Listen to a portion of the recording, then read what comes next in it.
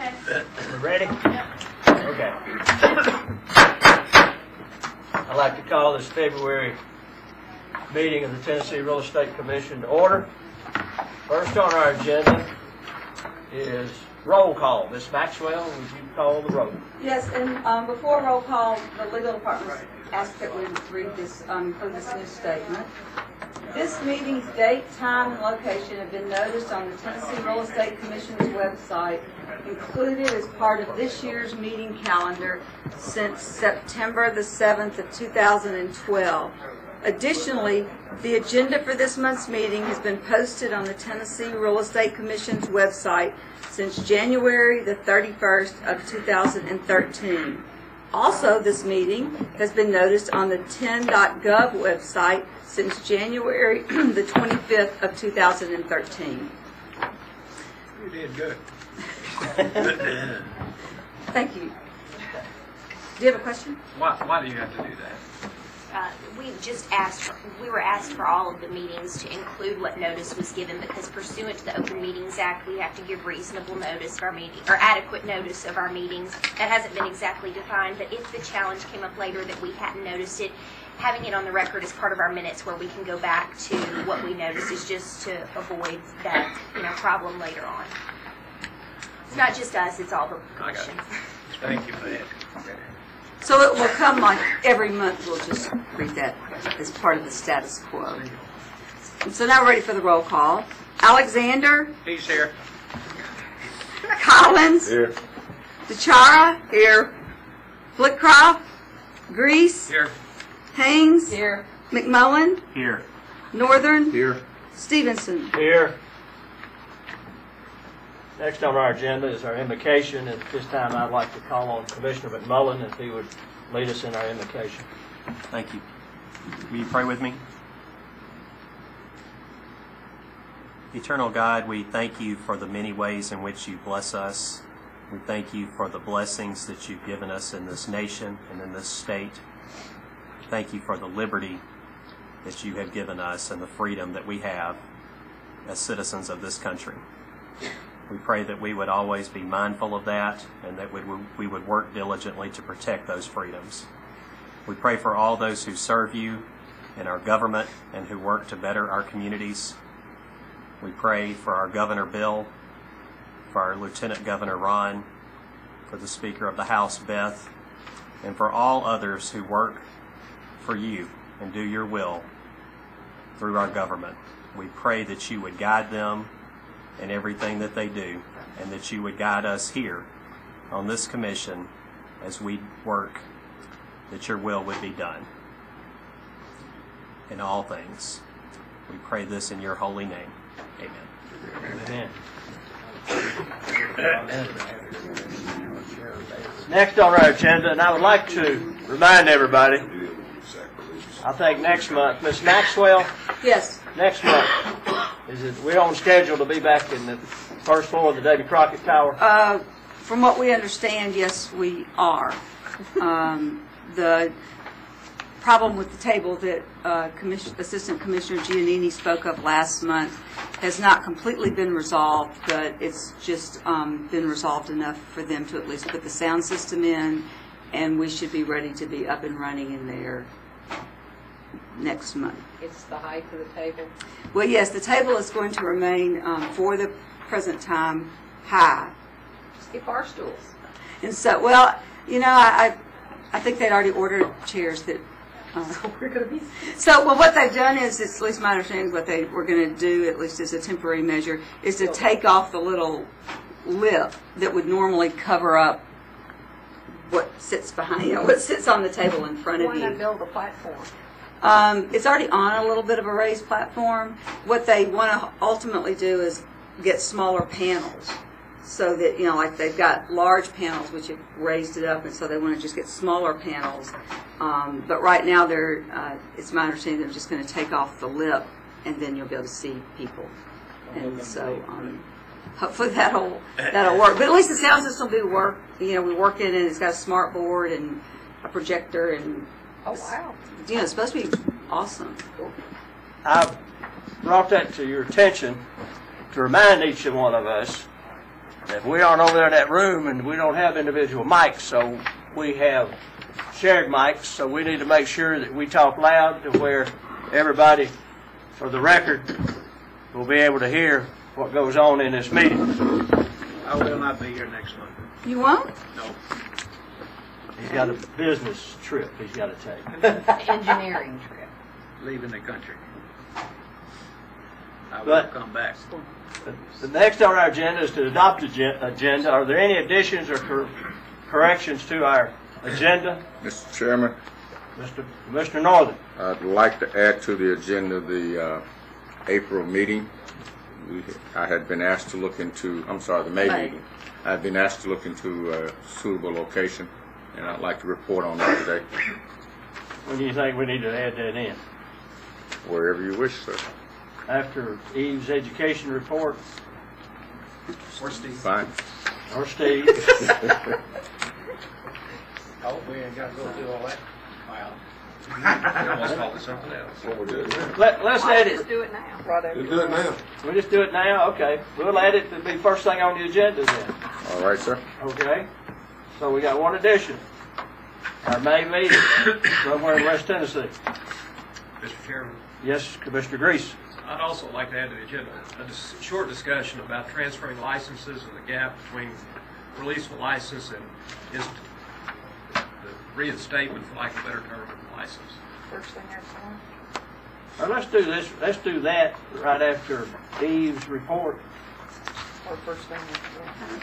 First thing after lunch. Depending. When you want it. I don't care. After Eve's, last thing before we go to lunch or the first thing we come back? Well, just after Eve, and then After Eve. it'll just depend on time. At the end of Eve's report. Can I, exactly what part of the, I mean, is it the transfer when you go from one firm to another? Yeah. When you open a firm and upgrade or No, what? this- Just so we sort of know what. So here's, in general, the issue that a broker mentioned to me was he can release agent and fax that document in and be done with that agent. However, the agent who might be going to another firm, there's a period of time apparently before they're actually legal to work with sellers or buyers. That's, we'll talk about that period of time. Okay. Okay, we'll add that right after conclusion of Eve's executive director's report. We have two things been added to our agenda. Anything else anyone that wants to add? If not, do I hear a motion that we approve our agenda with these two additions? So moved. Commissioner McMullen makes a motion, we approve our agenda. Do I hear a second? Second. Second by Commissioner DeShara. Any discussion? Hearing none, all in favor say aye. Aye. Opposed? No. And the motion is approved. Next, we have our approval of our minutes. You've been sent the minutes. You've had a chance to review the minutes. Motion to approve. Second. Mr. Collins makes a motion to approve our minutes. Commissioner Grease seconds that motion. All in favor say aye. Aye. Opposed, no. Minutes are approved. First thing next on our agenda is the informal expired license appearance. No. No? No? May meeting. Oh, excuse me, May meeting. Forgot the agenda had been amended. Mr. Chairman, I was asked as the commissioner from the Western Division to look at finding a location for our May meeting, which is being held in West Tennessee. And as we had discussed in previous meetings, there was a request from the administration to take a hard look at state parks for our meetings. And that was my assignment. So I looked at a number of state parks in the West Tennessee area and found that the Pickwick Landing State Park is probably the best location for a meeting. There actually are two, Pickwick Landing and Paris, but Pickwick, I think, has the better resources. And in doing so, I made contact with the staff at the state park in, actually it's in Counce, Tennessee, but it's in West Tennessee, and was advised that they have adequate facilities for our meeting. They have a 2,000 square foot conference room, They have adequate hotel rooms that are normally priced below the state rate. So if we paid state rate, we'd actually be paying an increase over what they normally charge. And it is available on the dates that are currently on our schedule, including a number of rooms for attendees. The rental rate for the conference room, which is a 2,000 square foot room, is $250, and it includes the setup and all of the equipment that's needed, microphones, projectors, and all of that kind of stuff. The one thing that they don't have is the capability of doing video, and I know that's an issue for staff, so I'd like to open the floor for discussion with regards to that. Ms. Maxwell, Yes. how difficult is it to transport our taping system? We've been told by the administration if we wanted to take our system, we would have to take an IS person for the entire time with us to hook it up if it was possible to do that. I mean, not that it was possible to take the IS person. That would be a condition preceding this room.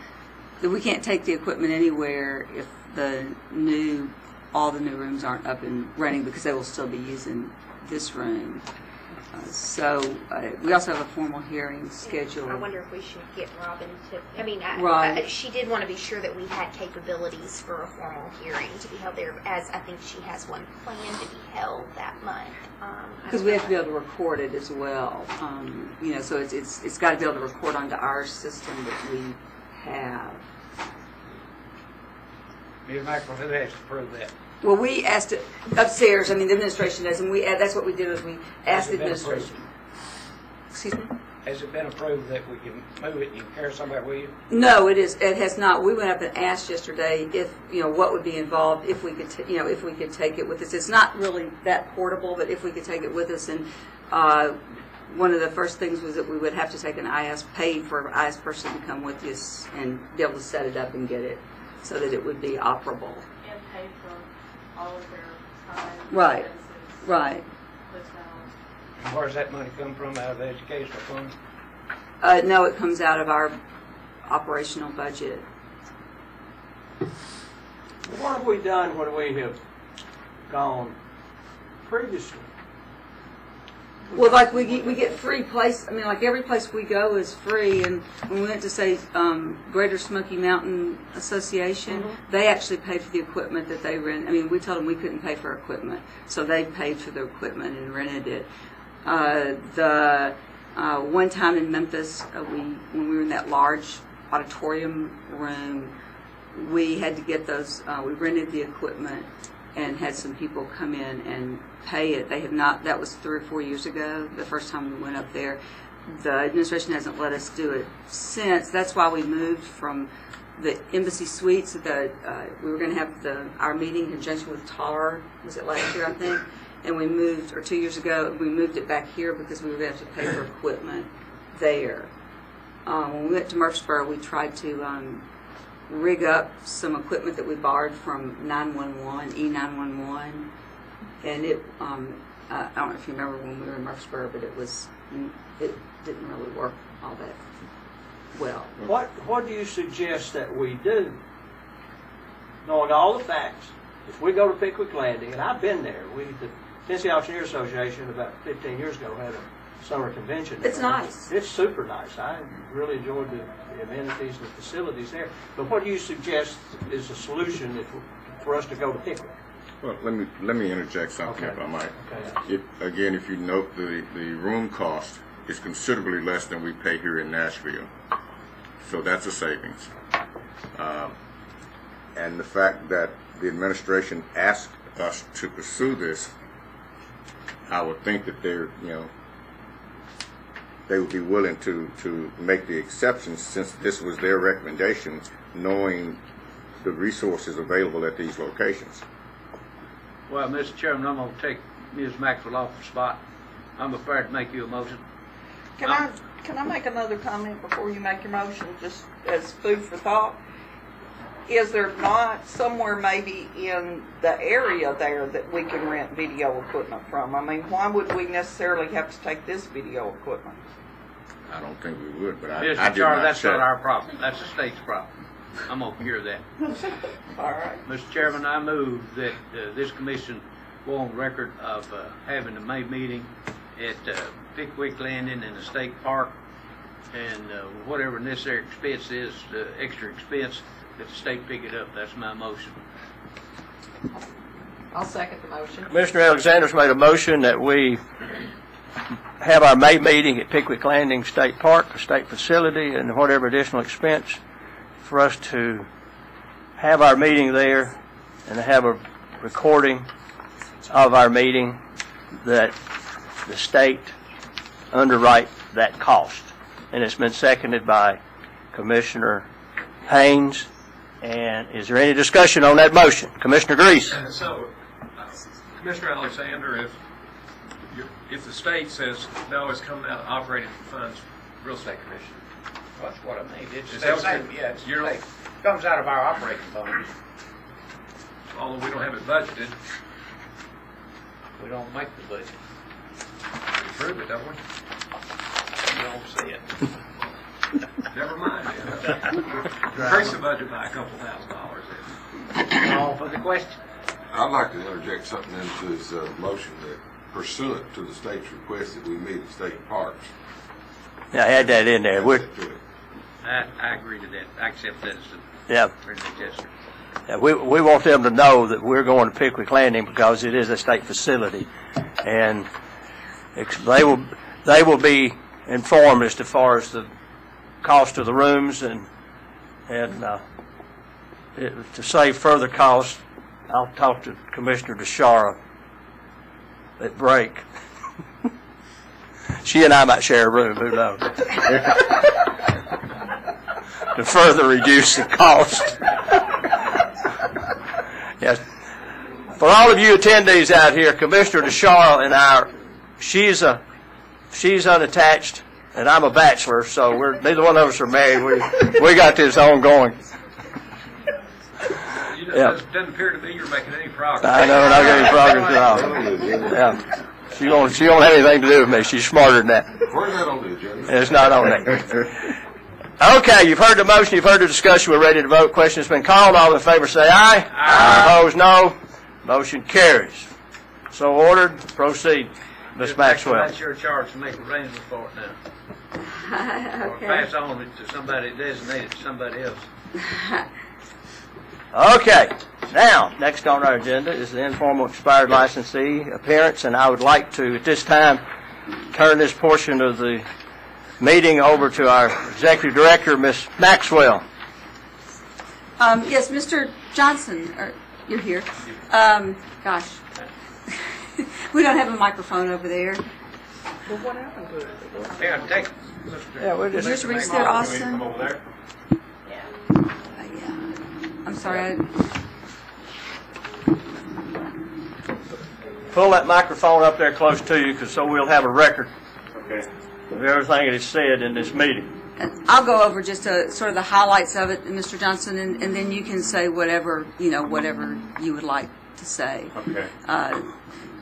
I sent each commissioner sort of a short synopsis of Mr. Johnson's situation. Mr. Johnson was first licensed on 4/16 of 1985. That license expired on 12/31 of 1990. He retested and reapplied and was licensed again on 8/31 of 1999, and his license expired. The current expiration was 5/22 of 2010. His last payment was 3/4 of 2008. Mr. Johnson is requested through Senator Jack Johnson, who's no relation, I guess, to you, to appear before the commission to request that he be allowed to renew his real estate license, which expired on 5/22 of 2010. Mr. Johnson would like for the commission to allow him to renew his expired license because he had some serious medical issues which began in 8/5 of 2010, approximately 3 months after the expiration of his license. He came into the TREC office and we told him about the reinstatement policy. And he brought in some medical information, which I've sent to all the commissioners, sort of a timeline of his medical issues. And we explained about the reinstatement policy. If the commission would recall, last year, the reinstatement policy was changed to specifically say that after 12 months after expiration, an individual had to retest and reapply for a license and meet the current educational requirements regardless of what the situation was. And that's what we tell people who call every day, is that they have to retest and reapply if they're beyond the 12 months. After Mr. Johnson got his license the second time around, it expired again, and he had to pay in 2001, and he paid the reinstatement penalty. He paid 2 civil penalties, one to reinstate and one as a civil penalty for not taking his course for new affiliates in a timely fashion. Mr. Johnson had a number of medical issues that began, as I say, in August of 2010, and the last visit, I believe, on your timeline was a visit to Dr. Workman, June of 2012. And you've probably seen someone since then, but that was the last one on your timeline. Mr. Johnson worked for Pinnacle Realty, and I believe that's still the firm that he would go back to if he activated his license or got a new license. Billy Tisdale is the principal broker of that firm. Mr. Johnson and Mr. Tisdale were the founding members, I believe, of Pinnacle Realty. Mr. Johnson became a member of Williamson County Association of Realtors effective 1/1 of 2010. He paid his dues for 2011 on 1/17 of 2011, and he paid his way card dues for 2012 on 1/5 of 2012. And as I say, his license, his real estate license with TREC expired on 5/22 of 2010. And I'll let him. They've seen. I believe everyone's seen a copy of the medical records. That's why I didn't go through those in great detail. But as I say, you're welcome to. They can ask questions, tell you whatever you'd like to say as well. Thanks. I appreciate y'all having me, and y'all are not easy to get in front of, and I appreciate y'all listening to me. I with instruction from several different folks in the Real Estate Commission, I wound up with bringing a box full of my medical records from my problem that I had. And what I had was prostate cancer.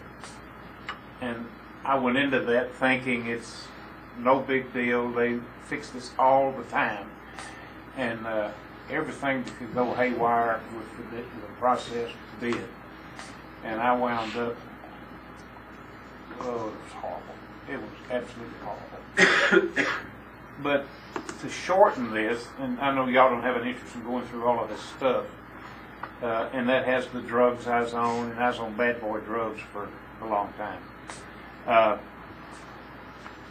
The last information I was asked to bring was a letter from the doctor, and I thought I would read that, and it summarizes real well what I went through during that time.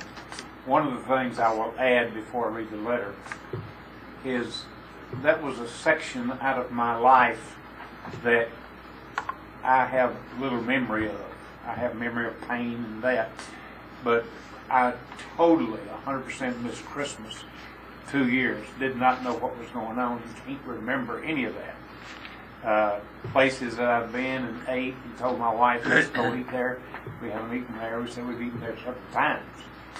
So my memory was absolutely terrible. I went back to work long before I should have. I thought I was okay and would sleep through meetings.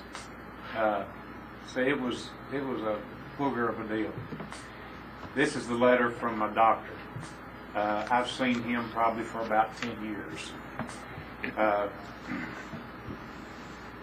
Mr. Richard Johnson has been a patient of mine for over 10 years. In August of 2010, He was diagnosed with early stage prostate cancer, and after reviewing options, he was treated with prostatic brachytherapy, that's radiation seed implant. I made the choice to do the implants. Over the next 2 years, he had an extremely difficult time with side effects related to the radiation concerning pain, sometimes to a level requiring hospitalization, and urinary urgency and frequency day and night. I'll add something in there. I had to catheterize at night for months during that. So I would be up like 10 times a night self-catheterizing.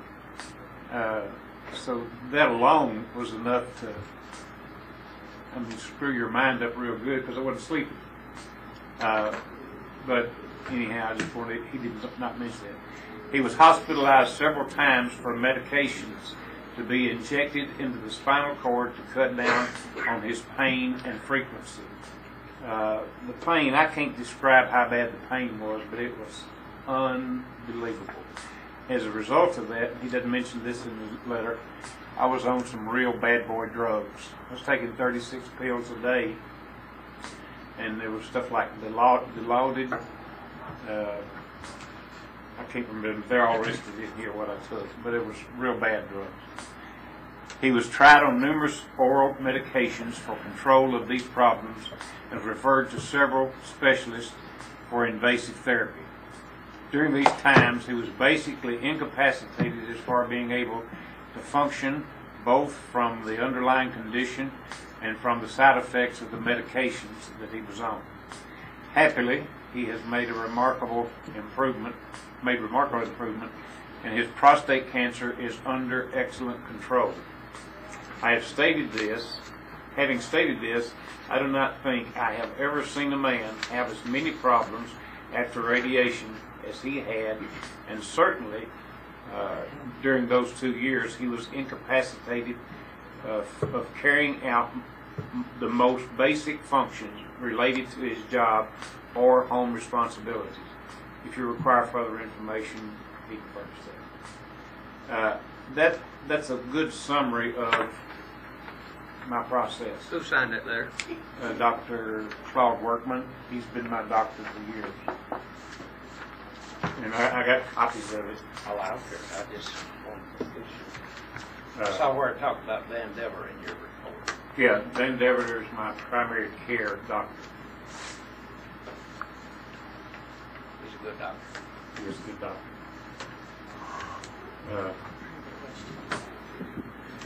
Any commissioners have any questions of Mr. Johnson? Mr. Chairman. Commissioner Grease. Mr. Johnson, your medical issues occurred, it looks to me like, after your license had expired. I mean, at least discovery of the problem. Is that a correct statement? When did my license expire? Was it at the end of the year? It says May 22nd, 2010. No. Yeah, that was the question I was going to ask. Your license expired May the 22nd, 2010. Okay. You last paid any money to the Real Estate Commission on March the 4th, 2008. And then your license expired May the 22nd, 2010, and you were first diagnosed with prostate cancer on August the 5th, 2010, approximately 3 months after your license expired. Then that makes all of this of no value at all. I wasn't aware of that. That's what the record shows. Okay, I mean, I'm not doubting. Yeah. But I wasn't aware of that. I mean, it may have some value to me as I consider this, because you've got like 12 months to renew your license without a significant penalty, or still can renew your license after it expires. Is that correct, Ms. Maxwell? Without Sure. retesting. Without retesting. You have 12 months to reinstate with the payment of a penalty, and 12 months after the expiration date, correct? And our policy states again, if you don't, within 12 months of the expiration of your license, and what's the policy say? Policy says, A licensee seeking reinstatement of a license expired more than 1 year must reapply for licensure, meet current education requirements, and pass all required examinations. Okay, let me follow up with you on that. So I can make a case that 9 to 12 months, Mr. Johnson could have renewed his license. He was under the effects of some serious drugs and treatment, really wasn't focused on that business at all. I don't think our policy addresses extenuating circumstances, does it? It allows for a medical waiver within the first 12 months so that you then wouldn't have to pay the penalties. Since I'm the newest member of this commission, would you tell me why that policy was put in place? Were you getting many requests, or what? Before I got here, there were, and I'm sure that the commissioners who've been on for a long period of time can speak to this, there were a large number of people who appeared before the commission seeking reinstatement and seeking to have their penalties adjusted or, lowered. And in an effort to be fair and consistent and, not have everyone have to come in or, have an advantage if you live in Nashville as opposed to living in East Tennessee, the commission instituted a policy in 2007 for reinstatement. That policy provided for penalties, and it also provided for a meeting, but the meeting you could come to after you paid your penalties and you would go ahead and be reinstated. In 2008, the commission reconsidered the policy and found that less than 50% of the people attended the meeting after they paid their money. So the commission then made a determination to make every part of the reinstatement a condition precedent, which meant you had to come to the meeting, you had to pay the penalty, and you have to sign the consent order before you could be reinstated. That one allowed for you to come in and make an appearance after the 12 months had expired. 12 months following your expiration. In actuality, what was happening is the commission wasn't having anyone come in because it became a situation, I think the commission found, where it was maybe who could tell a better story, or, it wasn't fair and consistent to all the licensees. The determination was made by the commission. So in 2012, the 2008 policy was replaced with the policy that we have today, that says a licensee seeking reinstatement of a license expired more than 1 year must reapply for licensure, meet current education requirements, and pass all required examinations.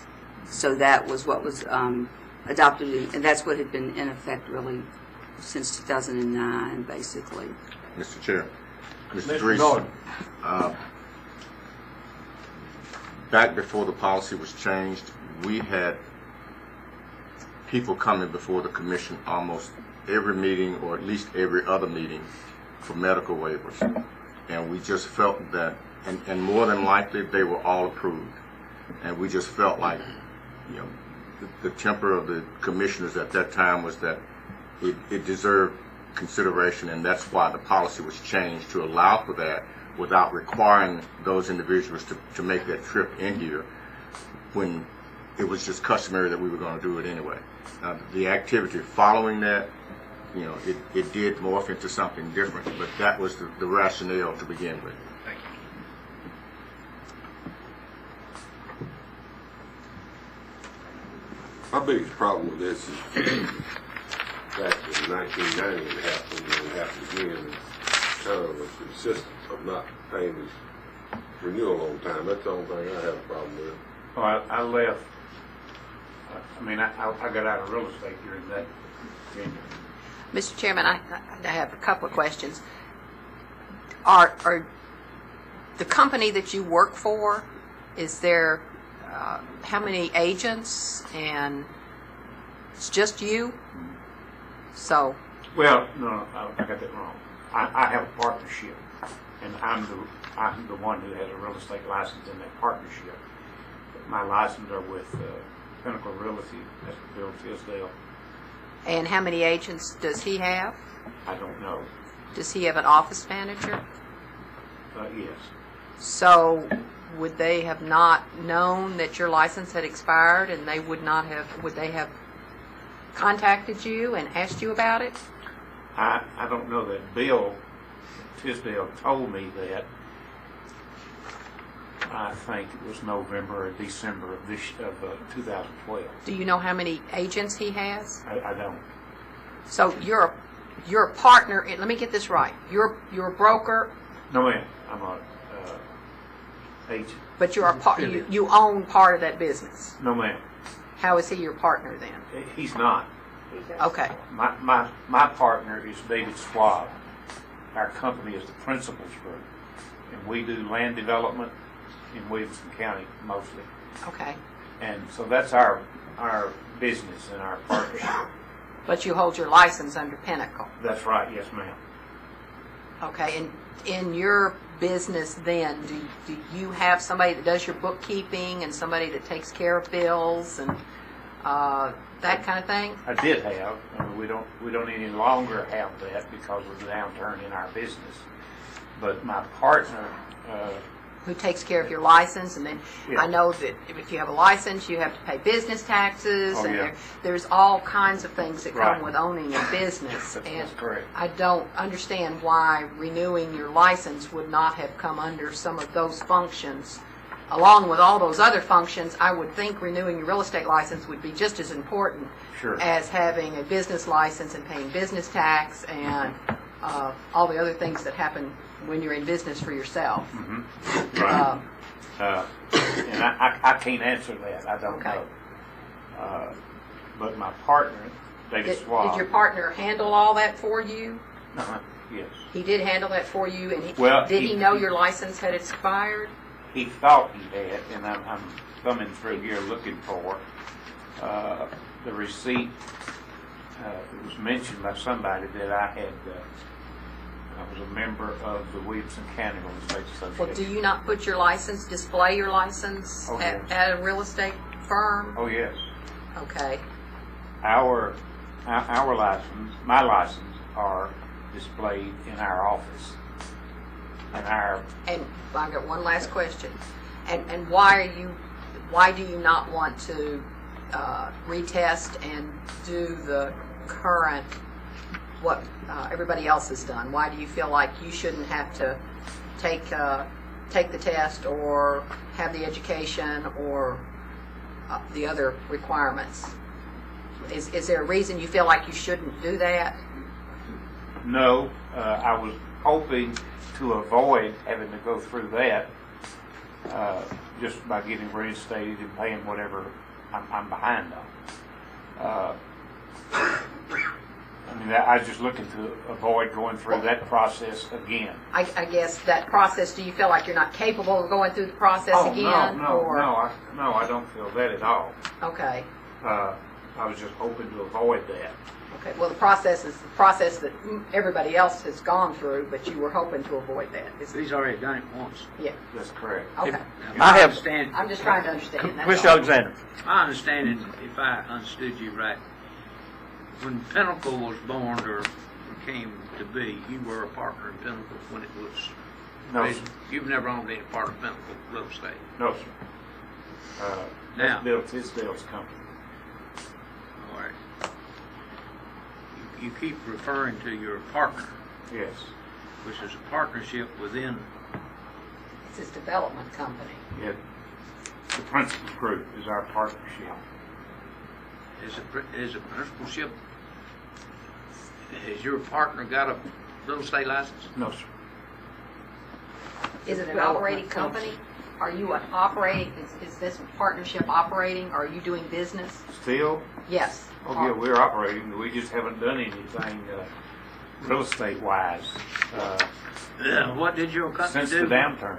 We acquire property, subdivide it, develop it, put in the infrastructure.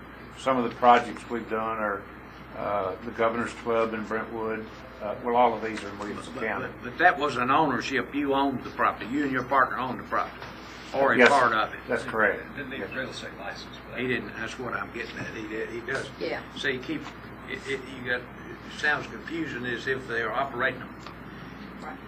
But as long as they own it, they don't have to have a license. You're better off if that's all you're going to do. You don't need a license. All you're going to do is have to. If that's going to be all you're going to do, why in the world would you want a license? Have to put up with us. I don't know. Now, I was in this business during the 80s and early 90s, and I was told I did not need a real estate license then. You'd only if you're operating on, if you're doing your own business. I Yeah. wouldn't, if that's all I was gonna do, I wouldn't want none. I'd give mine back to them. You don't have to jump through all those hoops. You don't have to have E&O insurance. You'd be better off to have it, but my point is if you're gonna just do your own development, sell your own property, man, you don't want a license. You don't have to have a license. That's a liability. There's one question I want to ask you. When your license expired on May the 22nd, 2010, where was your license hanging? In our office, which Bill Tisdale. What's the name of the company? What's the name of the firm? Me and my partner, David Schwab, But- Principal Street. Now, but you said you didn't own the real estate brokerage company. Correct. Okay, so that's what I'm asking. The real estate brokerage company where your license was hanging and where it was placed, how many agents did that company have? Yeah, no. Roughly. 100? 2? 10? I don't have any inkling of an idea how many yet. Let me add one more thing in answering your question. Our business, the Principals Group, with partner David Schwab and I, we've been in that location for right at 10 years. Bill Tisdale owns Pinnacle Realty. Bill moved into our office, hung his shingle on the front of the building, and he's been in our office for several years. So your licenses are actually in Pinnacle's office in your building? That's correct. That's correct. I mean, if I could just add a couple of things. I mean, I'm one of 9 people. I just may happen to be chair, but I'm one of 9 people. I have 1 vote. But I just want to make a comment. The fact that your license expired May the 22nd, 2010, and this medical issue that came up in August of 2010, 3 months after your license expired, and it's almost been 3 years since your license expired, I feel that we need to treat everybody the same. And we're talking about stretching the parameters of how we operate. I mean, I can't ever remember, and I've been on this commission 8.5 years, I can't ever remember us stretching it this far to make accommodations for what you're asking this commission to do. That's all I got to say. I got one more question, and I'll be done. When you had license, how many pieces of property did you sell for Pinnacle Real Estate?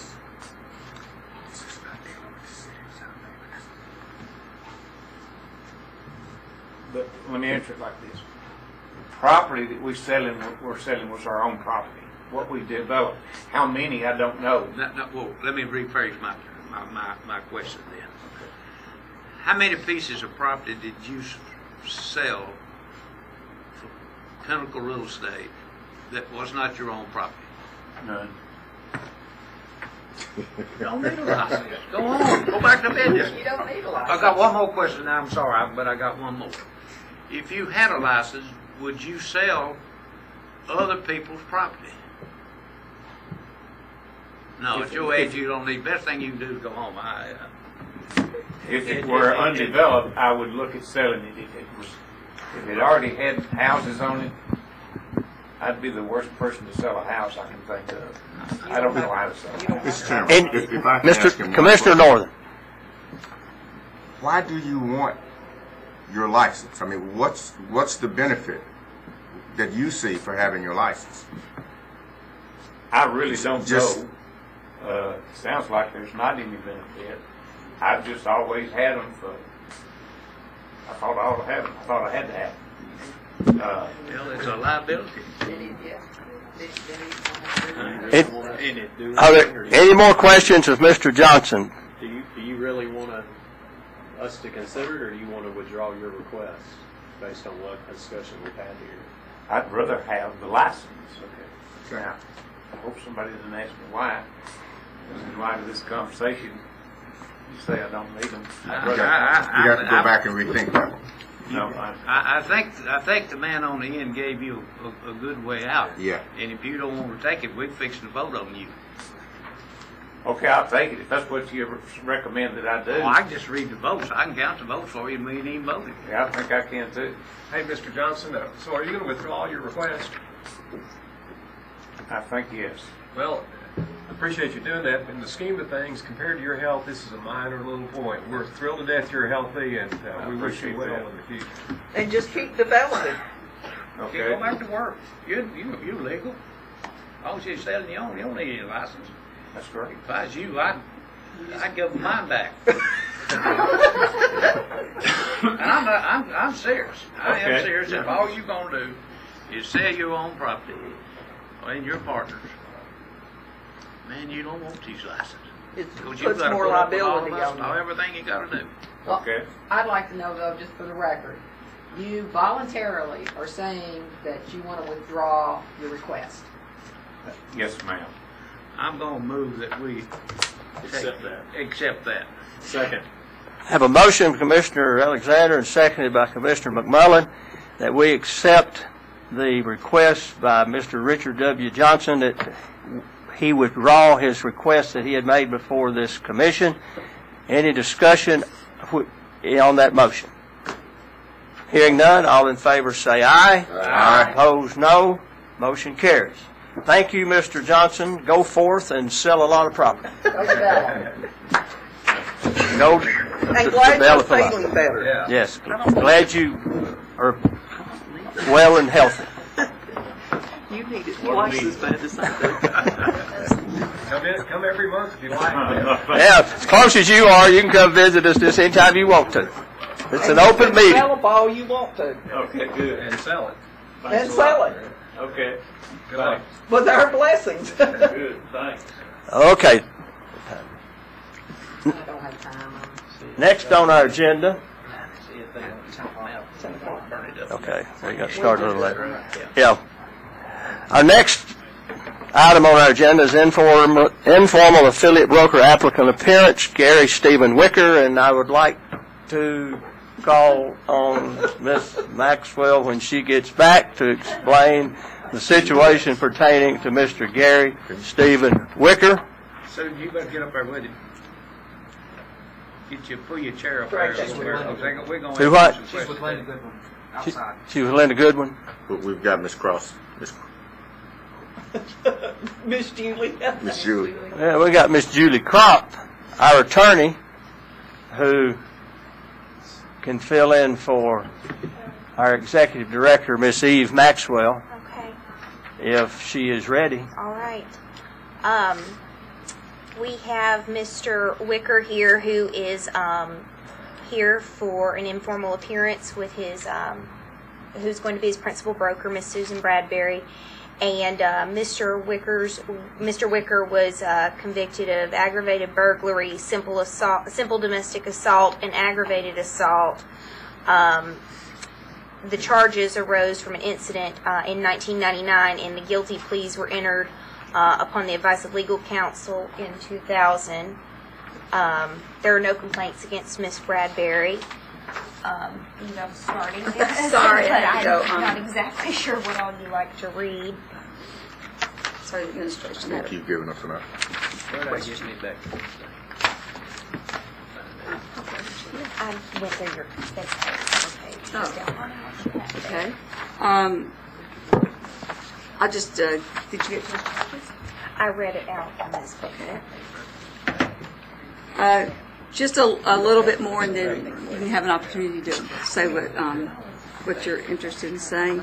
Mr. Wicker wrote, and when he disclosed these charges, these two felonies and a misdemeanor, wrote us a letter and said that the circumstances arose out of a situation where he had been going out with a lady, and she was They were engaged, I believe, and she appeared to off and on be seeing another party, and then she would come back and deny it. So at one point, Mr. Wicker was driving to school, I believe, and saw the person's car in the apartment, and decided he would go up and confront the lady, and he went up and to confront the lady, and a scuffle ensued.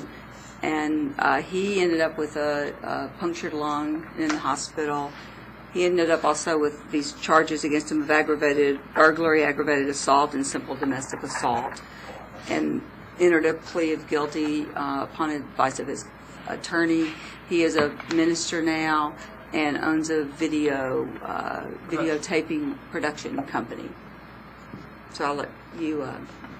and you hadn't tested at the time. I don't know if you've tested now or not. Yes, I have tested. Okay. Not. Yeah, okay. I had, this actually happened, as Ms. Maxwell said. I was on my way to work and noticed this vehicle that she had told me. Sob story, I'm not seeing this guy anymore, and knew the vehicle had been there overnight. There was no doubt about it. There was, the car was covered in dew. There was windshield wipers had not been used or anything. So I wanted them to know that I knew. And I stopped. She opened the door, and I walked in. And walking in, they both came at me. I was the one that was jumped, basically, and defended myself. She went to the kitchen to pick up the phone, and she picked up the steak knife at the same time, and she stabbed me. She had a history of being violent with her first husband. She was divorced. She had admitted to me of throwing a cordless phone through the wall at her ex-husband at one time. She called the police. Actually, there was nothing more than a scuffle. He had shoved me back into the doorway. Thus the cut on my back, I thought that I had hit the hinge on the door, and that's what had caused the cut. Her mother was a nurse. Her mother and I were close. I went to see her mother at the hospital. She worked at the hospital. That's when we discovered it was more than that. And of course, as stated in my letter, her stepmother, which I did not know well, I knew her father, but I did not know her stepmother well, worked for Jackson State Community College, and she worked in the main office. There in the office, Women's Rape Assistance Program had a representative there as well. Ms. Matthews' stepmother convinced her to use this program, to talk to this program about bringing the charges, and they're the ones that actually wrote up all the charges, and they're the ones that made it as serious as they could at the time. I was never allowed to defend myself. My attorney would not allow me to file charges on her, and after the fact, after he had me plead guilty, I contacted him up to a half a dozen times trying to find out, what could be done at that point, or if we could file charges. He would not return my phone call. Having worked for myself the last 12 years, basically, in my own business and working through the church, these charges were out there, but there was no reason to really try to get them expunged at the time. And when I resigned my position at the church last April, I thought then that this may be a problem if I was going to work for someone in the public, that I needed to start working on it. I contacted Ivy Scarborough, who is not a criminal attorney, but Ivy helped me for quite some time, off and on. And of course, Ivy has several things going on, so he's out of his office quite often. He eventually turned it over to Ms. Lannis Carnes, who began to work on it for me. She is a criminal attorney, and in the process of trying to get it expunged, because of the way that it is written up, I am not eligible to get it off of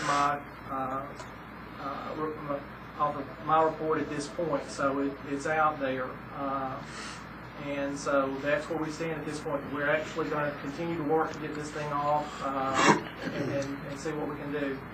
But those are the circumstances which caused it. I will add this. On the day of my arraignment, there was another gentleman in there who was in for domestic assault as well. And after he saw me talking to my lawyer at the time, he walked over to me and he said, "Do not let this guy talk you into plea bargaining." Now, having the choice between my lawyer and another guy who's in for domestic assault telling me not to let him plea bargain, I listened to my lawyer. Hindsight being what it was, I wished I had fought it more than what I did.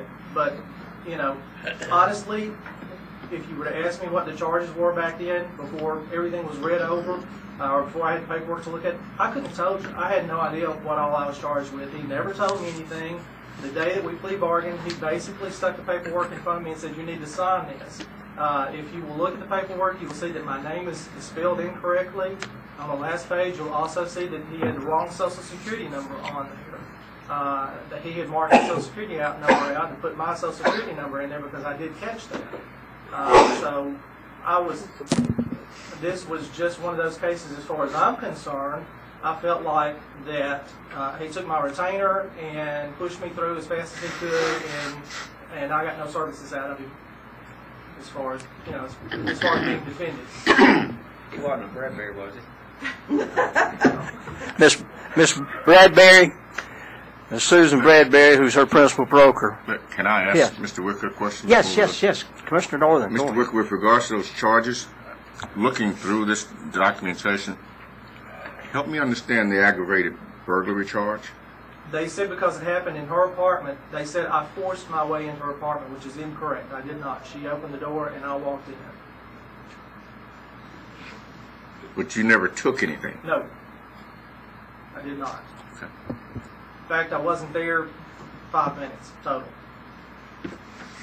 Mr. Chairman, let the record know that I know Susan Bradbury. You We live and join in town. And I also know Miss Bradbury as well. Well, you two can abstain, but I want to hear from Miss Bradbury. You know that if Mr. Wicker, if we vote to let him get his license and being placed with you, that you're going to be responsible for him.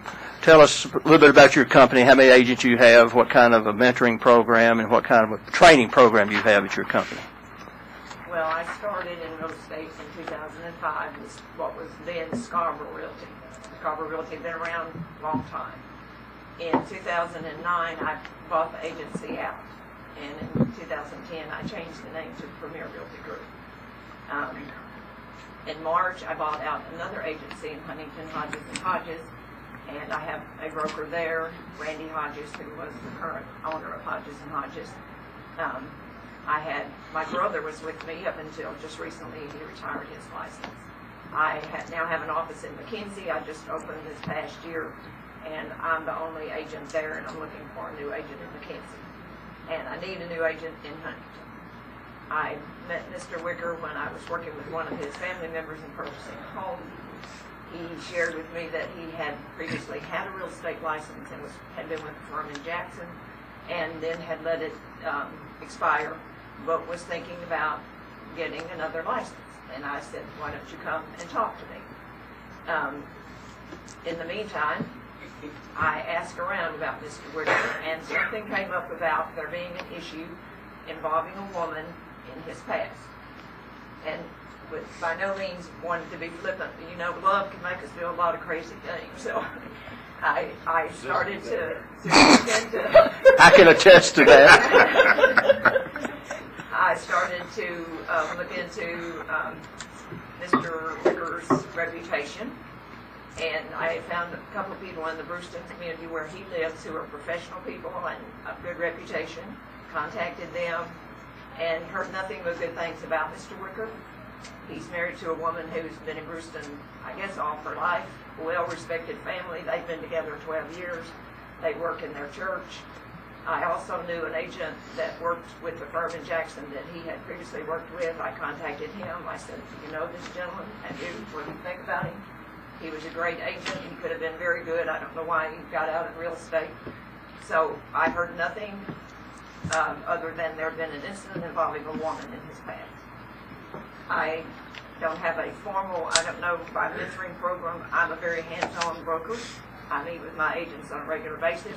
I have a very good reputation in our community. My agency has a good reputation, and I intend to do nothing to put that in jeopardy. Well, that's your mentoring program. You meet with your agents, and you encourage them and teach them, and right. and get them. Does anybody have any other questions of either of Mr. Wicker or Miss Bradbury? Mr. Chairman, Commissioner Grease. I plan to support your request, but I'm just curious what your position would be if suddenly a client finds out about this history and comes to you as a broker and says, I've got a real concern. What do you do in a situation like that? I guess I would just share with them the things that I had done to check out Mr. Wicker's reputation prior to him coming with me, and just tell them if they're not comfortable to work with him, I'll be glad to work with them myself or give them to another agent. And is that fair from your perspective as well? I mean, you've got some history you've got to deal with. That's correct. I'm not going to be able to vote on it, although I would support it. I just have a question, though. You had a real estate license, so how did you have a license before, and now you're having to come to us and ask for a license this time? Previously, I let my license expire. This whole time period happened after the death of my first wife. She had a brain tumor. She died in '95. I remarried too quickly to a lady that I knew, I had known for several years. My family just absolutely hit the ceiling about it, and also my church asked me to resign because of her history. She had been married a couple of times previous that I wasn't aware of, and it did not sit well with some in the church at that time, so I resigned my position there as well and filed for divorce from her shortly after going to work for Town and Country. And so that divorce, it took almost a year to get that divorce final. And I was just at the point where I had just had it. I was ineffective at that point as a real estate agent, and I love the business. Absolutely, I said at the time that would probably be something that I would like to do in the future, but the time was just not right then. And this last year, and since resigning my position at the church this time, it has been one of the things that I thought about. And honestly, it was kind of funny because I had, as Susan was talking about, my sister-in-law was looking at a piece of property, and I had wandered off, and as I wandered back up, they were telling her she needed to give me a job, and that's when they came up about the fact that I'd held a real estate license previously, and we started talking. But you just let your license I did let it just expire because of what was going on at that time in my life. I just let it expire. You still live in Hollow Rock, or you live in Brewster? I live in Hollow Rock. My wife will tell you real quick I live in Hollow Rock. You never know when you go from Hollow Rock to Brewster, except when you're different police. Are you going to be in the Huntington office or the Kenshaw? The Huntington office. I have one question of Mr. Wicker. When did you become a minister? Prior to this incident, formally I was licensed about 5 years ago. Okay. But I have worked in the church, since I was 23. But you know what, I was just sitting here thinking, if my first wife had died, my second wife, I divorced her, and then I'm dating a woman that stabs me, I probably would have become a preacher too. Are we ready? That can counsel well. I was going to say, you got experience. Mr. Chairman. Commissioner Norton. I'm familiar with Mr. Bradbury also, so I'll be abstaining from this vote. I have no reason to believe my opinion would be tainted by anything that's been said, but I will abstain. Mine would not be either. Mr. Chairman, I would move we grant this request. I have a motion, Commissioner Grease, we grant this request. Do I hear a second? I'll second it. Seconded by Commissioner Haynes. Any discussion? Roll call vote. Hearing none, call the roll. Mrs. Maxwell. That's what it takes. Well, Sorry, you lost a roll. I had to get my I'm form working on the here. roll, and I'm going to abstain. Alexander. I have to abstain. Okay. Collins. I'm passing. I hadn't decided yet. Okay. You'll come back. DeChara. I have to abstain. Grease. Yes. Flitcroft. Haynes. Yes. McMullen. Yes. Northern. Abstain. Stevenson. Yes. Collins. Yes. Motion carries with 5 yes and 3 abstentions And one absent. and 1 absent. Good luck, Mr. Wicker. Thank you. Susan, you shouldn't be so well known. But I would like for the record to note that I know nothing but good things about Susan. Go home and keep Hickendale Road together. Okay. At this time, we're going to take a 10-minute break.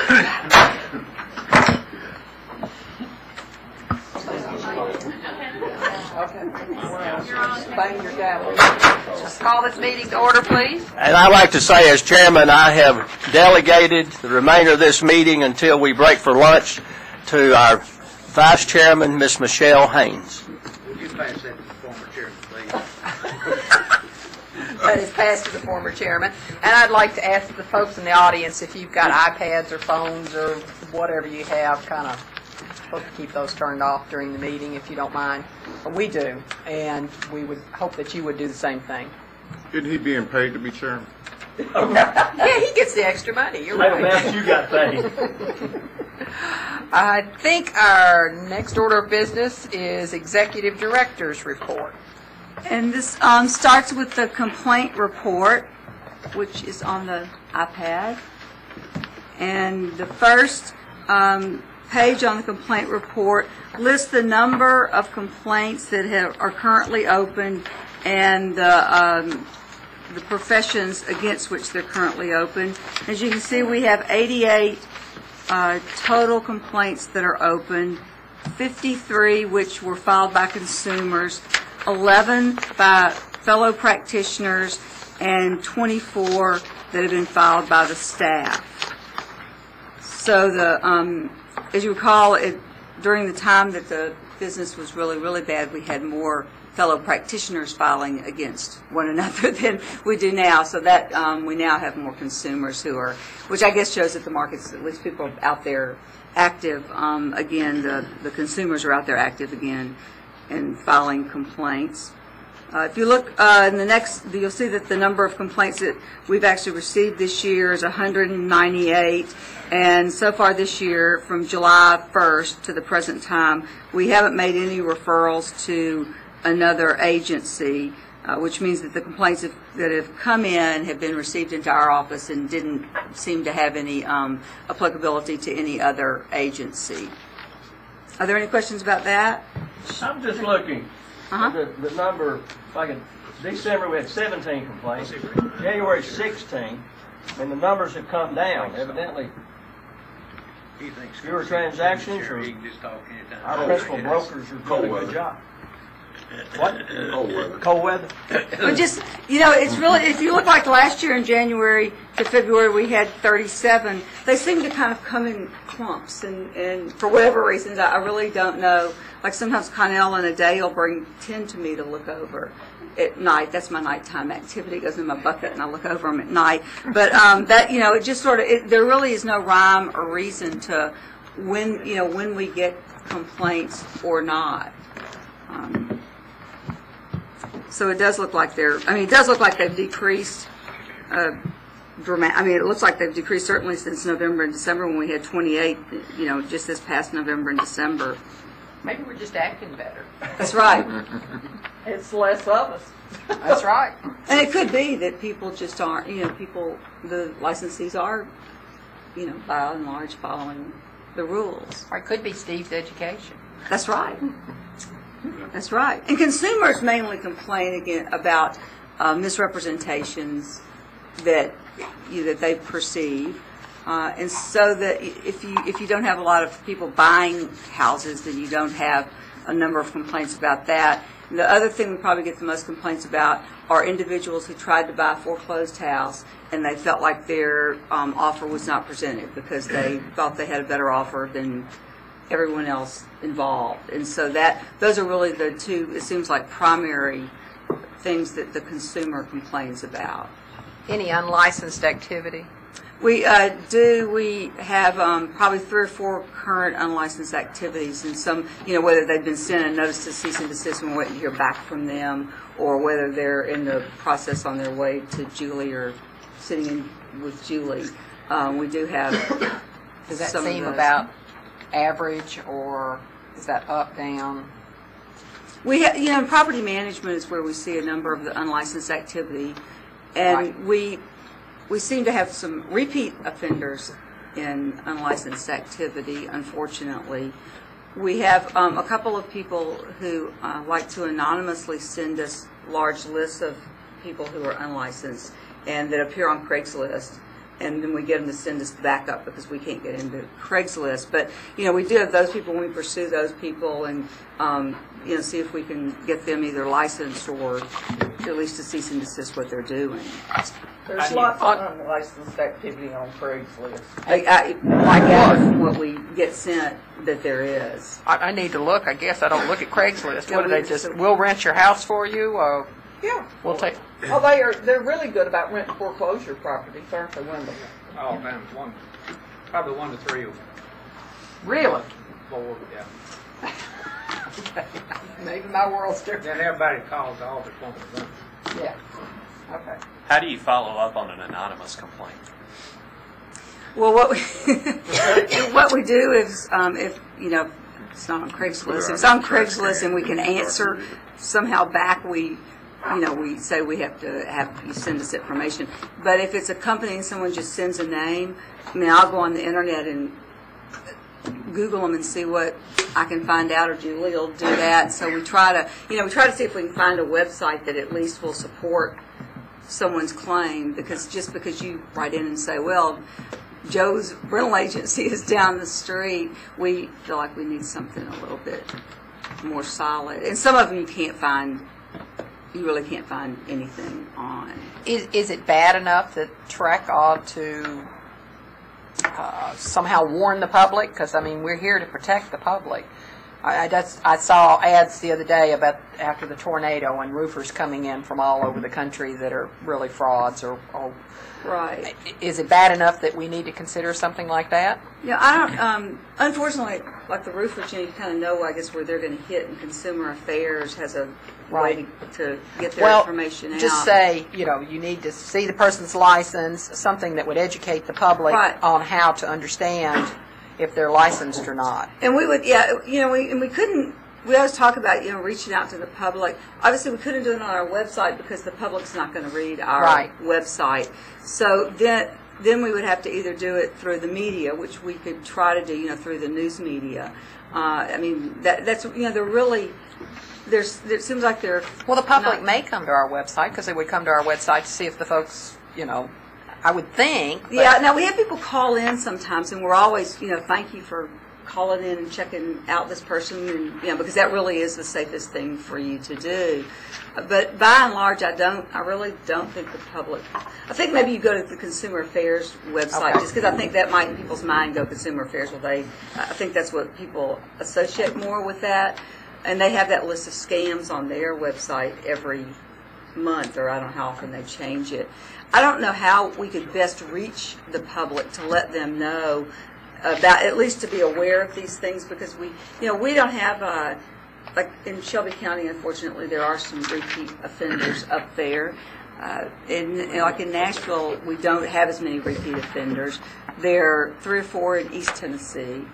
Well, I appreciate where you're going with this, and I think that there is a need for some kind of a PR program that addresses this. And wonder if it might be through the associations rather than, because we don't have the budget, but possibly it might be something we could mention to the associations that we have found this to be a problem. And we do have the funds. I just don't know what line item it would be budgeted under, but some kind of PR program might help to resolve some of these issues that are being brought before us, and we could highlight it or point it in particular areas. If you say Shelby County is a stronghold for repeat offenders, then maybe we do it in Shelby County every so often. Like by newspaper? I guess the real question is, what is the most effective way, do you all think, to reach? I think TV ads are probably the best. TV ads? Television. We still watch television. Well, there's some free ways NAR now. does ads periodically for realtors, just to kind of be in front of people, to make them aware that there is an alternative, and the same might help us. NAR has to pay for their ads, but we can probably get some free advertisement or free promotion because of this being a Public, A you public- mean on Channel 3, or do you mean like on a? They do PSAs. Right, that's what I All meant, I mean on television stations Channel. are going to do that. If the production cost would probably fall on us.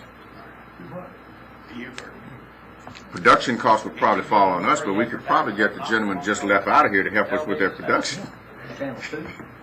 That's true. And, I know some of the associations have production capabilities. Are they doing Chattanooga? I don't know about.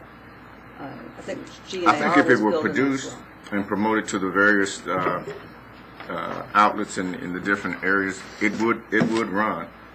Now it might run at 1 a.m., but Right. it would still run. But And that it must would- work for people because people pay to advertise them. Yeah. So it must.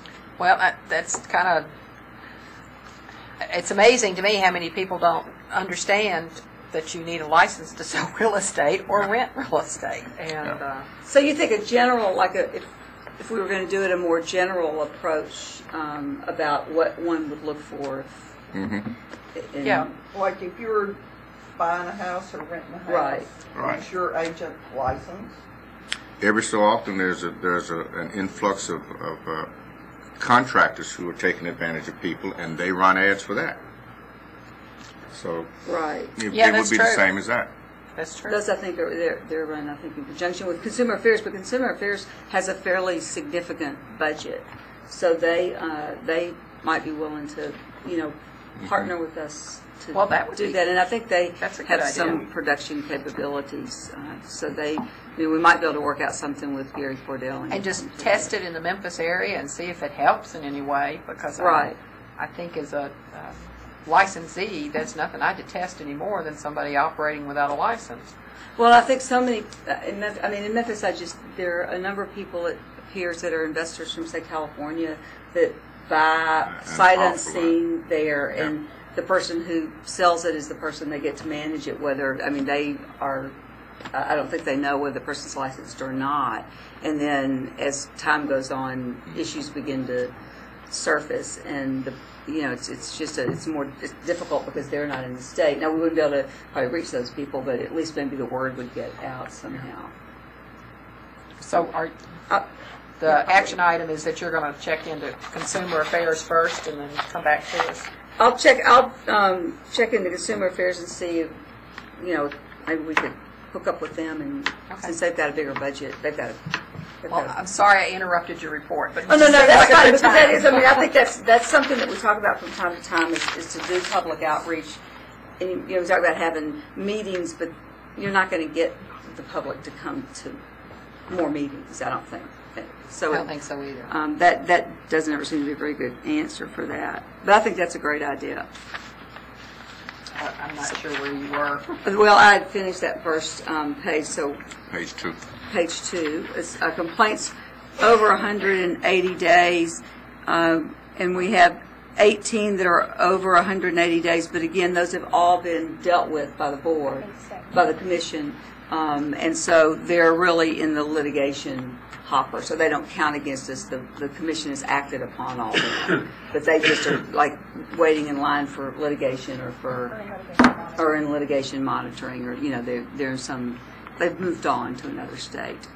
The penalties that we've gotten thus far this year are $152,467. January we got $22,430 in civil penalties. So we're a little bit more than we got last January. We're a little bit ahead in most of the months over where we were in 2011 and 2012. And those penalties, for the sake of the audience, they go into what budget? They go into our operating budget, but really they pay the expenses of actually operating. Say, if there was a formal hearing and the expenses weren't paid, they pay for that. So it's not doesn't become a profit to us really. It's not a profit, but it might be a good fund to look at some education out of. Right. Well, it goes into our general operating fund, so it goes to fund the day-to-day operations of the commission. The next page is the open complaints. Oh, that's that same one. Sorry. I got some big pages and some little pages here. The last page, before you get to the disciplinary action report, is the open and closed complaint report. And that shows how many complaints have been closed year to date. And from July the 1st of 2012 to February the 1st of 2013, 175 complaints have been closed. 140 with no action. 4 were referred to an outside agency. 5 were closed with a letter of warning or instruction. 25 with a consent order, and 1 revocation. Mighty unskewed numbers. What? I say mighty unskewed numbers. How's that? Well, you can't. In fact, when you've got 30, less than 30 complaints out of 175 with no action. That's all I got to say right now. I'll get into that later. Okay. The next 2 pages are the disciplinary action report.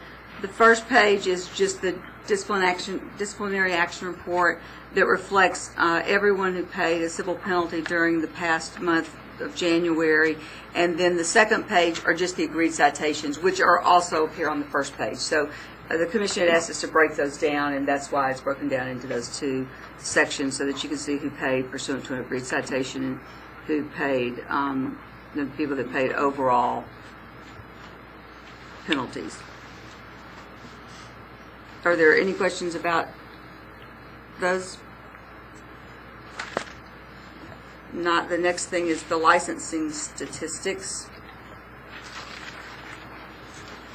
Kelly changed my additional statistics so they look much nicer and much cleaner, since mine had run off the page. But on the first page is just the number of licensees as of 1/31/2013. Our active number of people is 22,960, which is a drop of 553 from the previous month.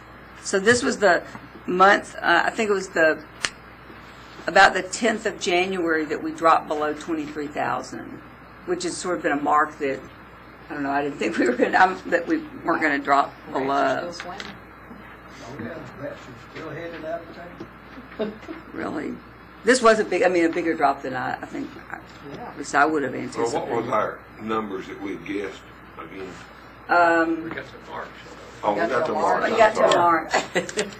But there's no revision. Who are the lowest ones, maybe? At the end of February. What was the prize again?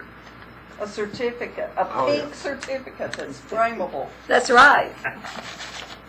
Frameable, that's the key, right? Frameable. For the audience, we all guessed what the numbers would be in March, and At the end of February. Right. At the end of this month, how many active licensees we're going to have? I think it was in December. It was on 12/6.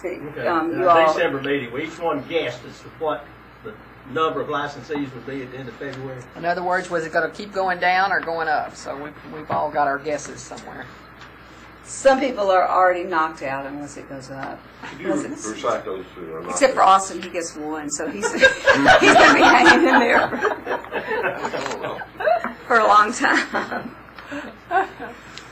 The inactive number of licensees did go up. It was up 369 to 1,359. The retired licensees went up 3 to 9,275. Broker release was up 97 to 565. So that our grand total was down only 84. That was 34,159, and that's individuals.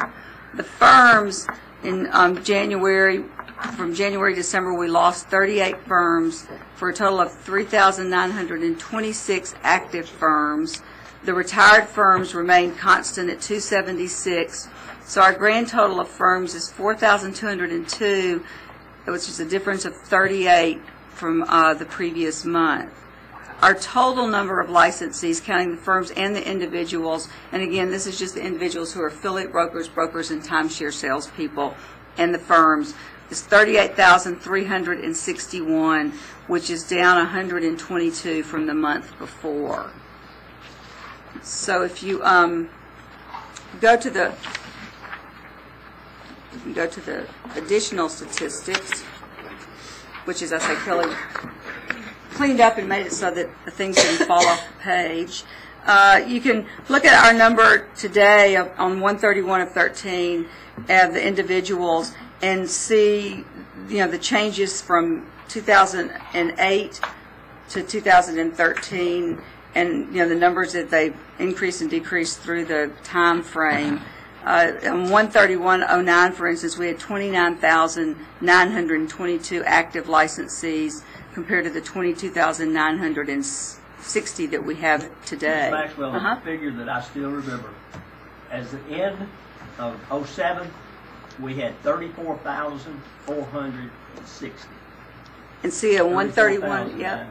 And on 13108, we had 34,316. So that month of December. That was when they started dropping. Yeah, that must have been when they started to, yeah. Because we've gone from, in 131 of 2008, we had 40, this is all, this is retired and, broker release and active. We had 47,456 licensees. So that was on 131, 2008. Compared to the 131 of 2013, we have 34,159. So that's that pinnacle and then the drop that we've experienced. And the firms at 131 2008 we had 5,009, and today we have 4,202. So we've lost a lot of firms as well as individuals. The next page. If you look at the statistics in 09 and every year following that, the number of broker released individuals has slowly decreased, yet the number of voluntary terminations has increased. So right. We had 3,100 people turn in their license as of January 2013. So all those that didn't want to buy E&O insurance. Yeah. Right. Or I guess pay their dues or whatever their situation. And I guess that's why more people are not, we used to have people that stayed in broker release for a longer period of time, or at least would get back in. They'd stay in for a while and then they'd get back in. I don't think that's... In 09 we had 2,300 and now we're down to 565. Yeah. So it's the reverse of the voluntary terminations. And even the inactives, I think a lot of the inactive people are just not getting the education and they're letting their license roll on to expired as opposed to actually going through the retirement process and getting them education, because we've lost a number of inactive individuals as well, and haven't made them all up on the retired side, so they're not evening out there. The next page shows the license issued per month and the 12-month totals, and again you can see 2006 and 2007. The 12-month totals of licenses issued were 7,063 and 6,511. So that was when we had so many licensees, and that's way dropped when you look at 2012. Only 2,742 licenses were issued per overall for the year. So that was a great decrease. The next page shows the number of applications approved and the exams taken. And again, you can see, like in 2006, the total number of exams that were given, 11,618 exams were given that year. And last year, in 2012, 3,068 exams were given. How many schools have closed? We had a 60% renewal. So 60%. Almost half then. Yeah. Wow. Do you think those others closed, or do you think some of them are? A lot of them are seminars, so they're one shot. They're coming to their bigger cities for seminars. As far as big schools, the majority of the big schools that offer continuing ed renewed. They just offer less courses. But then again, we're also into February, and there's a 2-year period, so they could add more and more as we go months further into. Sure. We'll get that from you after lunch, anyway. Right. The next page shows the total of all licenses that we issue. That's page 4. And this breaks down each one of the profession codes that are, listed under real estate. So this includes not only the 2 main categories that we talk about the most, which is the affiliate broker, and timeshare, and the real estate firms, but it also includes the timeshare registrations, the developer registrations, both active and exempt, the vacation lodging firms, and then the acquisition agents, the 3 types that are affiliated with timeshares, and the designated vacation lodging services licensees. So for the total of all the licensees, it's 41,500. So they're, they make up a small number of the other licensees that we have. The number of out-of-state firms that we have are 681, and they're in 29 different states.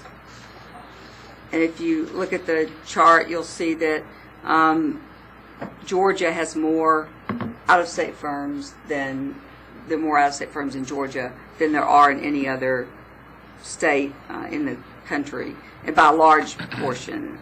They have 206 compared to the next largest state, which is North Carolina, with 90. Ms. Maxwell, do you see that increasing with virtual offices being on the increase? It could. Well, there was a question on the listserv for Arello this month about virtual offices. Ann Pettit out of Ohio had asked, if we were starting to see those, and starting to see the boardroom kind of office where you either have a permanent little office where you go occasionally, or the situation where you are able to use a conference room X number of times per month for some given price. And they had, I guess, just started to see those in Ohio. But, we've seen the boardroom be used here. And some of the other states, it seemed just smatterings of that. But each state was sort of struggling with what do you do with that, and how do you go audit that? How do you deal with that situation? And I don't think that there's an easy answer given the current, the way the statute's written. On the virtual office. Yeah, it will. You have the requirements under 309 that you have a sign, and there are things that you're supposed to have as part of your office, and so it makes it very difficult to actually comply with those parts of the statute. And So that that may didn't be answer your something question. we have to look at in the not too distant futures. Right. Guidelines for And virtual figure out how to offices. deal with that. And our renewal percentage for the last month was 16%. And then if you look at the very, very last page, page 6, you'll see that the renewal percentage has, for the last several months, has been 15, 16, or 17%. So it's stayed pretty consistent over the last several months. Certainly, the not renewed is higher than it was in 2011, when it was 11% of licensees who don't renew. Are there any questions about any of the statistics? I'd like to make a comment. If you are in charge of putting all these charts together, I want to commend you on an excellent job. Oh, I put together the numbers, and as I say, Kelly just made my charts look way nicer this past month. Mine had all dropped off. Is this a partnership between you and Kelly? Both of you need to be congratulated for a job well done. And we're glad to have Kelly back. Yes. Yes, We in our presence. Ms. Maxwell, there's no on here, but there was a couple of things that took place last month that I see no report on, and one of them was the motion made about the auditors. Has that been pushed upstairs? It has been, and it's a work in progress.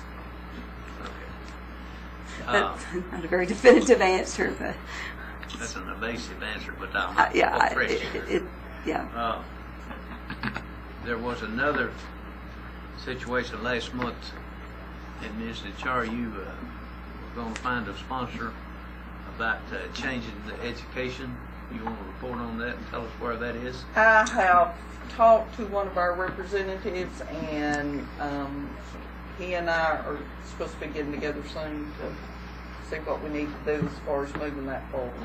Well, the time is passed for this session. Well, hasn't it? yeah, we're. So you've got from now till next session to do that. I thought they had to report to file. I don't know whether it is. I'm pretty sure they Well, they have to report. it was kind of recommended that we kind of put it off till next year anyway. Got some other and more important issues on the table right now.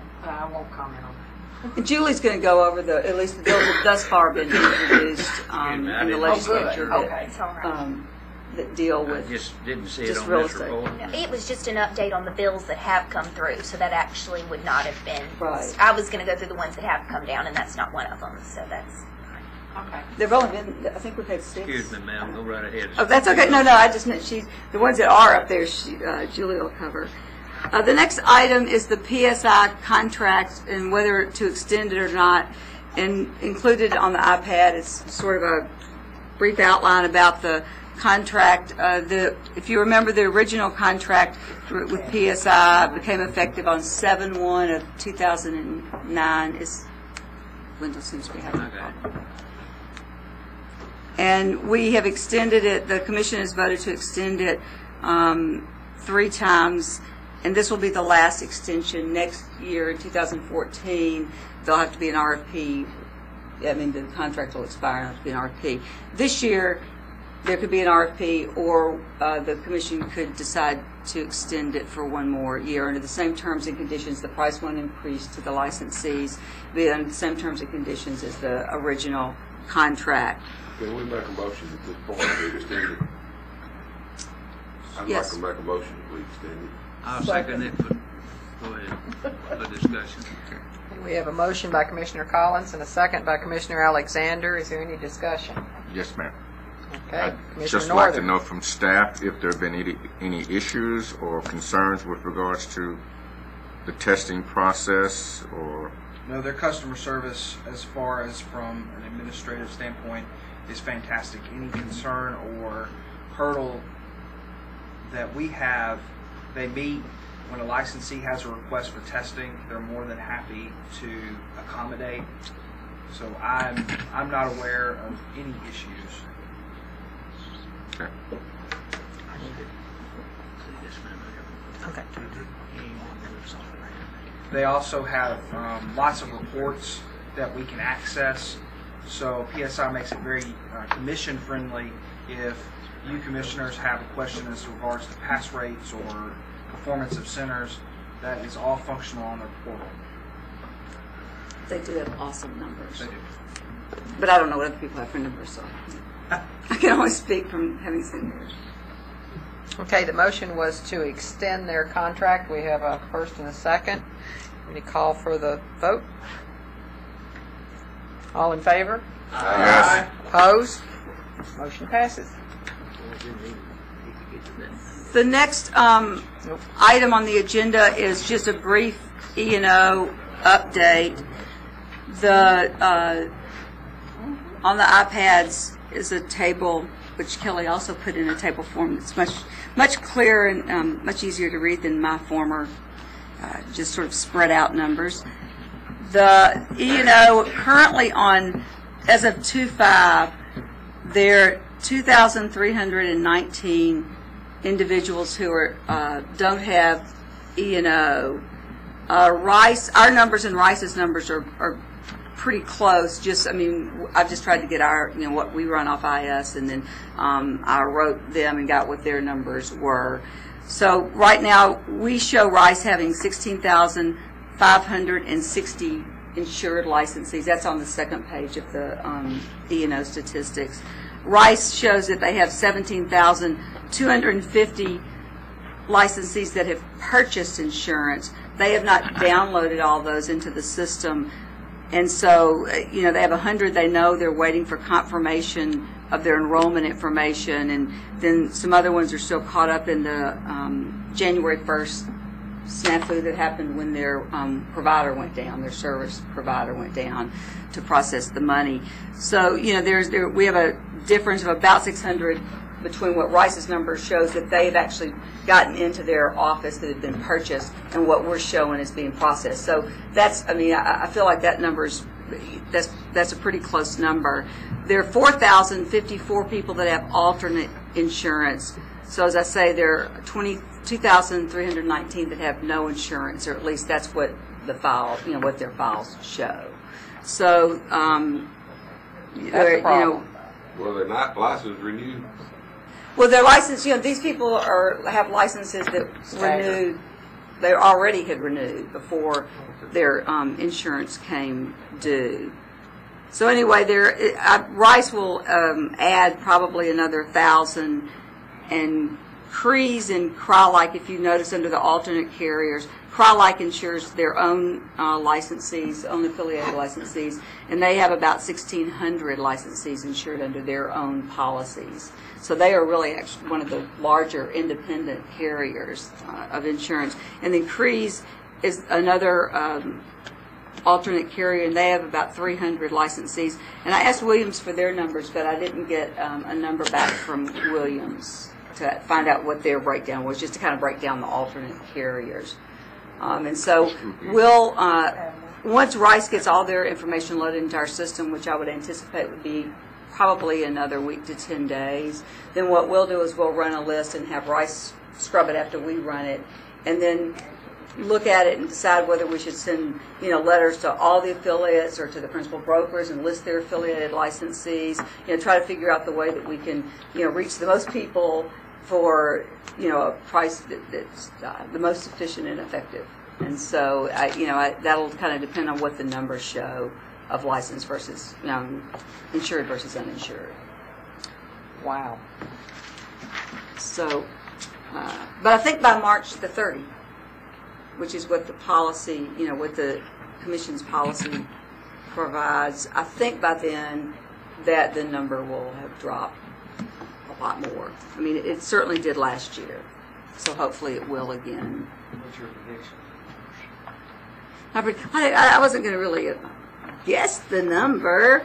Like last March 30th of 2011, it was at 492. So that really, that was a pretty good number considering in 2009 it was at 1,382. So we did make a substantial drop, and I think again by the 30th, I do think it'll drop.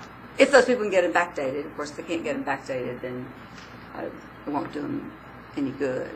But I do think people are more aware, but I think the principal brokers are certainly more aware of making sure. Well, will we get the notices out in time where they can say, oh, I forgot about that, or oh, I was sick, or whatever, and they we will get those out in time. And Rice likewise sends out notices too. So and then TAR will put it back in their journals. And then we did get the individual associations, and even though that only reaches about 80% of the licensees, we did get them also to send an email blast out that I wrote just a short piece, and we'll do that again probably once we run the list. But we have to run the list and have it scrubbed so that we don't run into that problem that we ran into last year where people had insurance and they got a letter that said they didn't. Which still may happen, but it, at least we'll knock out some of those problems. So that 10% of licensees you expect will drop down to 5%? By the 30th of March? Mm-hmm. I do think it will. I could be wrong. They may drop out before then, but it may be that some of the people, honestly, that don't have it are people that are going to end up, either letting their license just expire. Maybe people whose licenses are due to expire soon too. But I do think it'll drop that low. I hope. They should have gotten the message what we did to them years ago. I do think that it should. I do really think it made an impression on certainly on the principal brokers, because we got a lot of broker releases in on 12/31. So I do think it made an impression on them. But the people with broker release are supposed to have insurance as well. The only people who don't have to have it are the people who are inactive or retired. So everyone else is supposed to have it. Are there any questions about E&O or any suggestions? The next order of business, and I don't know, we can put this off and do it with Steve's education report. The commission had asked about what other states do as far as non-resident CE recognition. And so on your iPad is a list of all the states and what they recognize from the standpoint of CE, and if they do or don't recognize CE from another state. And if you'll notice that there are a number of states that recognize some CE but may require their own core course. Other states require that you be active and have a license in good standing in order for your CE to be recognized by your the non-resident state. So so this chart shows the state and whether they do or don't accept it, and any qualifications, and then that number of hours that they require. And if they have mandatory hours, then it lists the mandatory hours and the elective hours. You sent this by email, didn't you? Mm-hmm. Okay. See what? They complain about 16 hours in our state. They should go to some of these others. But some of them have, Texas up theirs again. I mean, Texas has a lot of education that they require. California's 45. 45, Yeah. Yeah, California thinks they're separate anyway. Well, they are. They They will are. fall off an ocean one day. They write their own exams. I mean, they give a totally different exam. I mean, it's not like 45 hours. anyone else's. I'm surprised at Wyoming. And I don't know if it's easier to discuss this in conjunction with Steve's report, because I think it was a question that dealt with Also paper pencil. right paper pencil and the whole issue. What? Commissioner You wanna defer it? Alexander has Speak up now. moved that we defer it until That's fine. Yeah, Steve's report. What time is it? I think that's 11:15. Yeah. Well, I just figured it out. It's sure right is. there. I believe that's everything that was on my report. Right? I didn't even think you could see that small number. Well, do we want to? Let's discuss John's transfer license fees before we go lunch. Okay, John. Thank you, Madam Chairman. You've done an excellent job compared to Thank you, earlier sir. efforts. And well seen too. So this broker from Realty Executives in Knoxville calls me, and he says it's unconscionable that an agent can leave a company and automatically be disassociated from that company by fax. The broker is let's say we're transferring from Realty Executives to RE/MAX, and the broker at Realty Executives says you can take your listings with him, take your listings with you. You can take your buyer agents with you. I mean, that's the deal they made.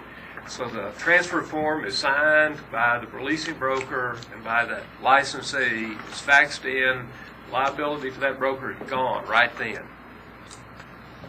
So then the agent who's transferring goes across the street to RE/MAX and takes that same form, gets that broker to sign and say, I accept this broker, I accept this licensee. And let's say it's faxed in the same day. The Realty Executive broker tells me it may be 10 days or more before that person can legally practice real estate, that licensee who just reaffiliated. It could be 10 days or more before legally that licensee can practice real estate in the state of Tennessee. Now, he may be wrong, and if that's wrong, let me know, and I'll go back and tell him we're cool. It's not a big deal. But he said it's a computer system issue where it takes a while to get numbers posted before we recognize them with a new firm. So I'm just putting this out here so I can learn, and let's see if there's something I've got wrong or there's something we can do to make it better. Well, how do we recognize him since I don't ever transfer agents? So I'm with Ms. Maxwell. I know that probably Commissioner Northern or Alexander could give some history on it, but the Shaking The broker, my head, yes.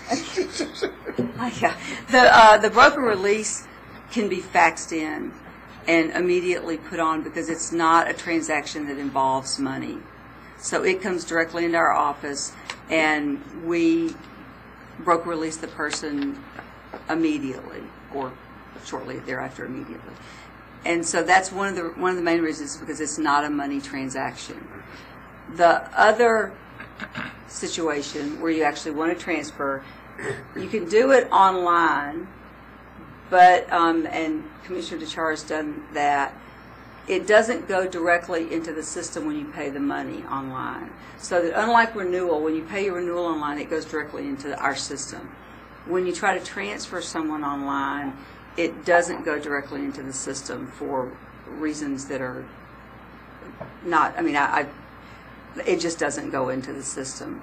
So while that speeds up the process, it doesn't make it a lot faster than it was before. I don't know that you found it to be, because what happens is you pay online. The online was supposed to speed up the process and to kind of address some of the complaints that your person had, which are legitimate complaints. And as I say, that's what we had hoped the online would do, but when the online was set up, it wasn't set up so that the money went straight in. So therefore, it comes into the cashier, and it may come a little faster. It's not, it's not really accomplishing what I think we had hoped that it would accomplish. Is this a program glitch? Do you need a programmer to come look at that where it's deposited? Like it.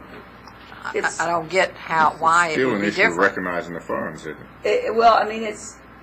It's that that you had to go through several other steps if you had wanted the money to go directly into RBS and interface with RBS like the renewals do. We're the only program that is doing this, and we wrote probably 2 or 3 years when I think maybe when you were the chair, or I think you were the chair when we wrote right. And requested. We actually requested for the whole system to be put in place, where you paid the money and it went into the system, and at least that was what I think that the commission envisioned at that time. And so that's not what happened, and it would have been a greater expense, I understand, for that to be set up so it goes directly and interfaces in with RBS. But And John? I don't understand when I do it online. Right. I print it. It's been paid for. Correct. Why that person then cannot go ahead and do business at my firm, because they've been paid, everything's been signed, everything's been sealed, and in this day of electronics, it's a bunch of baloney that it takes 10 days. Yeah. To put somebody back in business. I mean, if you do it online and got a printed receipt, they should be. You can. If you do it online, the money's not showing up, but you can do it. But they're not showing transfer. No, they're not showing transfer. See, and that's what we had hoped, is that the whole system would work together and it would transfer you. It would transfer you, but it doesn't. But the idea behind the way it's set up right now is that you can, once you get that printout of your confirmation that it's gone through successfully, that person can go ahead and work for the firm. Now you have to have the original in here. You have to sign the original in here within 10 days, 5 days. We talked about both. 10 days. I think it's 10. So when I print that, then they can go on Correct. doing their business. Correct. That's not a perfect system, but that's the way that the workaround for the fact that the money doesn't go directly in. I think you call that the unwritten law.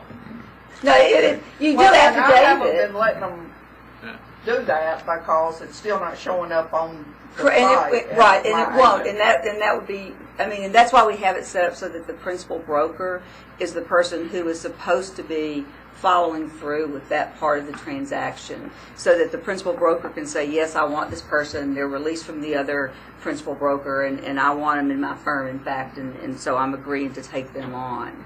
And as I say, it's not a perfect system by any stretch of the imagination, but you can take that, and that, at least in our minds, we would support that that's what, in fact, is what it showed.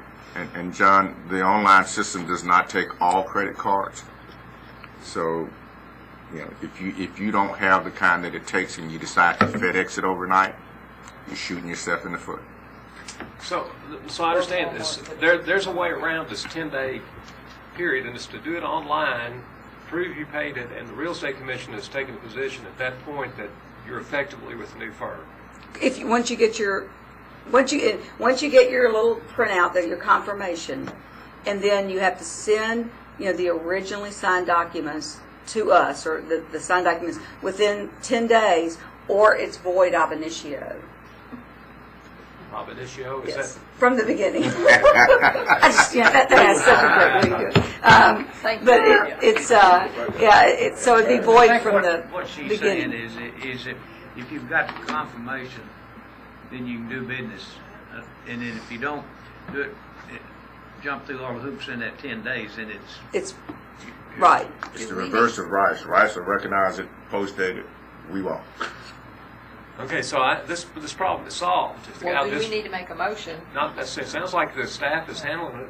But if you Realistically. send it in, if you just send it in the mail, then what happens is, and this was why we wanted the online, is because once this rule changed, effective June of 2010, these issues rose about, what are we going to do? The transfer's taken a while because it had to be received and processed, and then it had to come over here to be processed by us. So if you send it through the mail, what happens is it goes to state Not just the mail, but FedEx also. FedEx also, because FedEx does not deliver to our building to us right here. I mean, we can't take any checks, we can't take any mail, period.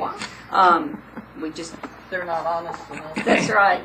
So it does, so if you send a check by FedEx by mail, then what happens is it goes to state postal and it goes to our mail room where they open the mail and sort it to checks and non-checks, and then it goes to the cashier's office, which again is over in the Davie building, and they then, go through the money and put it on, and we see the money might be posted on the screen, but then the information, all the documents have to come over here because they keep everything over there. In the Middle Ages. So then once it comes, it's carried over here. We get mail twice a day. And then, as we get it, we put it on. So that process that's a little more time. Well, Fair's going to start using the online method. Am I still the only one that's ever used the online But no, you were the very first. And we have now had... Some more have joined. Some more have joined you, yes. Back to what you were talking about, Commissioner Grease. Over in Anderson County, the way we've always handled that, I just found out that we've been handling it wrongly. Imagine that. Once that transfer form is signed by the releasing broker, is signed by the new principal broker, and that licensee puts that $25 check with it and puts it in the mail, they take their license off of the firm they were with, takes that license over to the new firm and hangs it on the wall and starts selling real estate. That's not. But I've just found out that's not legal. I know why we're going to put you in jail. Because that's when the rule was changed in 2000, the one that became effective in 2010. Rule 1260-02-02 was changed to read, the licensee shall not engage in any activities defined in 102 until a change of affiliation is received and processed by the commission. So the problem is when it's in the cashier's office, we haven't received anything, nor have we processed it. So that's why it really became an issue in 2010, and we requested that online. I mean, what I really hoped is that they were going to set up a system like some of the other states have, where you, as principal broker or even as an affiliate, you can go in and manage your own account. Like you can move people in and out, and it's really a great thing. But we didn't. That didn't happen. So, and I think when we get our new system, that it will be able to process it. Well, in the meantime, should we ask our education director to put something in the newsletter explaining what we've just talked about? Sure, it's been in there before, and I'll be happy to put it in there again. And John, one of the problems was that we had licensees who would do a Trek 1 at the releasing broker, and those Trek 1s never showed up for quite a while. So they were running around with their documents and for all practical purposes still doing business, but not affiliated with any firm. Madam Chairman? Or backdated. Or backdated, yeah. Backdated. It seems to me if you're going to do this and you're going to publish this, there ought to be a policy statement to that to take care of it. If you don't, you're hanging yourself out. Are you not, Mr. Northern? I would agree. It's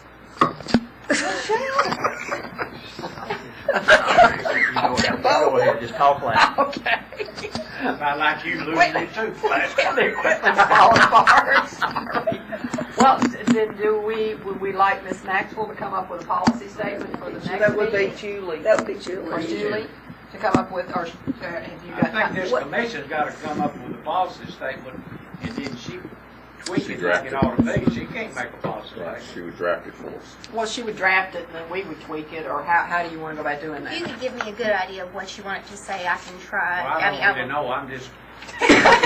He's just trying to move it along here. Madam Chairman, Yes, sir. I'd like to make a motion that all of us think about this topic Over lunch. and next month have some recommendations to Ms. Crop about what we would like to have in a policy concerning this matter. You want to do it today? Yes. I want, if we're going to adopt it next month, I'd rather her have something in writing than us be able to tweak it next month if we're going to postpone it. I think I agree with you, Janet. What exactly?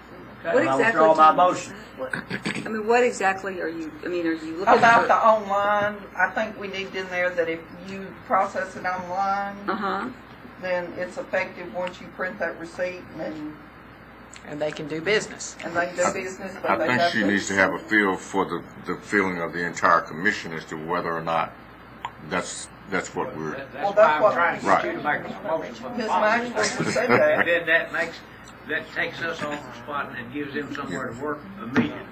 Okay, I'll do that. Okay.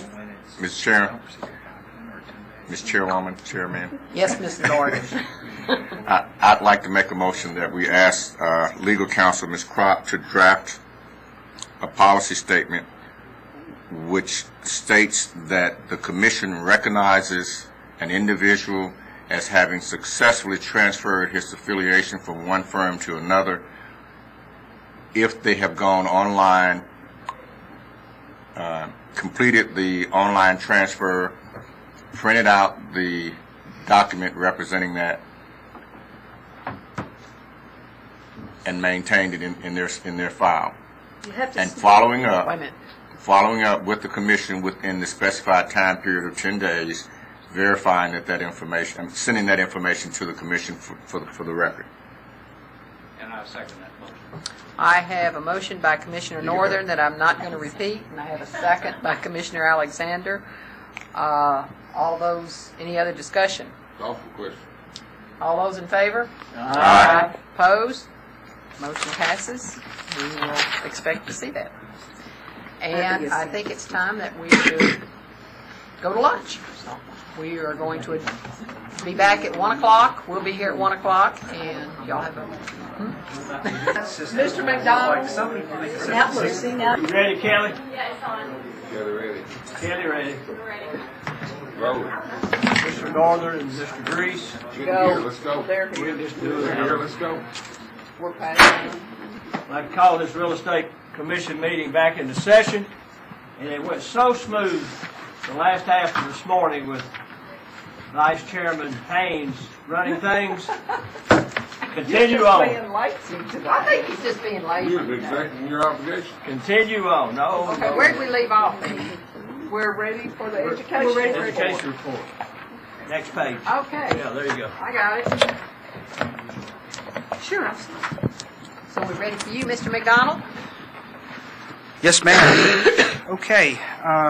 There were some questions that had come up from Commissioner Collins about the education report. You want to address those? I was just questioning the amount of hours for number 1, number F1, F7, F8, F12, 23, 35, and 40. Okay. Wow. Let's start with number 1. The understanding the HUD 1 settlement statement is 2 hours.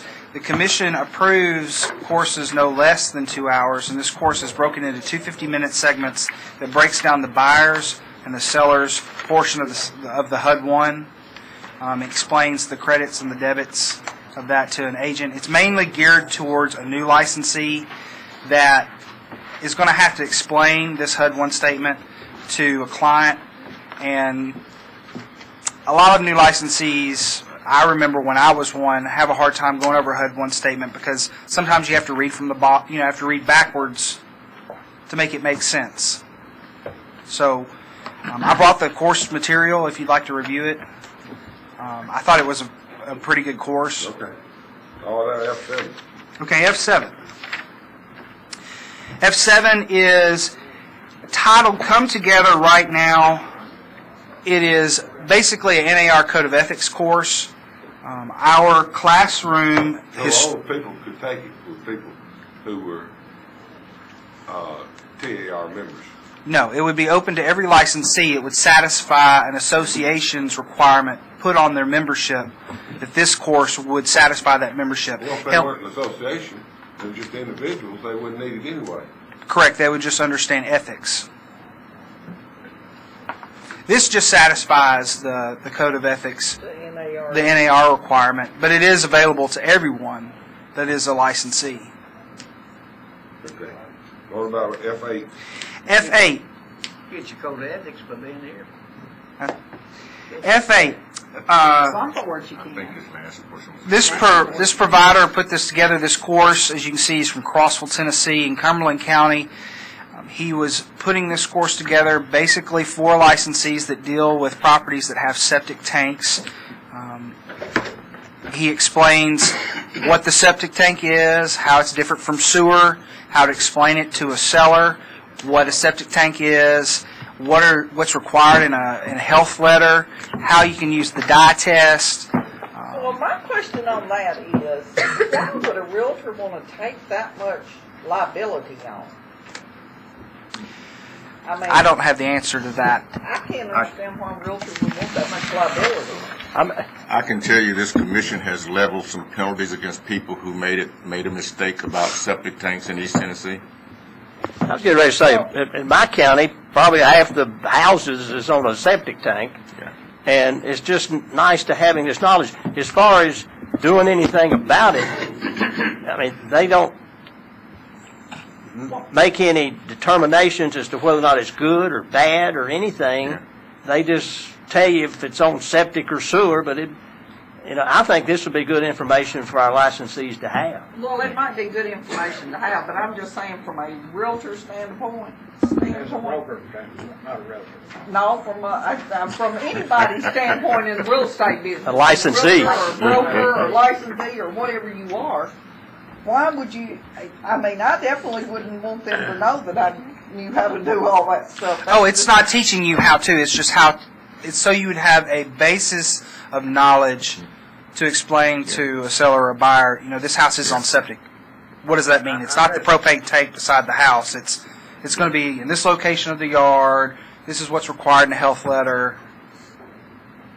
I mean, it's probably good information. It was a good course. How many feet of septic tank's got to be from a well to be able to get an FHA loan? 200 feet. Well, that's good.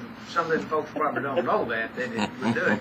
Or what a dye test, or whether it's perking. Whether it's perking or not. It'd be a good course. Did you get into it pretty good? I did. I reviewed everything that's sent to me. I just wondered. I sit down and review. Another trick question. Everything I do, I look at, and I try not to use my retired license. As you know, I don't practice real estate. I do have a retired license. I think of it from the standpoint of what's going to protect the public, and would I find this information to be as presented? How many do you turn down? Well, we have 13, I think, today for review, and we've turned down, I would say, probably near 100% of everything that I've ever had an issue with about the material. I can find those numbers for you. But we don't make it a practice to approve everything that comes into the commission. And I think that's where Grover was going.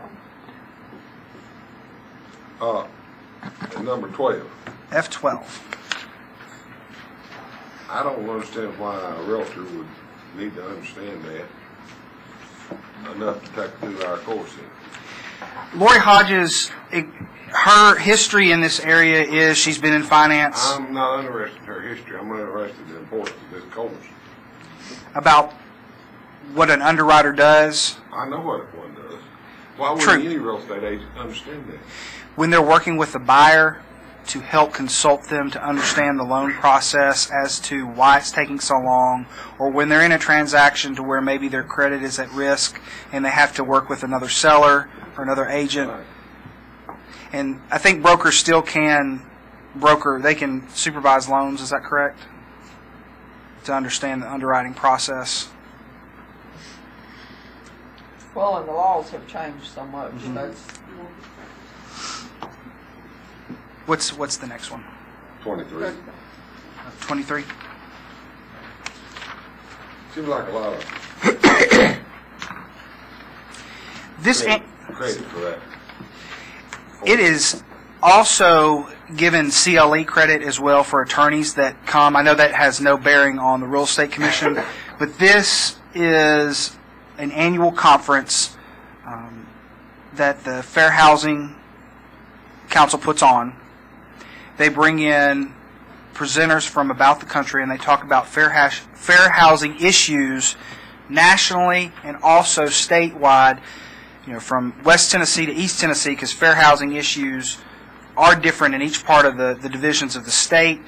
And then also what's going on with REOs with fair housing.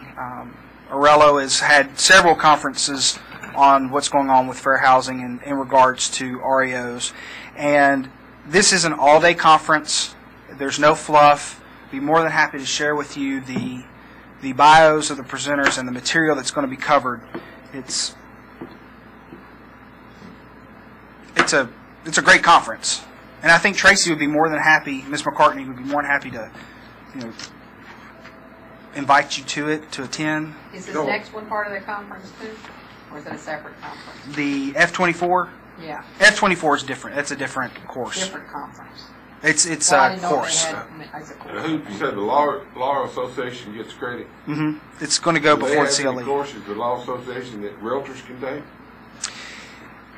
At my knowledge, yes. There is Dr. Kelly Murray with Vanderbilt. She has classes that are approved through the law school that real estate agents can take.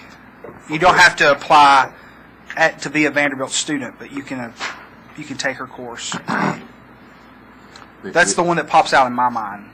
The only thing I would say with regards to this course is that we're given 7 hours for the day's activity as opposed to hours for the breakout sessions, which is where the meat of the information is.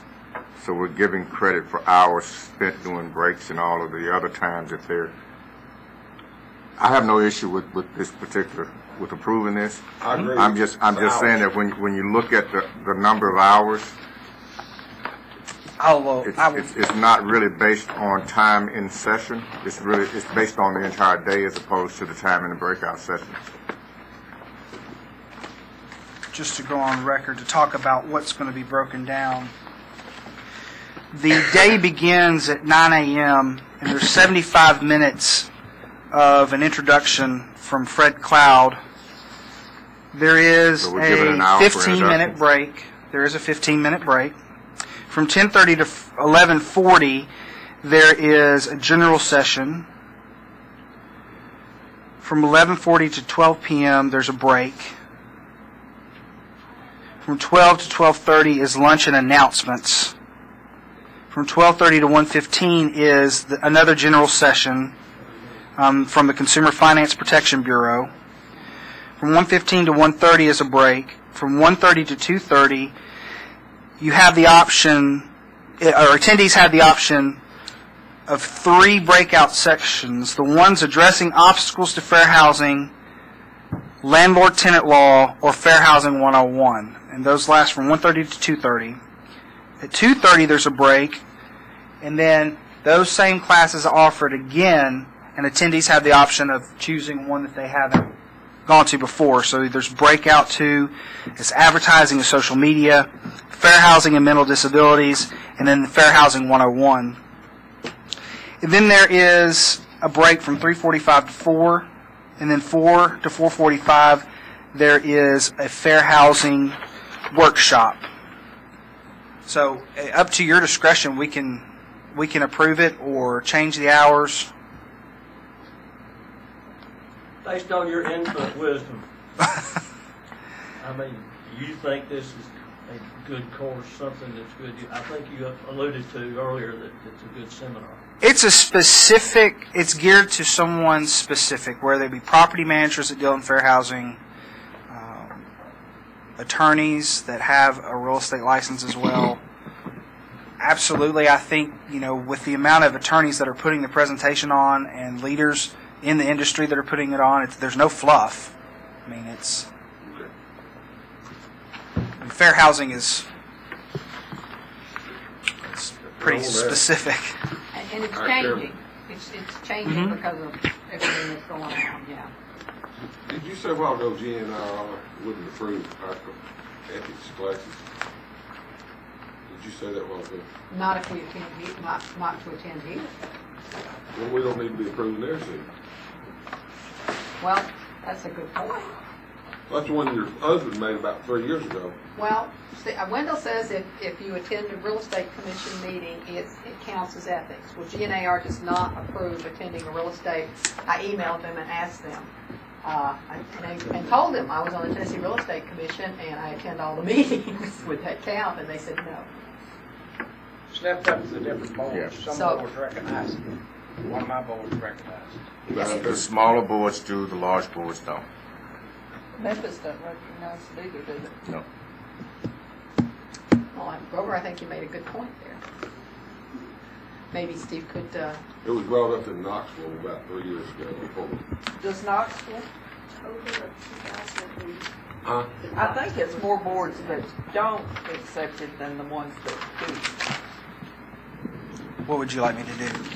I know it's Grover's point. As a point, and I thought we need to address it again because they're asking for approval for ethics again on 40F40. I think it's F40. Steve, go back to that seminar for just a second. So, can I finish up on that? Oh, sure, I'm through. That's right. Yes, sir. So, is someone getting credit for that? Are they signing in and signing out of each session, or are they signing in the morning or when they leave at night? I mean, how do you document their attendance? They sign in for each session, and then anytime there's a break or a lunch, it's basically an affidavit that you're there. It would be my experience of having attended conferences. Once you're there, you're apt to not leave. You want to stay for. We don't have monitors. When they pay their fee, they're almost as good as guaranteed to credit, whether they show up or not. Or I know they're supposed to sign in. There has to be some way of documenting their attendance because this provider has to send us the roster for those individuals in attendance to receive the education. If you'd like to require them to certify that everyone was there, to me, that's reasonable, I would think. Okay. Sometimes I've been to CLEs, and since this kind of overlaps in the law, I don't know if they'll do it here. They've got somebody at a table out front that kind of watches people go in and out and actually will note that. I don't know if they're doing that in this circumstance, but it's kind of a person that signs in, gives them their materials, and they actually do, because I went with my boss to one before I moved to Nashville, and they said, we noticed you got here an hour late, or you could deduct that. So they may have somebody out there watching. I would assume they do. I just want to make sure they do. Tracy? I was going to say, courses for lawyers, I'm sure that they'd have more scrutiny than others. Obviously.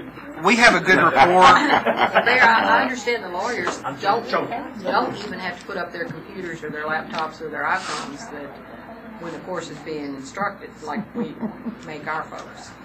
So they can stay on all their devices while a course is being instructed. They can take a nap too. Okay. That's what I've been told.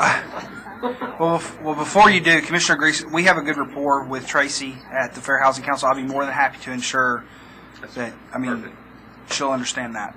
Were there any courses that you had concerns about? Well, we have 13 of them. Okay. Is F3 one of them, or is that F3? Yeah. 3? Okay. No, sir.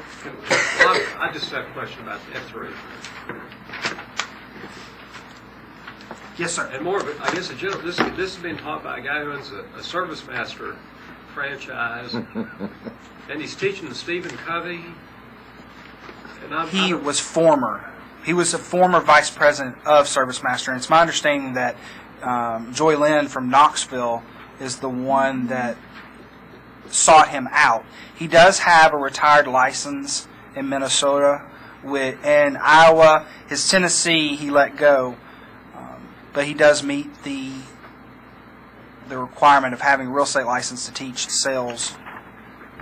Okay, so I'm not being particularly picky here, but each of these shows professional liability is kind of the category they fit in. Mm-hmm. Is there a justification for plugging it in? It looks to me like it's more of a organize yourself type course than anything else. Correct. Based on Rule 1265-3A, the 1 through 17, those 17 topics set up, this is the one that kind of is the catch-all for things that are not as specific as valuation or financing. There is a professional liability here. If you are not engaging in these as a part of a practice, then you are liable. And this is geared more for first-time licensees. The first, when they're coming out as a fresh licensee, they don't have the tools necessary to be successful. Time management always is a concern for a lot of folks, especially in a selling field. And he is using his experience working at an international company, a ServiceMaster, and then his experience as an ERA licensee previously to help those in Knoxville, at the Knoxville Association, they become successful. No. Thank you. Commissioner Northern, you had a question about those that are here for discussion. I see the 13. You're challenging the core course? Shall we vote on these first, Steve? That's up to you. It would probably be easier for the minutes for Kelly that those that are not up for discussion, we either approve, disapprove, or defer to next month. I make a motion we approve these courses. So it's F1 through F43. Well, it would be F29. 29, okay. I'm sorry. F29. Do I hear a second? Second. I have a motion to approve 1 through 29 by Commissioner DeCharo and seconded by Commissioner Northern. Any discussion? All in favor? Aye. Opposed? No opposed. Motion passes. Mr. Chairman, I abstain on F28.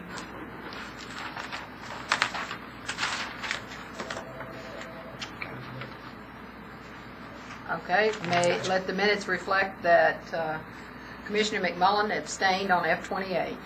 I was looking at to see what it was. It has something to do with women in commercial real estate. Do we want to go any further? Okay, what do you got against women in commercial real estate? No comments. No comment. Okay, Commissioners, Would you like to go further? when we left last month, we had a deferred conversation on paper pencil courses. And so anything that was deferred from last month and then anything received that was a paper pencil type course was placed in this for discussion. So there's F30 through F43. So I apologize, it's 14 rather than 13. Here that are here for discussion. The ones of note, Commissioner Char was going to talk about, I believe, F30, about the Cape Trek Corps. F31 and F32, it was questioned whether paper pencil courses providers, those are the courses that were approved, providers offered, do they supply the answers? This provider has stated that they do provide the answers. So the first one, the material is good, but the school is providing the answers. The second one, the hours are off. The second one meaning F32 is off hour-wise from everything else that we've approved in that course type. What do you mean off hour-wise? She is asking for 6 hours, and 4 hours is The normal. 3 to 4. Okay. what has been accepted as the usual. Because it's ethics. It's ethics. F33 through F37 are ones that were deferred from last month. And I would like to make note that the providers are in the audience today. And then the new course, F38 through F43, these are new from TAR, and they are the GRI courses in paper pencil format. And what was your concern with the ones you just described? With the GI courses, there's no concern. It was the basis that we had deferred the ones from last month that were paper pencil. I put them in this category because we were going to continue the discussion. It was my thinking we were going to continue the discussion of that course type. But they don't provide the answers. No. Just the first 3 provide the answers. The first one, that's the one I was going to address. The- Cape Schools. The first one does not supply the answers. F30, you've done that. Yes. F31 and F32 are the ones where the answers are supplied. F30 does not supply the answers. You as a licensee have to complete the course, send in the answer sheet, it is graded, and then the hours are sent if you have successfully completed. And that's the one that I was talking about last month, that I knew agents who had taken that course, and I actually got the course materials. It takes about 45 minutes to take the course. There's 5 questions at the end of each chapter. You answer 5 questions, and then I think there's like 5 chapters. So we're giving them 6 hours credit for about 45 minutes to an hour of work. To be fair, is your vast experience impacting your time in taking this? No, this is what my agents that took it told me it took them to take it as well. This is just random other agents who took that course because it's required in our association by every agent that run out of time. And so they took it, and it took them 45 minutes. One, it took 45 minutes. The other one said it took them about an hour because they kept getting interrupted. But they got 6 hours credit for it. The course is 81 pages long, and there are 5 quizzes. I was thinking it was 5 chapters. 5. 25 questions. And then I have a lot of papers here, sorry. There's 40 questions on the final exam. So I'd be happy to take your advice on this. One of the things that Steve and I kind of talked about a little bit in discussing these classes was to make them, on the core classes, ARILO certified. And if they're ARILO certified, then... What does ARILO do to certify? Well, they make you jump through more hoops to get certification. The online course that Susan Barnett and I wrote for the CE workshop was ARILO certified, and they are a lot more stringent on the certification. What does it make y'all do different? Well, the time frame was very, of course ours was a computer course, and it had to very much meet the 6-hour guideline. If you're getting 6 hours CE credit, if you're doing it and it's ARILO certified, it's going to take you 6 hours to do that course. Basically, they take Bloom's taxonomy of that practice of learning, and they amplify it, and they make sure that all of your questions and all of the information that's presented is applied to Bloom's taxonomy, so that the questions and the presentation are different than just not elementary. So are our track courses, how many of them are approved by ARILO? On distance ones. All the internet courses. Oh, And Arello does not certify paper pencil. I think as a policy, we decided 2 years, 3 years ago. Yes, sir. That if it was Arello certified, we'd honor it. Yes, sir. So Janet, what do you think the answer is to that? Well, I think my biggest concern is it needs a little more meat in it than taking 45 minutes to an hour to give them 6 hours of credit. And, you know, to compare, like Isaac said, me taking the course and somebody else taking the course, there still should be a proximity to time. You know, one of them shouldn't finish in an hour and somebody else in 5 hours. But I just think there's got to be more meat in the course. When they send it to Steve, when you look at that, Steve, show them how thick that packet is. It looks like there's a lot of meat in that course. But And they've got it broken down that the first section on Trek rule and policy should take 20, 50, 75, or my apologies, 50 minutes. The second portion on agency issues, 50 minutes. Advertising and the addressing of ethics, discrimination, and teams, 50 minutes. Contracts, 50 minutes. Oh, I can't get, this is broken down into total time in course, 300 minutes, 50-minute credit hour. They've got it allocated that when they put it before their testers, it took 6 hours. But you're correct. I didn't mean to cut you off.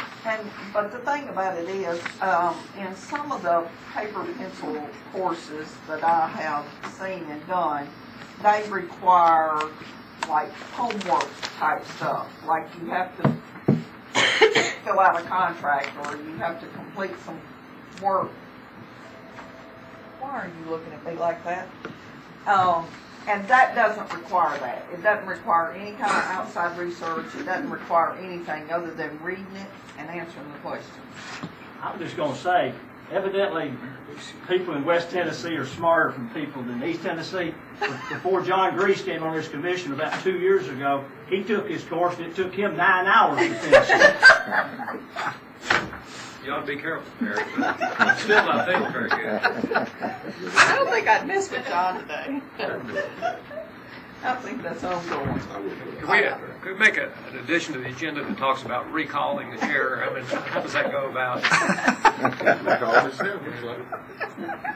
His term's almost up. Well, Janet, what did you and Steve, I mean, you've talked about this. What did you come up with? What do you think a solution is on this one? Well, like I said, I think there needs to be some type of assignments in it. Like you study contracts as part of the core course. So, you know, have them complete a contract and turn it in. Well, do you think Steve ought to go back to them before we approve it and say we need... Whose contract you going to use? I don't care whose contract they use. I knew that was coming. They use your contract. I don't care whose they use. I just wanted to see if you was going to teach out that I don't care whose they use. So far I've gotten, it does need a little more material. Add assignments. What else would...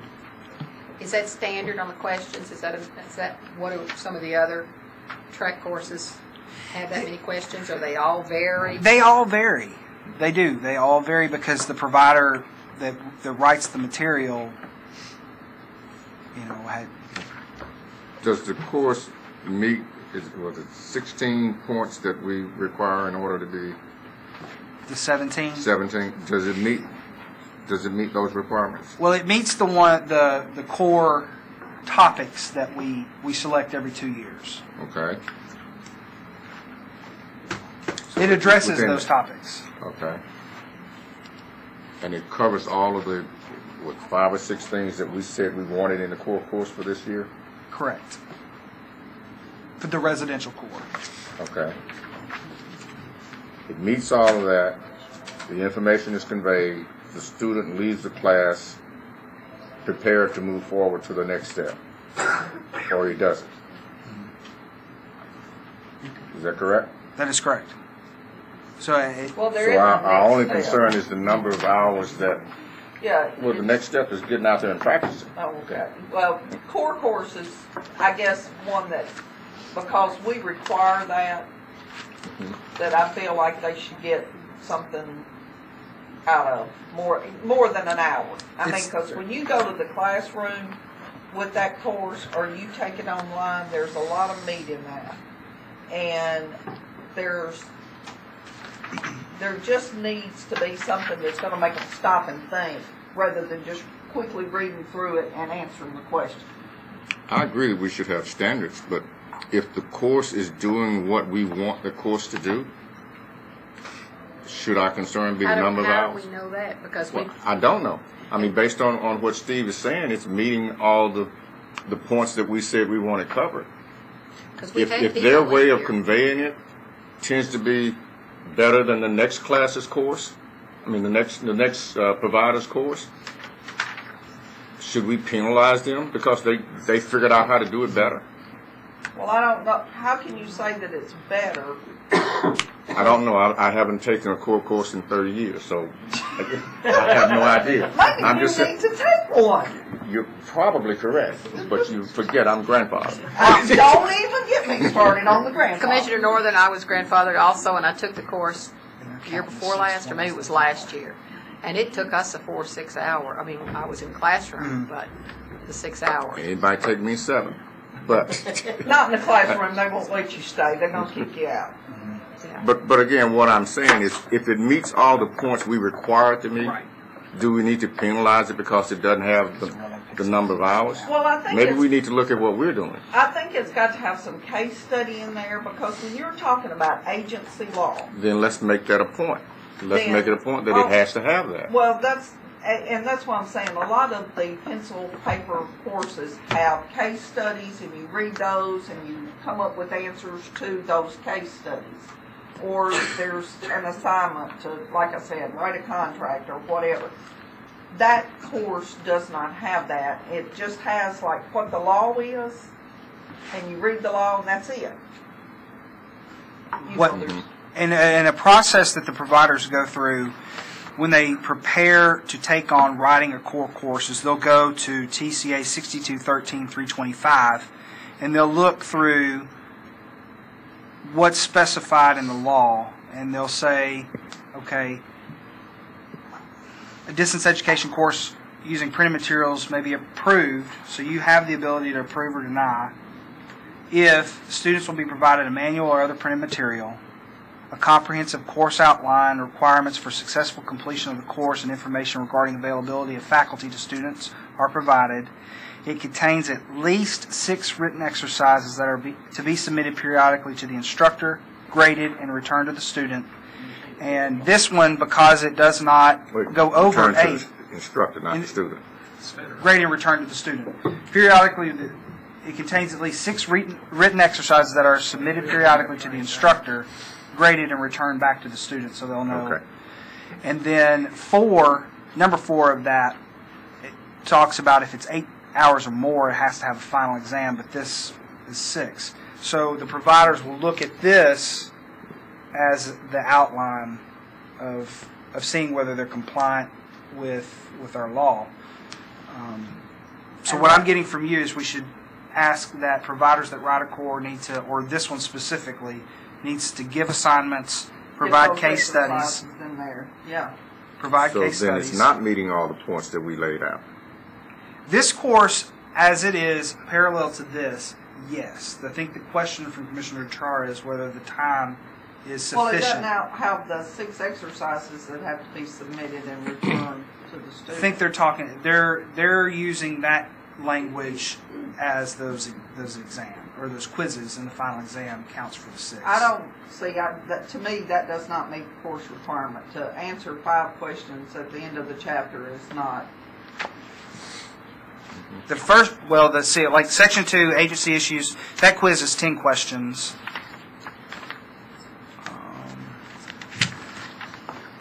On advertising, let's see how many questions it is.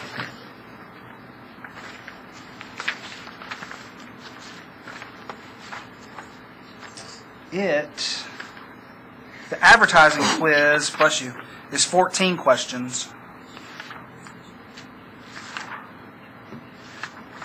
Contract, which does not specify a form to use in the state of Tennessee. I always ensure that it has 14 questions.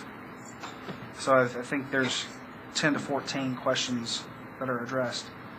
But I will go back with them, go back to Kate with any.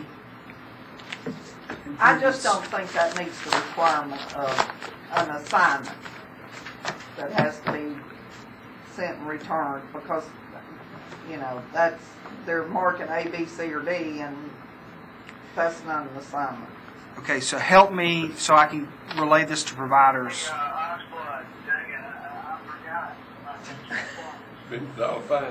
What should I give to the providers? Some that listen to this in the minutes when we upload it. What do we say is an assignment? Well, a case study that Okay. they have to answer questions about a case study.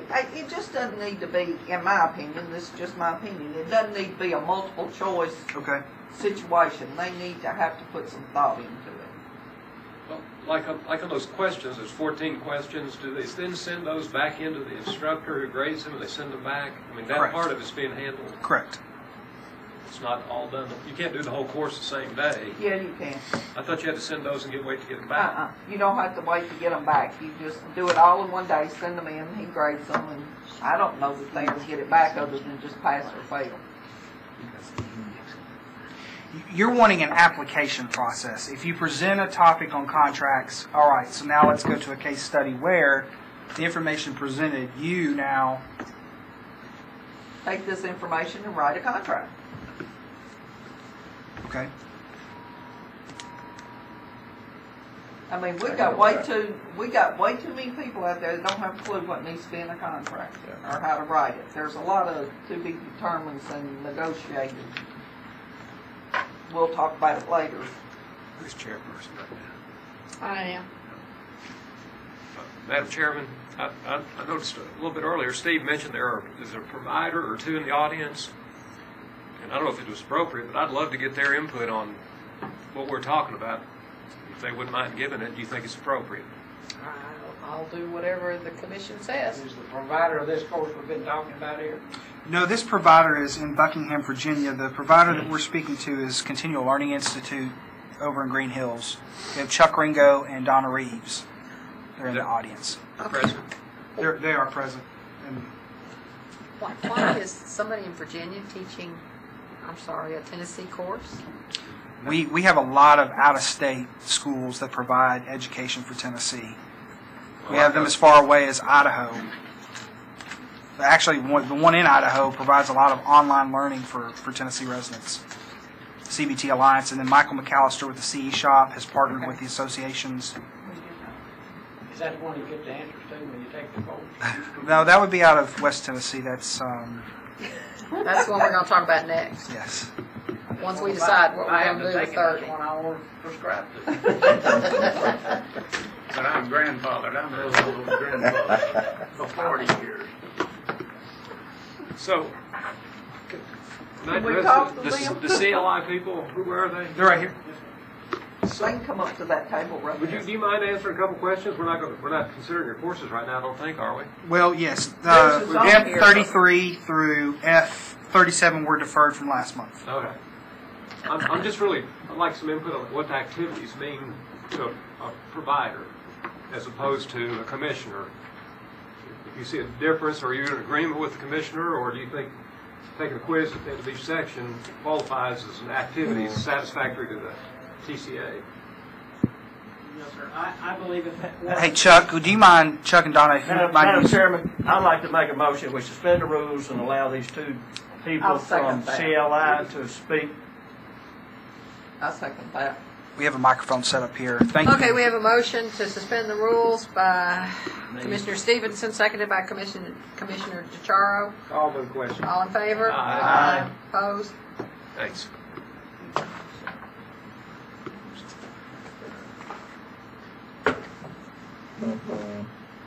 Okay, so now is it up to the, I'll restate the question. So it sounds to me like two different interpretations of an approved activity.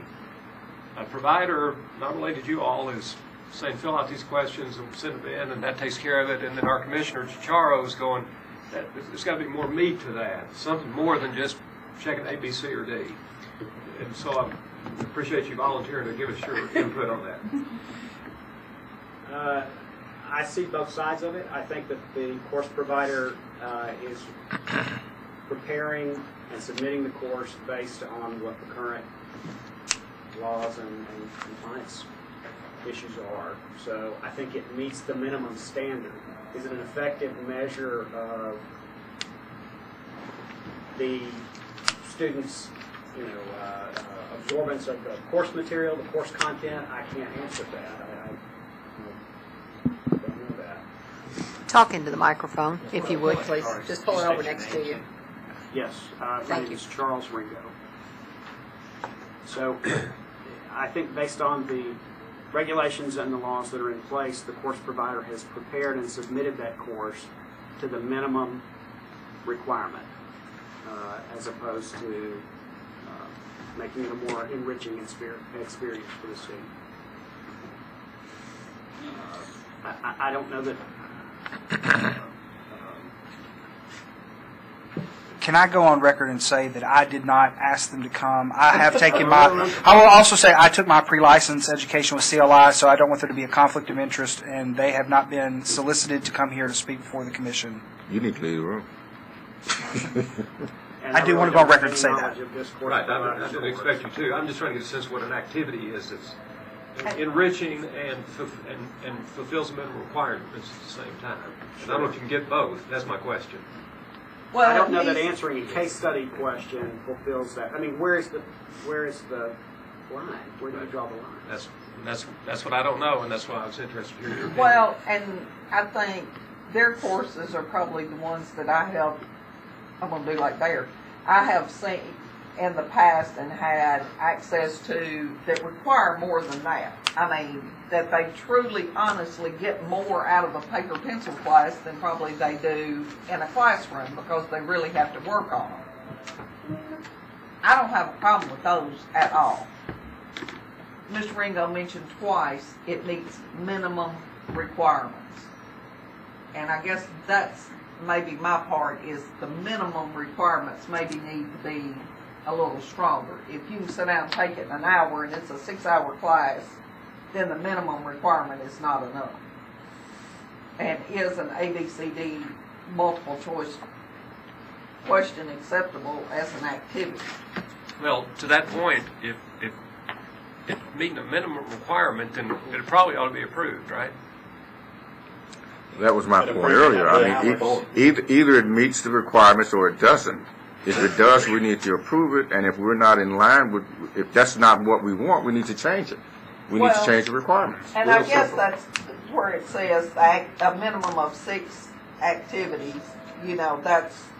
And maybe that needs a little bit more definition as to what an activity is. Right, and I mean, maybe you have a multiple choice question at the end of one chapter, but at the end of the next chapter you have something else. I'm not necessarily saying all of it's got to be like you got to wreck your brain and be there for 4 days, but I think there's got to be more than something you can sit down and take the test. And Eve and I both, and you're getting ready to do that, have worked on the PSI exams, and one of the things we had to do was make the test harder. And I think that's kind of what we've got to do, is make the test harder so that it's not so obvious of what the answers are. I mean, the objective is to have the student leave that class prepared to deal with the issues that are coming before him as a novice licensee. And if the course does that, I don't care how many hours it's producing, as long as it does that. If it doesn't, then I would have an issue with that course. Well, and I'm going to speak from my personal opinion. That course does not do that. Okay. Well, who determines how many hours on this course? Because could we as a commission say, We do that. We do that. Yes. Maybe this course is not a 6-hour course. Maybe this course is a 4-hour course. Well, but if it's But a we've core already course, said it's it's- a 6-hour course. So it has to be a 6-hour course. As a core course, it has to be written as a 6-hour course. Okay, well, I don't see going that Y'all direction. write the core course too. We do. I have a question for you folks. Yes. Steve, can I see Do theirs? you all style your courses to meet TRE regulations or TAR regulations? Tennessee Real Estate Commission. Pardon? Tennessee Real Estate Commission regulations. And we're the one that determines and tells these Well, I providers just what read- topics have to be in that course. I'm reading here, and if you look at this course F33, it states that your course is to satisfy NAR, not TREC. Well, but It's the format of. It's about the code of ethics. And the It code doesn't of matter. ethics conforms to I the don't care what, NAR. I don't care what NAR. No, no, it's not written to, it's written because it's the code of ethics to comply with the Tennessee Real Estate Commission rules and regulations, but it's NAR that establishes the code of ethics. But it meant you can be a licensed agent and never take the code of ethics if you don't belong to NAR or TAR or the MIFID or the National Board or any board. So that is not, there's not all the people that are licensed or members of NAR or TAR. So that is a misnomer. Hey, Commissioner Alexander, if I could just jump in for a minute. I invited these people up here to ask about another topic. I'll put them on the hot seat on something But else. Commissioner Grease, it's in their scope of their advertising, and if they're going to ask the question, they have a right to ask that question too. And I'm still waiting to see, because I'm going to quit right there because I could get a lot deeper. I've got 2 questions too. Sorry, guys. Which one of you teach the mold class?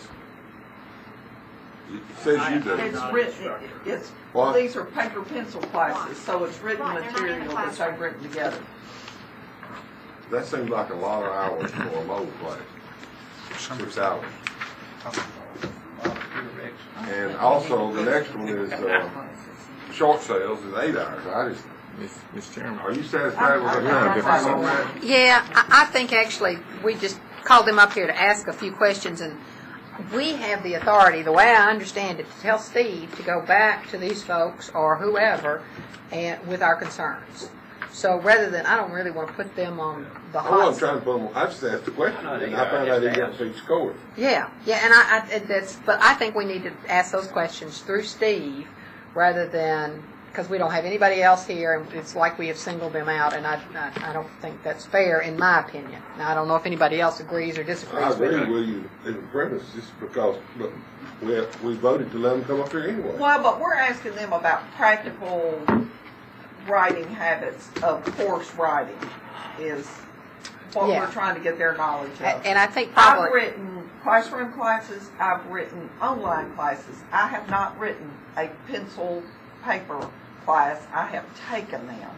And I think we need to stick with practical practice with them. And I not think so much- probably we need to tell them thank you, and then we need Unless somebody's got other questions about the practicality. we adjourn, and then if we have questions like you have, Grover, and I like your question, but I think we need to talk to Steve about that and say, now you need to go back to the provider and tell them we think this is probably too many hours for what the subject is. Don't you? No. You don't. You think you want to sit here and tell them no? No. I think when you brought them into the picture, that opened the door. That's all I'm saying. But we brought them in on the premise of But just I'll back off. if you don't mind. That's all right. And I do have one other question. Oh, it's true. That just as a matter of fact, no, we're talking about practicality here. I'm not beating them up on the hot seat. When you're writing a 4-hour course or a course for 4 hours, when you're actually going through the material and taking the course yourself after it's all over and done with, how long typically is it going to take you to do a 4-hour course? How much time are you gonna have to spend on a paper pencil course to go back and take that course? I would say that if I write the class, then I, as a teacher, and I've got a teaching degree from kindergarten through college, in business and so forth, I will sit down and try to take that course myself. How long did it take me? Knowing that I wrote it, I'm going to finish that course obviously a lot faster Right. than somebody who's taking it for the first time, whatever. That's the way I try to look at it. But and make sure that there's enough material in there that will at least take them a little longer than it took me. okay, so you would expect them on a 4-hour course to possibly take longer than 4 hours to take it. That's correct. Because I wrote it, I've got the answers. And that's kind of how I judge it too when I write one. So you're saying if you complete it in 4 hours, you would consider it a 4-hour course, knowing that someone else taking it for the first time might take longer? That's right. Okay. Might I take think 6 hours to do it. And that's kind of my position on this course. If I could sit down and look at that course and take it, or not me, but an agent in my office can sit down and take it in 45 minutes and they've never seen the course material, then there's something wrong with that course.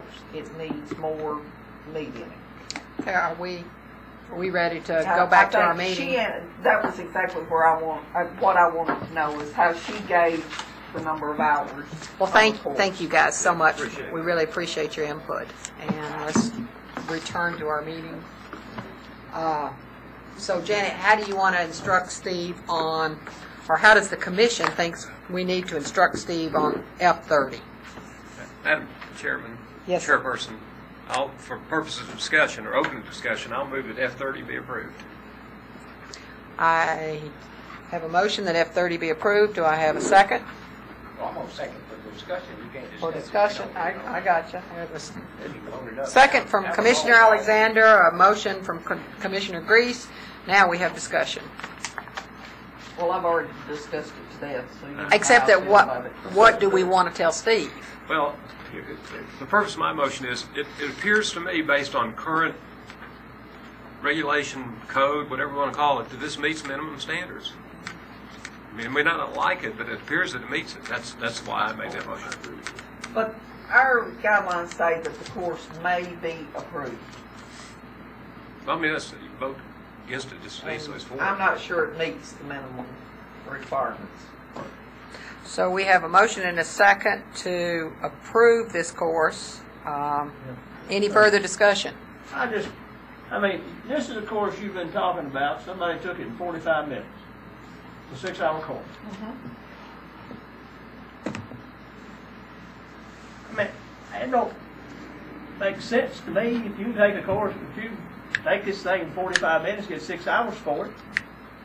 Shouldn't it be a thicker book that you have to read, take more time and get 6 hours? That's kind of my position. I mean, I'm just no country boy in East Tennessee, but it seems like to me there needs to be more material in a course. Well, I think there are 2 points here. The objective was to make sure that certain things were conveyed through the class.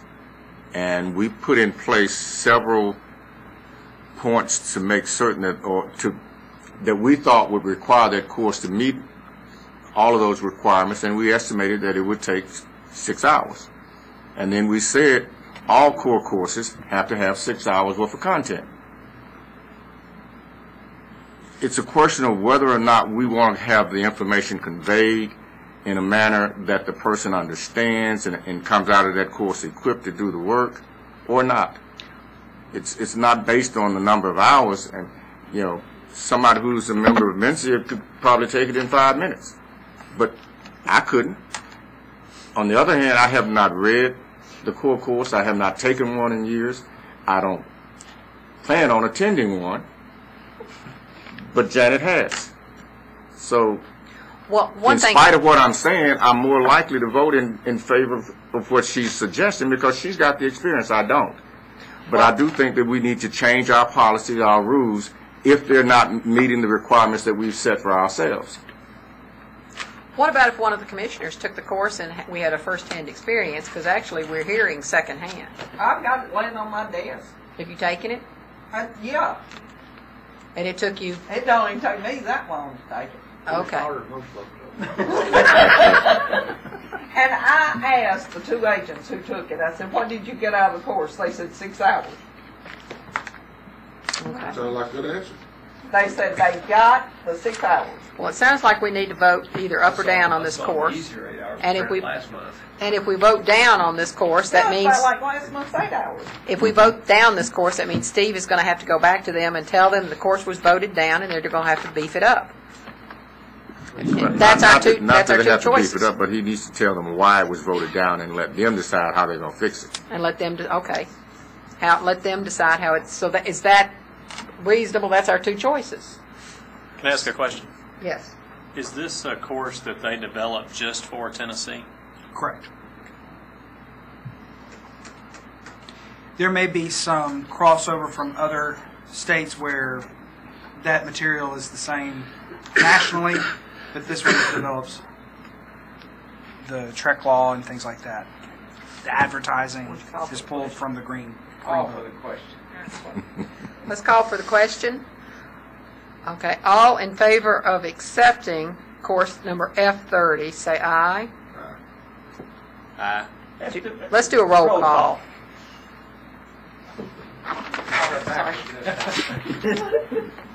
Do it backwards? Is that what you said? Backwards. It doesn't matter. This is a vote on whether to approve F30. Correct. Correct. Okay. Stevenson? It's not mine.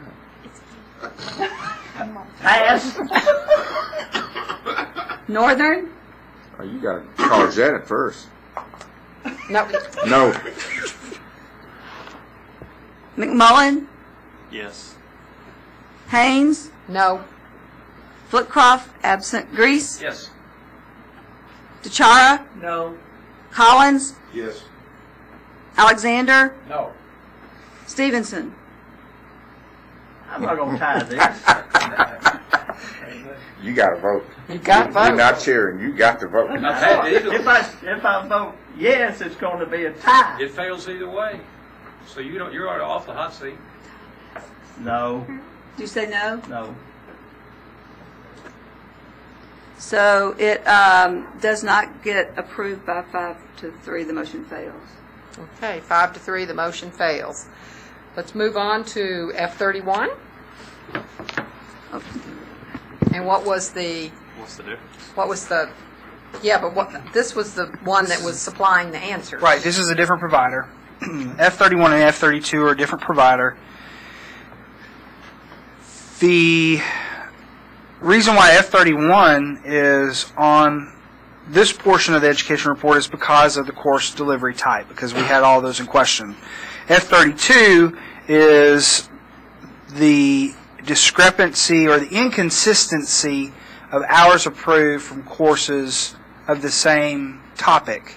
F32 is requesting more hours than what's normally approved. So that's why this one, in addition to its course type, is reflected on this portion of the education report. Do you have to have our approval to ask a question of, say, for F32 and say, well, you know, this is normally 4 hours. Do you have to have our approval each time, or could you as an education director say, normally this is just a 4-hour course?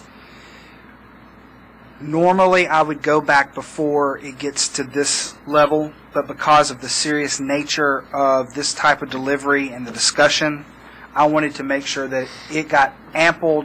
It was fully discussed at a commission meeting. Okay. Mr. Chairman, I move that it not be approved. The two of them, 31, F31 and F32.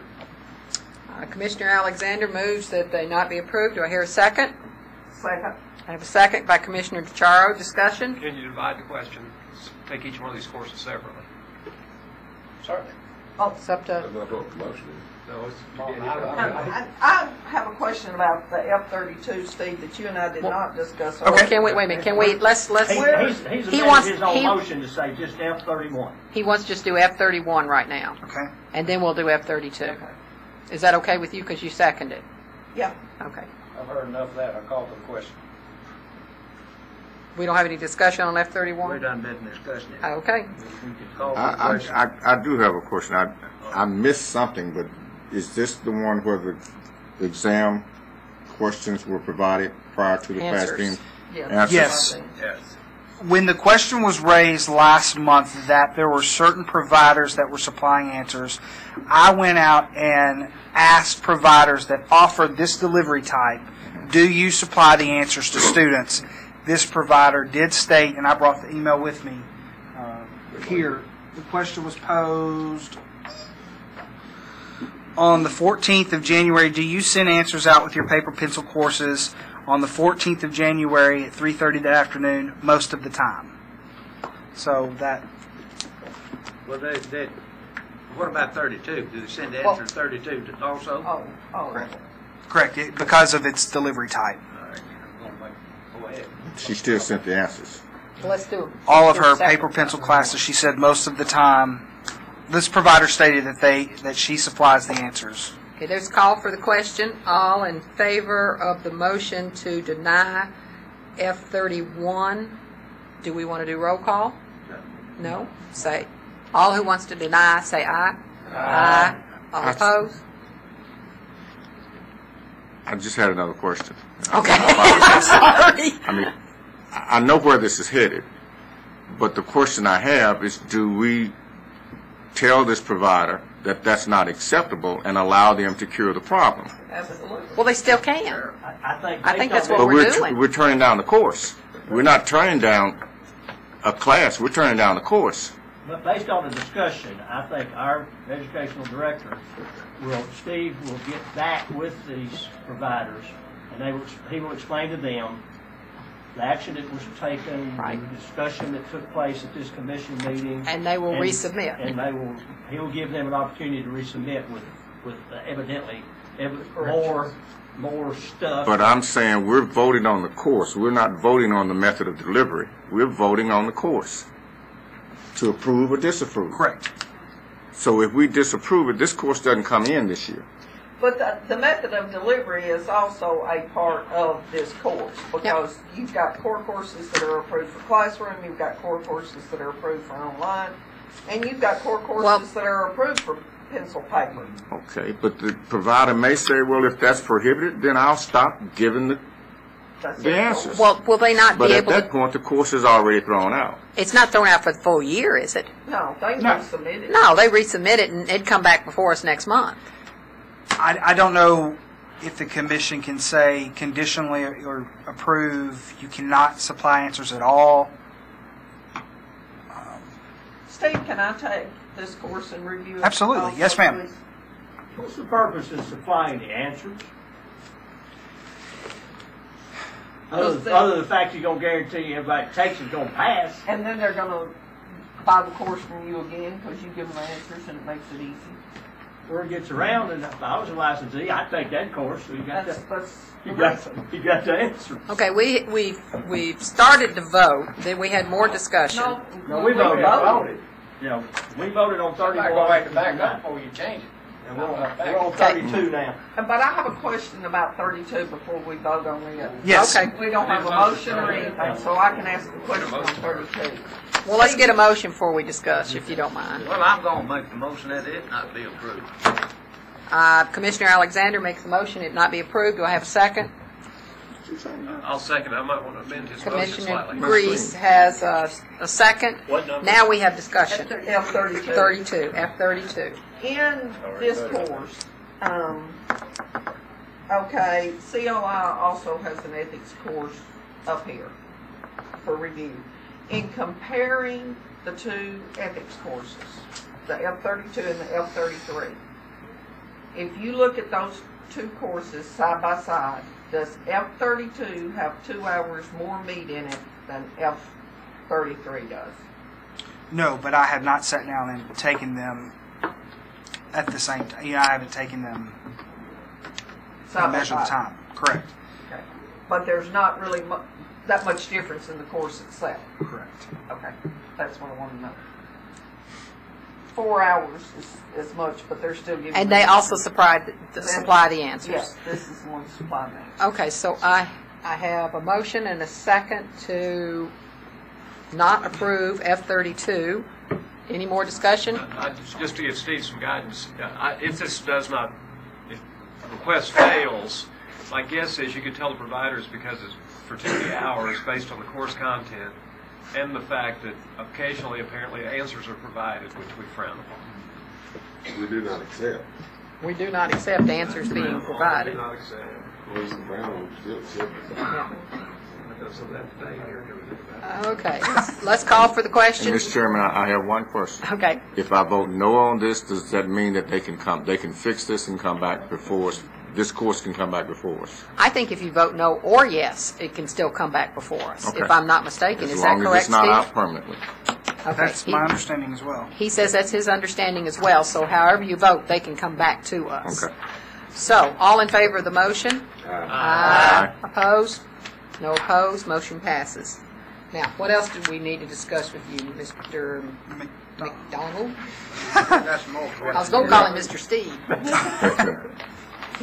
Okay, we are now down to F-33 through F-37.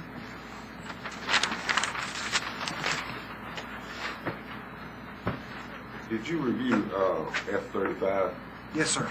What did you think about it? There's a lot of hours for that course since you're a former biology person. My minor was biology. Sitting down, going through the material, it is a Dearborn written course. So it's an actual textbook. It may take someone that has more knowledge less than 6 hours. It would take on average me probably 6 to obtain or retain the knowledge about mold in the house and what it does to the structure and a property condition report. And what about? But the providers are here as well, so I don't know if you want to. Yeah, we talked to them one of them. But number 8, I mean the next one. What about 36? Did you review it too? Yes, sir, I did. You think it's 8 hours? Yes or no? Yes. Okay. I make the motion we approve courses F-33 through F-43. Commissioner DeCharo makes a motion that we approve F-33 through F-43. Do I hear a second? Second. Second. Question. Okay, If discussion. you're on here for discussion, I'd like to have Steve explain why they were pulled out. Okay. Because last month we had talked about paper pencil as a entire delivery type. Anything that was submitted, these are new submitted. TAR submitted these this month for approval. Because of the delivery type, they were put on this education report in this section for discussion. Okay. And TAR was advised that they would be on this portion of the discussion based on last month's Paper and topic. pencil discussion, yeah. And I think that is another item point on the agenda to talk about paper pencil in the future of. That's the reason why. Do you feel that these courses, something through 43,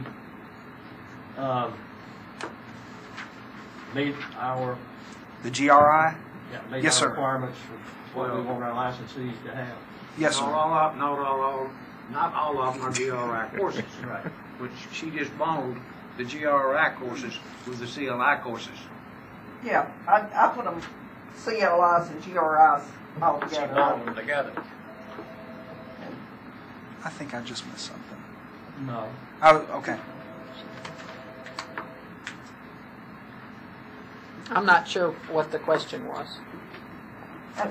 Steve Wendell didn't was either. just pointing out that they're not all GRI. They're not all GRI courses. Okay, There's okay, 2 or okay. 3 CLI courses, there's 2 or 3 GRI courses.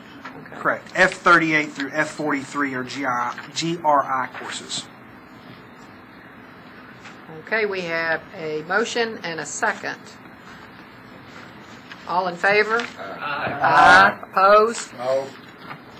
We have one opposition, Commissioner Alexander. Motion passes to approve, was it 33 through 43. Is that correct? Yes. Okay, Steve, what you got next for us? Okay. The instructor approval for February 2013. Oh, wait a minute. I lost everything. It's on the next page. No, my whole thing went dead. I don't know why I got photos on here all of a sudden. Not mine? That's all right. It's going. I got it now. Mine's on airplane mode. There we go. You're on airplane mode. That's what he's been getting a lesson today. Okay. Okay, Sally Cummings and Puck Scoville of Tennessee Association of Realtors Provider 1110 requests the following to be approved to teach the 2013-2014 Trek Core course. That's approved course 7035. William Bill Malone holds a Tennessee broker's license 220635 and is also licensed in Mississippi. He holds a BS degree and is taught at Shelby State Community College and Southeast School of Technology. He has served for over 12 years on the Grievance Committee and Professional Standards Committee and panel chair of the Professional Standards Committee for 3 of those 12 at the Memphis Area Association of Realtors. He is a previously approved instructor.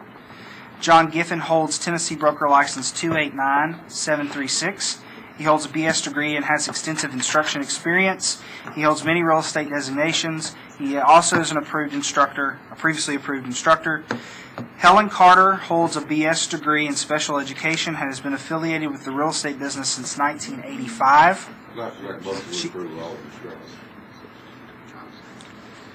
In item 1. Then item 1.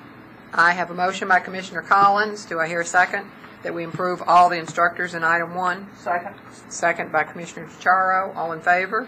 Aye. Opposed? Passes. Next. Okay. Number 2, Sally Cummins and Puck Scoville of Tennessee Association of Realtors, approved provider 1110, requests Terry Atkinson to be approved to teach Transaction Desk the Basic, course number 5747, and Transaction Desk Advanced, course 5748. Mr. Atkinson holds a Tennessee Broker's License 258133 and has been licensed since 1995. He has a BS degree and prior TAR instructor experience. Motion to approve. Motion by Commissioner Charo. Do I hear a second by Commissioner Grease? Any discussion? Is this a motion to approve Sally Cummings only? Or all of them? It's No. Terry Atkinson's to teach Transaction Desk. Just for number 2, right? Just for number 2. All in favor? Aye. Opposed? Motion passes. Go to number 3. Sally Cummings and Puck Scoville of the Tennessee Association of Realtors, provider 1110, requests Ruth Fennell to be approved to teach Realtors and Accredited Buyers Representative, that's a REBAC course, SRES, that's Senior Real Estate Specialist, course number 5367. Ms. Fennell had a Tennessee Broker License 309834. It is expired. She obtained a Master's in Adult Education and has training experience since 1990. When did it expire? 1/22/2011. I thought we had a rule that had to have license. We do. We do. Well, I don't, we have to vote, we don't accept it. I have a motion by Commissioner Collins. And I second that. And I have a second by Commissioner DeChara. Any discussion? So do we have that rule, or is that just? Yes, It's sir. actually a statute. It's a statute. Why does it even come to us then? Well, I don't know. Well, this is a good question. This is the reason why I was hoping for discussion. Ms. Fennell is an approved instructor for a previously approved course that was approved during her grace period for renewal. She holds a broker's license. She obtained a Tennessee broker's license through reciprocity. She did not renew that license. It expired. For her to obtain a Tennessee broker's license again, she would have to retest, reapply, and complete the post-120 hours. She doesn't need to be teaching other people. She doesn't know the law of Tennessee. What about the course she's already approved for? The association that that course is approved for has been put on notice that this license has expired. And they have also referenced the section out of the manual that speaks to what is required of someone teaching principles of real estate, mathematics, or a sales techniques course. The statute determines our actions here, which would also determine your actions. And I guess the question would, if that's the case, why are we even dealing with it? Absolutely.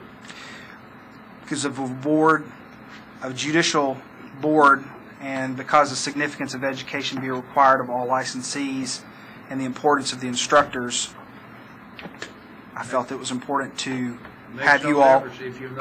If you're breaking the rules and the regs, then you can't stay. Is that right? Correct. And I wanted the commission to be aware that this is being investigated. Well, then, do we even need to vote on this? Yeah, we're Yeah, not, we I have mean, to vote this on is perfect. Yeah. Okay, you want to go ahead and Whoa, vote? whoa, whoa. What about you had to come back and answer my question about the one that previously approved. It'll have to be withdrawn, will it not, if she's not an approved instructor? The instructor, correct. They will have to find another instructor. Well, do we want to include that as part of the motion, or we want a second Yes, motion? ma'am. No, both of them, time both together. Time both together? I'm sorry. Well, See your point. I have a question, and Steve, tell me if this is where we need to discuss this, or if we need to discuss it elsewhere. Okay.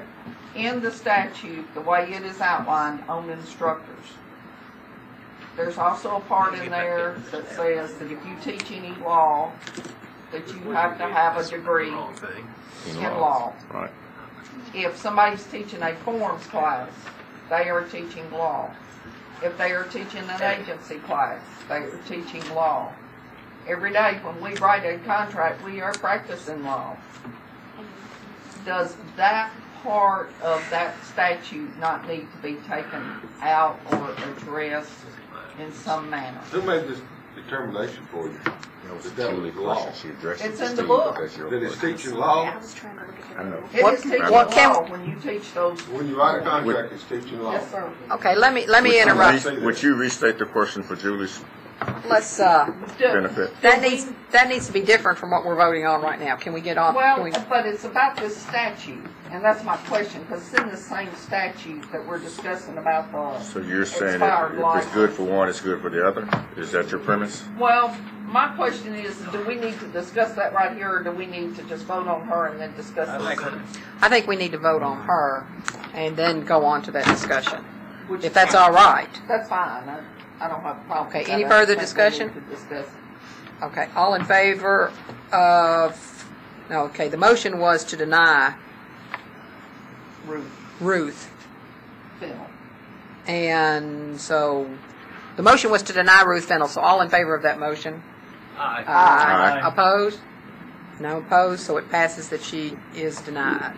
Now, do we want to discuss that? Okay. After the lawyers have gone to all the pages to try to find it. In the section about instructing, it says if you're teaching, that you have to have a degree to teach law.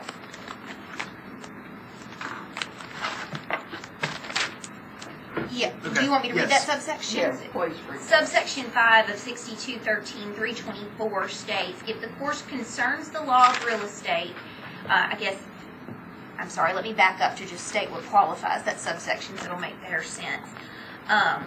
6213-324A states, in order to be eligible for approval by the Commission, a course in real estate designed to meet the educational requirements established in Section 6213-303 shall be under the personal and direct supervision of an instructor who, and included amongst those subsections is number 5 that it states, if the course concerns the law of real estate, has graduated from a law school accredited by the American Bar Association or approved by the State Board of Law Examiners.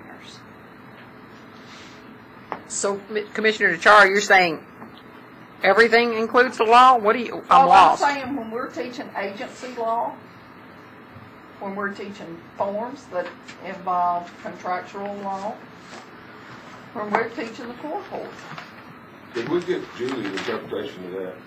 Yeah. Sure. You're just the bottom of the chart today, aren't you? She is. I think we ought to Can we get tell them Ju- about it next month. Can we do that next month?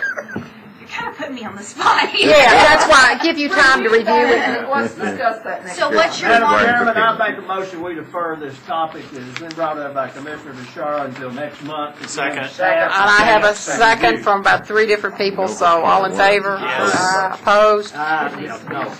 Okay, so we're going to defer that till next month and let Miss Julie come back with That'd be great. an intelligent discussion on it. Okay, we have other people we need to approve or not approve. One more. Got one more. Edward Gettelfinger of Courthouse Educational Services, provider 1285, requests Van Duong to be approved to teach the classroom-delivered 3-hour CE course, Enhancing Customer Service, course approval number 3552, and Enhancing Customer Service Commercial, approved course 6475. Van Duong has an expired timeshare salesperson license 287817. She was a trainer with Fairfield Resorts in Sevierville. And I'm sorry, I didn't correct this. This is a female. Where she worked full-time during college, worked with CRS Data. She's been with provider 1285 since 2009 as a sales support and training specialist. So my apologies, that is a female. Is it your recommendation we approve this individual? Yes. Well, wait a minute. She's not licensed. She's not licensed. What does our law say? This is teaching on the courthouse retrieval system. Oh, This is not. okay. Do you want me to read the subsection? The tax. Sure. What's the subsection say? 4 says if the course concerns the principles of real estate, mathematics, or sales techniques, it requires that the instructor be, it says, is a licensed broker or with the approval of the commission an affiliate broker with at least 5 years of experience in the subject of the course. Okay. So that's how that's. But it says that they have to be a affiliate.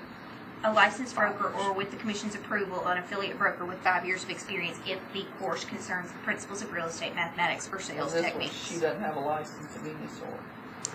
No, I just made a note that anytime that a instructor comes before you that has had any relation with the Real Estate Commission, I always make it known, if it's known to me, known to you, that this person at one time held a license of a sort. And she held a timeshare license when she worked for Fairfield.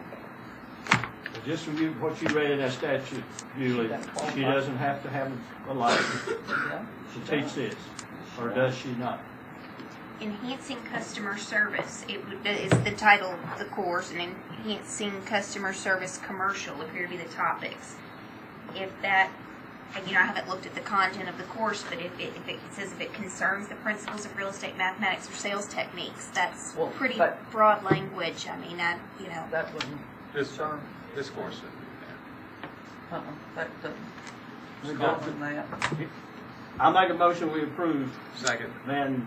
I have a motion by Commissioner Stevens that we approve, and a second by Commissioner Grease. Any further discussion? All in favor? Aye. Opposed? Looks like she's approved. Steve, what else do you have to enlighten us on? Talk fast, we need a break. Okay.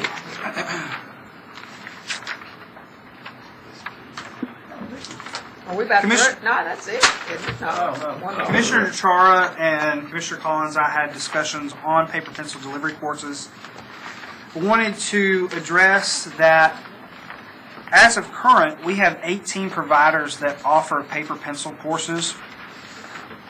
84% of those are continuing ed. 4% of them are the 60-hour basic principles course. 5% are the course for new affiliates. 4% are the office broker management, and then 3% of those are the TREC core course. Of that makeup of the 18 providers, 10 providers, it's 75 to 100% of their business. And then the breakdown, I use the color charts because on the iPad I believe they're black and white. The blue, 3 providers, it's 0 to 25% of their business. Red, 25 to 50% of their business. That affects 3 providers. And 50 to 75% is 2 providers. So the majority, you've got 10 providers of the 18 providers that have paper pencil courses. It's 75 to 100% of their business. What was the purpose of this? We had discussed last month about the future of paper pencil courses and their future with the commission, so I felt this might be helpful information to the commission as to making a determination for the future. So if we do away with paper pencil courses, that's putting 10 providers completely out of business, pretty much. In this state. And we don't know where those providers are. No, They they could may be not be anywhere. in this state. They may be. Well, as we've we got saw, one's in Virginia. I can tell you by city quickly: Memphis, Woodbury, Clarksville, Nashville, Lebanon, Johnson City, New Tazewell, Nashville, Memphis, Las Casas, which is in Rutherford County, Memphis, Cookeville, Knoxville, Memphis, Farragut, Nashville, TAR, and Chattanooga and Cunningham. All of these are the ones that it would affect. So this is just for our information. Okay. Any discussion on that, or we want to move on? Move on. Let's move on. Okay, lastly, the Trek Instructor Manual. This manual was presented several commission meetings ago.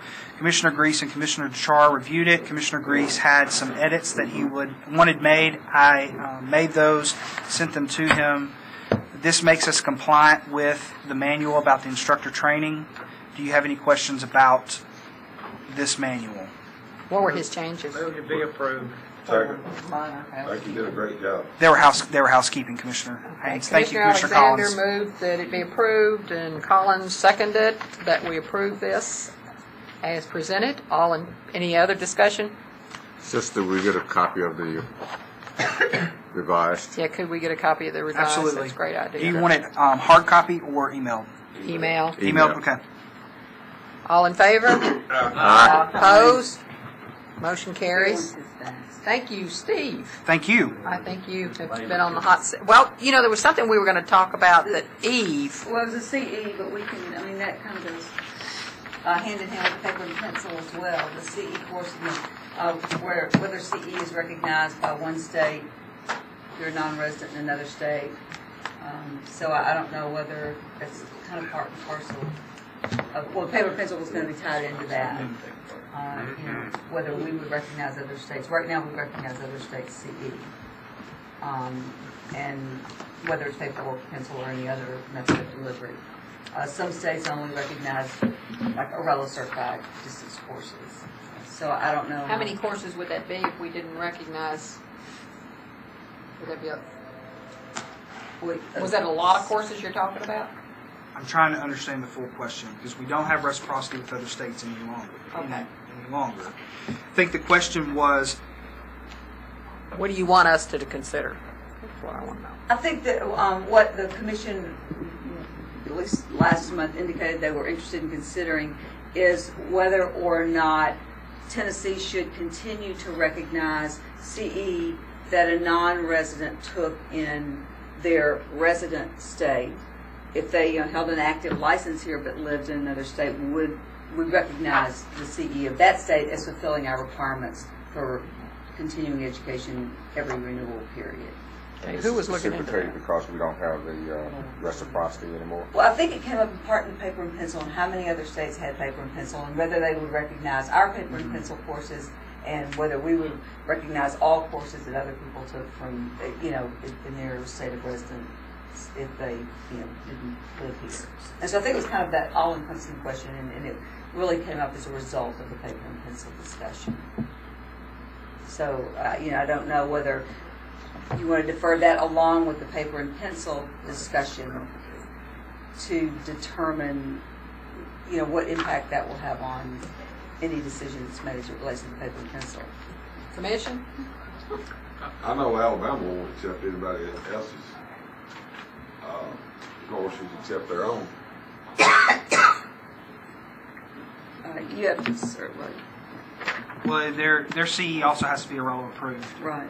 I understand that, but if you don't take it through their program, they don't accept it.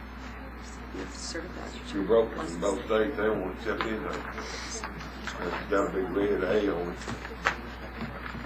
They will accept it, but you have to be active in your state of residence, and you have to give them a certificate that shows that.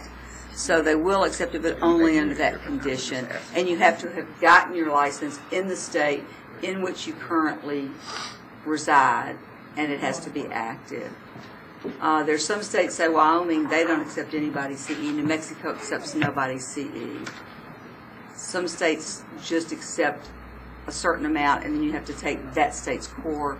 Like Montana, you have to take the Montana core if you have a Montana license. And the CE is not relevant to state law. It's just their rules and regs overall. I don't even know if it's rules and regs so much as it could be, many of the courses we approved today, there aren't rules or reg, the courthouse retrieval system, for instance.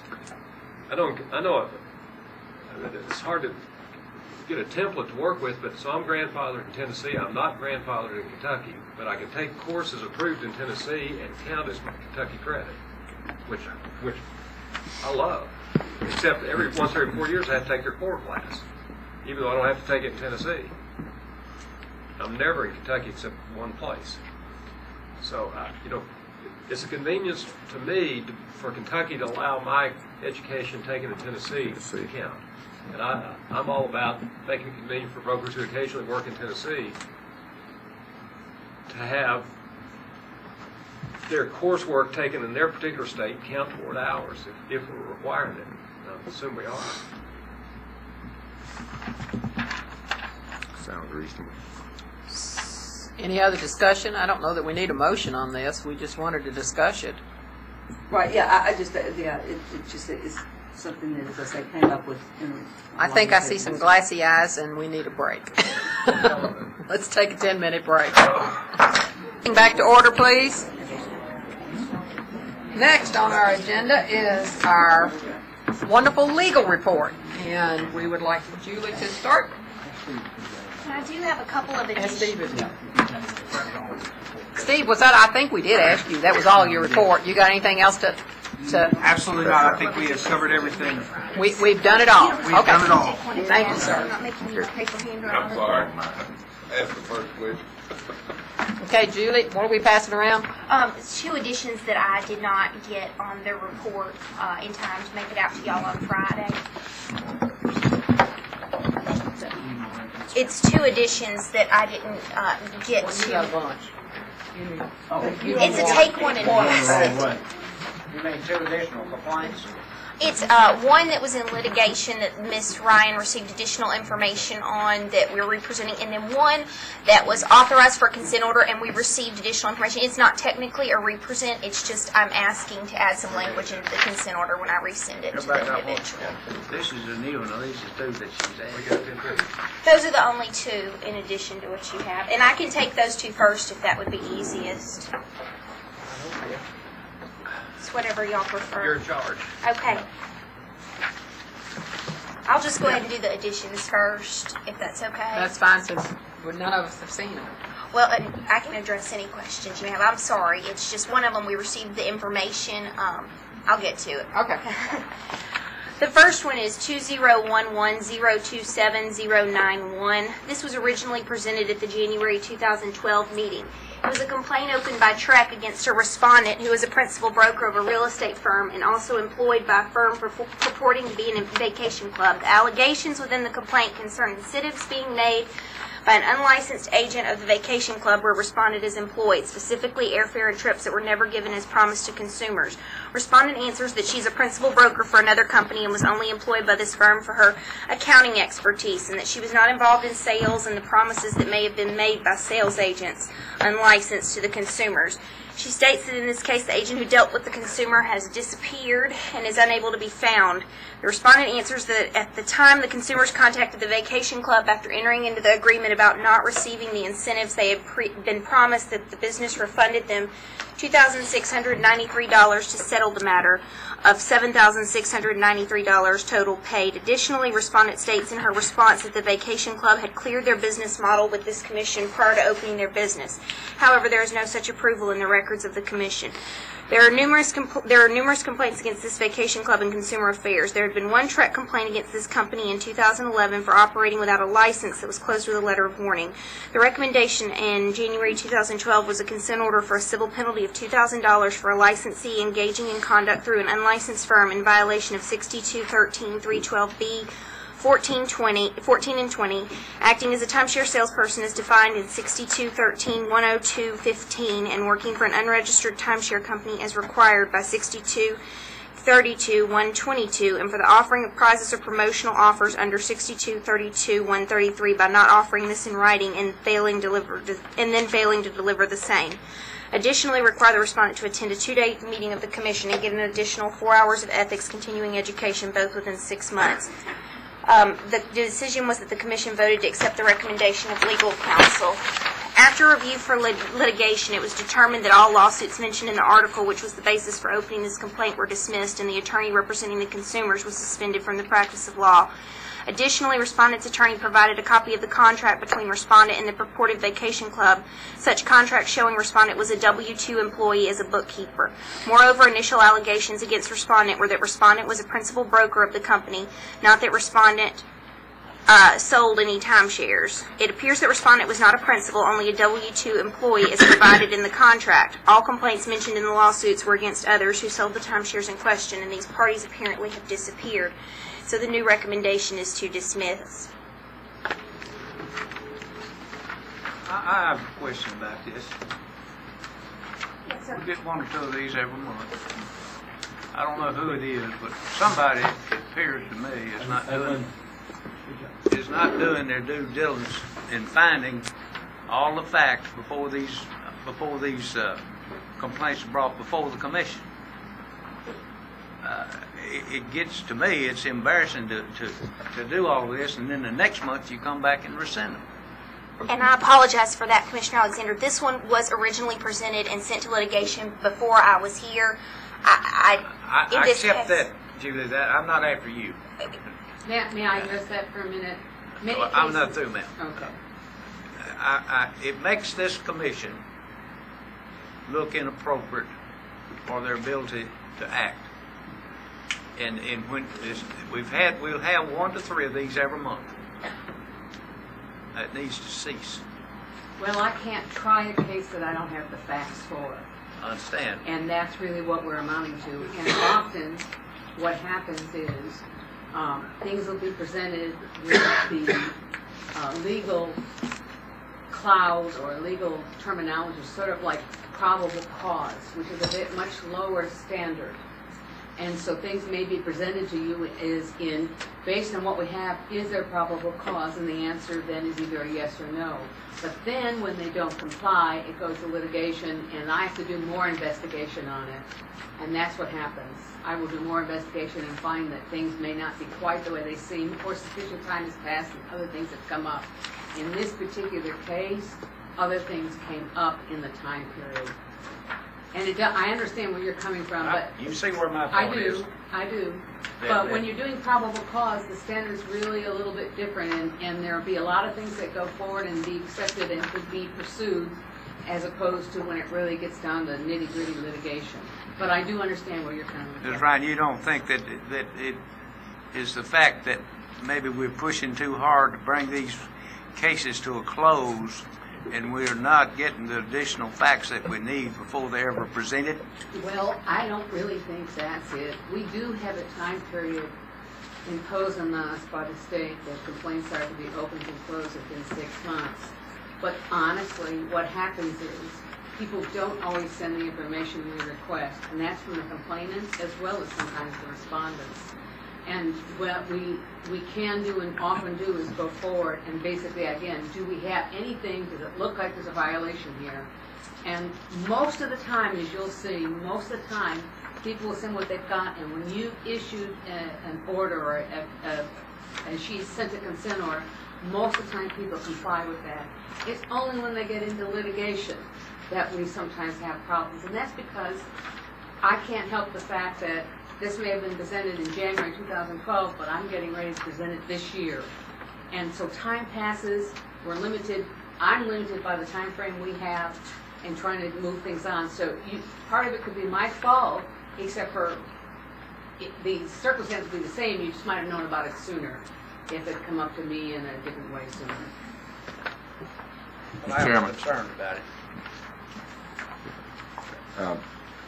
Robin, several years ago, it was a problem because court cases were presented, and then we'd get in here and we'd have to review stuff, and it wasn't all there, and we'd get additional information. And we asked at that time that staff make it a point to make certain that the complainant and the respondent were advised that all information needed to be submitted in order for the case to be reviewed properly. And I have no doubt that that's still being done. And I know the complaint form tells them you need to send everything in. But maybe we need to adopt a system such as the courts has, where you have a time period to get it in, and after that, it doesn't come in unless the judge approves it. Well, I personally would think that'd be great, but we all are working under different rules that we can't only set. We are working under standards set for the whole Commerce and Insurance Department regulatory boards, and we have to comply with the standards that are placed before us. And things that maybe you could do that way, we have to treat them differently based on the standards and the procedures that have been placed upon us. It's costing this commission time and money. Well, it's not dealing with issues that could be dealt with in a shorter time period. Well, the shorter time period in this particular case, you must understand, is that when a consent order is sent out, they have at least 30 days to file a response to the consent order and comply with it. If it is then not filed and complied with it at that time, it is sent over to litigation. That stops the clock internally, but then I'm stuck with the clocks that we have. So that the clock starts over when you get it. yeah, and it's my clock. I mean, I will have a bunch of cases, and I try to do them in order of when they've come in, and knowing the time, the dates I have with you all for hearings. So I don't review them all initially up front. I will do a cursory review when I get it in, but as far as viewing it in terms of presenting it for trial, I won't do that till I get ready to set it for here. And then it's different. In this particular case, I started on this last fall, about October, November, but this person had an attorney who was working on it with me, and we were waiting for the results of some other state court matters as well, and they were all dismissed, and then he got the documents we needed from the person, including the contract that that was spoken of in here. The allegations were there before, but we didn't have all the documents before, and partly, I think, because they were in litigation before, and that stops us also from getting some of the things we need. I understand what you're saying, but we issued a $2,000 penalty, and then all of a sudden, it's not worth $2,000, so. Right. And I understand that. It's kind of embarrassing. I understand And that. I sat here and make most of those motions. I understand that. I did not, I'm not sure who presented this. Okay. And Judy, I'm not after you. I apologize. I try to keep it where I don't have to represent ones that I've done. Don't let it get on your cuff. And I've got some things today that I've got outlined, so don't get upset. I'm going to question you. I scrutinize these things. Some of them watch the education. This is where my interest lies, and I'm going to watch it. I'm going to ask for some of these cases today to be reviewed with some of these commissioners. I just think it's too much dismissal. I talked about it this morning, and I think that we will. I'm going to ask some of the commissioners to look at some of these cases, review them, and then come back before we vote on them. Mr. Alexander, you should also know that generally Julie goes over all the cases she has prior to it with me and other legal counsel, and mainly because we are looking at in terms of down the line and what I can and can't litigate as well. Ms. Ryan, I'm not questioning that, but I still can have an opinion just like you've done. Oh, I agree with you on that. I'm just saying, though, when it comes, for instance, and not in this commission, you have never done this to me, but in other commissions that I have worked with, they also have gone forward on a probable cause, and when it gets down to trial, I have in the file a piece of paper with a citation on it, and that's it. And when I get that, I can't try that, so then I have to go through the motions in the court of sending it back, so that does happen. But I'm just... Yeah, I understand. I want you to understand where I'm coming from. Okay, we have a recommendation from council to dismiss. Do I hear a motion? I'll make that motion. Motion by Commissioner Grease and seconded by Commissioner Northern. Any discussion? Yeah, what was your motion? To dismiss. To dismiss. Accept council's recommendation. Accept council's recommendation to dismiss. I do have a follow-up question after. Okay. Afterwards? You want to vote first? All in favor? Aye. Opposed? Okay, follow-up question? All right, so it was determined that the principal broker that Trek filed a complaint against was not who we first thought she might be.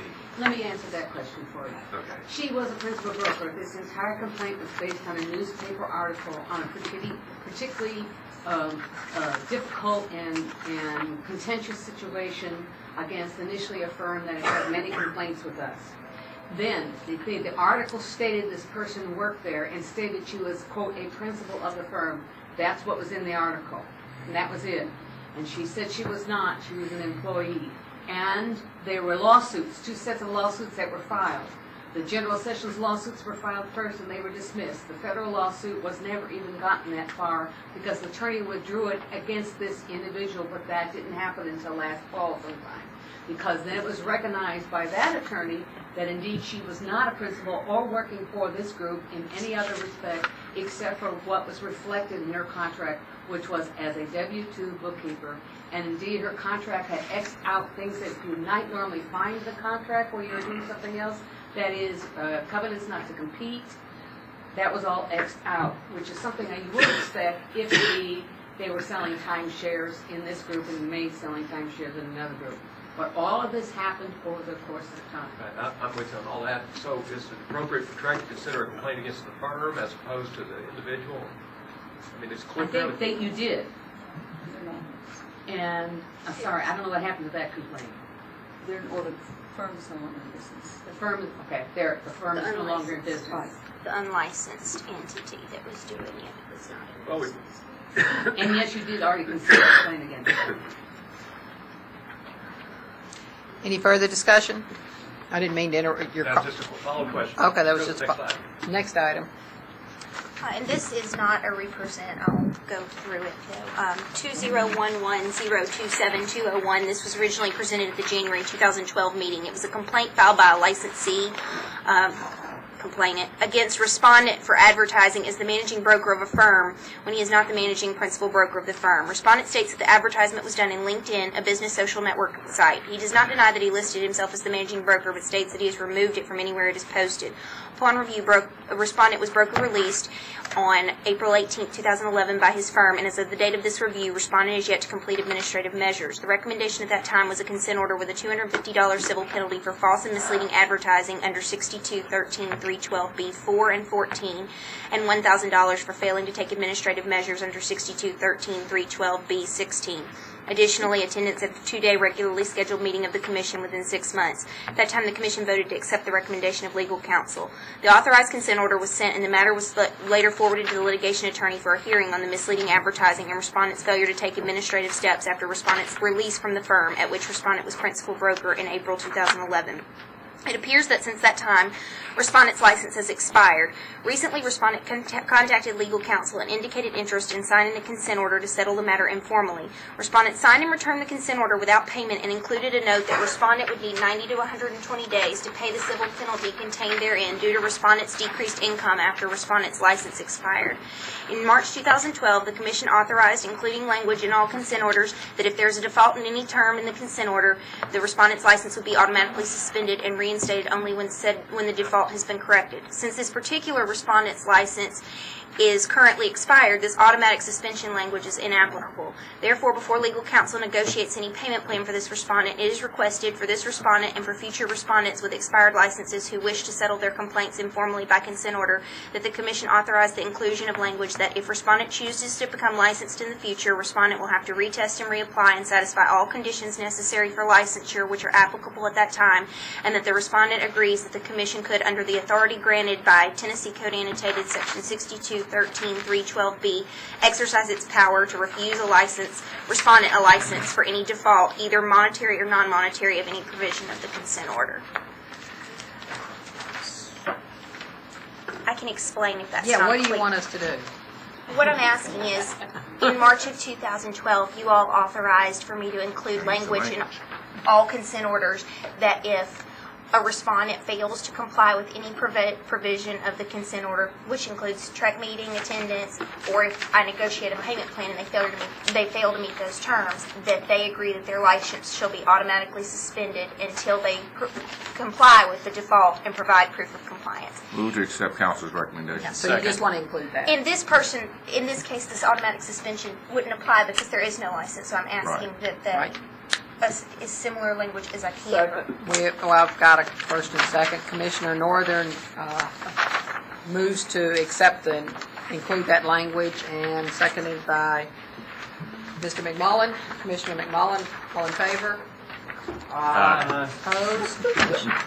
Passes? Second by Commissioner DeCharles. No, he seconded before you. He beat you to it, sorry. I had 2 seconds. Neither one of us heard him. Oh, okay. I wasn't trying to call you a name, but I did hear his seconds. Okay, Miss Julie. Okay, I'll start with the original consent order that was sent out to you all on Friday. It begins with any consent order authorized by the Commission should be signed by respondent and returned within 30 days. If said consent order is not signed and returned within the allotted time, the matter may proceed to a formal hearing. 1 and 2 are 2012-020-341 and 2012-020-361. Complaint opened by Trek based on a news article which stated that a family moved into a home and then learned that a portion of the fenced backyard was not theirs. The article stated that the listing agent, Respondent 1, affiliate broker, Respondent 2 is Respondent 1's principal broker, told them it was a minor property line dispute. The article states that it turned out that the portion of the yard belonged to a neighbor who had been trying to address the issue with the seller for months. The article indicates that the seller, the neighbor, and Respondent 1 knew about the issue but did not tell the family until they moved in. Respondent submitted responses denying any wrongdoing. Respondent 1 states that there was no mention from the seller of an encroachment issue when the property condition disclosure sheet was completed. Respondent 1 states that Respondent 1 first became aware of the issue several weeks later when the neighbor called Respondent 1 and said the fence was on the neighbor's property. At that time, Respondent 1 states that the seller denied to Respondent 1 that the fence was on the neighbor's property. Shortly after, Respondent 1 states that Respondent 1 discovered that the seller had been in contact with the neighbor about the fence after the property was listed and the forms were filled out, but before the neighbor had contacted Respondent 1, and the seller had not told Respondent 1 this information. Having just received the offer to buy, Respondent 1 states that Respondent 1 contacted someone to survey and stake the property. A few days later, prior to the buyers taking early occupancy, respondents state that Respondent 1 met with the buyers and their agent. They walked the backyard, viewed the stakes that had been placed to indicate where the fence would be moved, and the buyers and their agent were fine with the fence relocation. Respondent 1 states that the buyers moved in and began raising issues with the fence being moved, and Respondent 1 learned that the buyers had been making renovations in the home during early occupancy and prior to closing. After all repairs were completed and the fence was moved, Respondent 1 states that the buyer sent an addendum asking for the seller to cover the cost based on an estimate to put in privacy fencing. If the seller did not agree, they would close under protest. Soon after, Respondent 1 states that the buyers contacted the news and the story was released. Respondent 2 states that when Respondent 1 was contacted by the news provider requesting a comment, Respondent 2 instructed Respondent 1 not to comment until they could consult with legal counsel, and then the news provider released the story without having all of the information. Respondents indicated that they did not believe that the seller knew of the encroachment at the time of the disclosure because the fence had been up for over a year before the home was listed and the disclosures documents were signed, and the neighbor first raised the issue after it had all been done. Respondent states that the buyers knew of the encroachment prior to taking early occupancy and chose to move in and go forward. Finally, respondents state that after the news story was released, all parties obtained attorneys, the closing took place, and the matter was settled. Respondents denied there were any misrepresentations made by Respondent 1 regarding the property, and once Respondent 1 was aware of the problem, Respondent 1 worked to resolve the issue. The documentation submitted by respondents appears to support this, and therefore the recommendation is to dismiss. Just out of curiosity, Julie, what was the final resolution? I mean, who paid what for the fence? They indicated that it was a settlement, and I don't believe the terms of the settlement were disclosed. And why do we open something based on a news article? Sometimes when things are, I believe sometimes when we have what we get called morning clips every morning, and there are various news articles. Sometimes when there's something concerning a potential violation under the real estate laws, we are encouraged to have, staff is encouraged to open that complaint so that we're taking some action. Do y'all know that everything you read in newspapers not always true? Well, we do. And we don't, I mean, we. And Rarely. And yeah, no, and rarely true.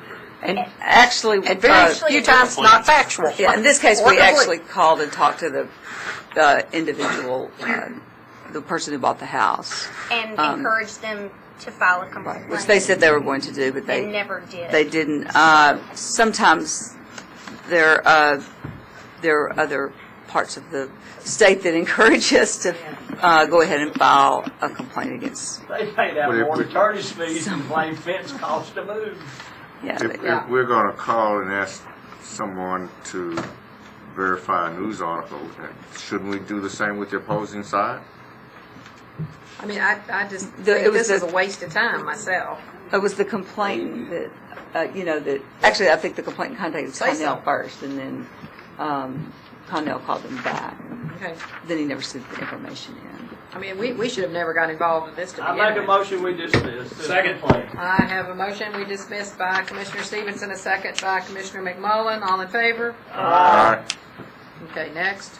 3, 2012-021-701. The complaint was opened by Trek based on an anonymous complaint that stated that respondent, an unlicensed company, was operating as a property management firm without a firm license or broker of record.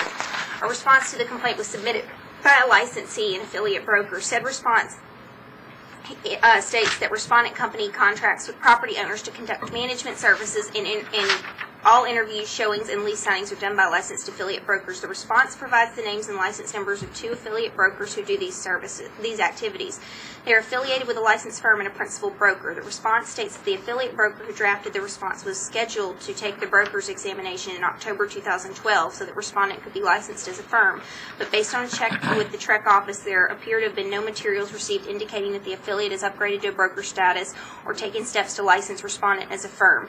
Based on the fact that the response indicates that the respondent company is being operated by licensees but without a principal broker or firm license, it is legal's recommendation that the complaint against the unlicensed entity be closed, and instead that complaints be opened against the 2 affiliates involved with respondent's company and their principal broker. The recommendation is to dismiss this. And there is a verbal update to this that I just received some information after this was already sent out.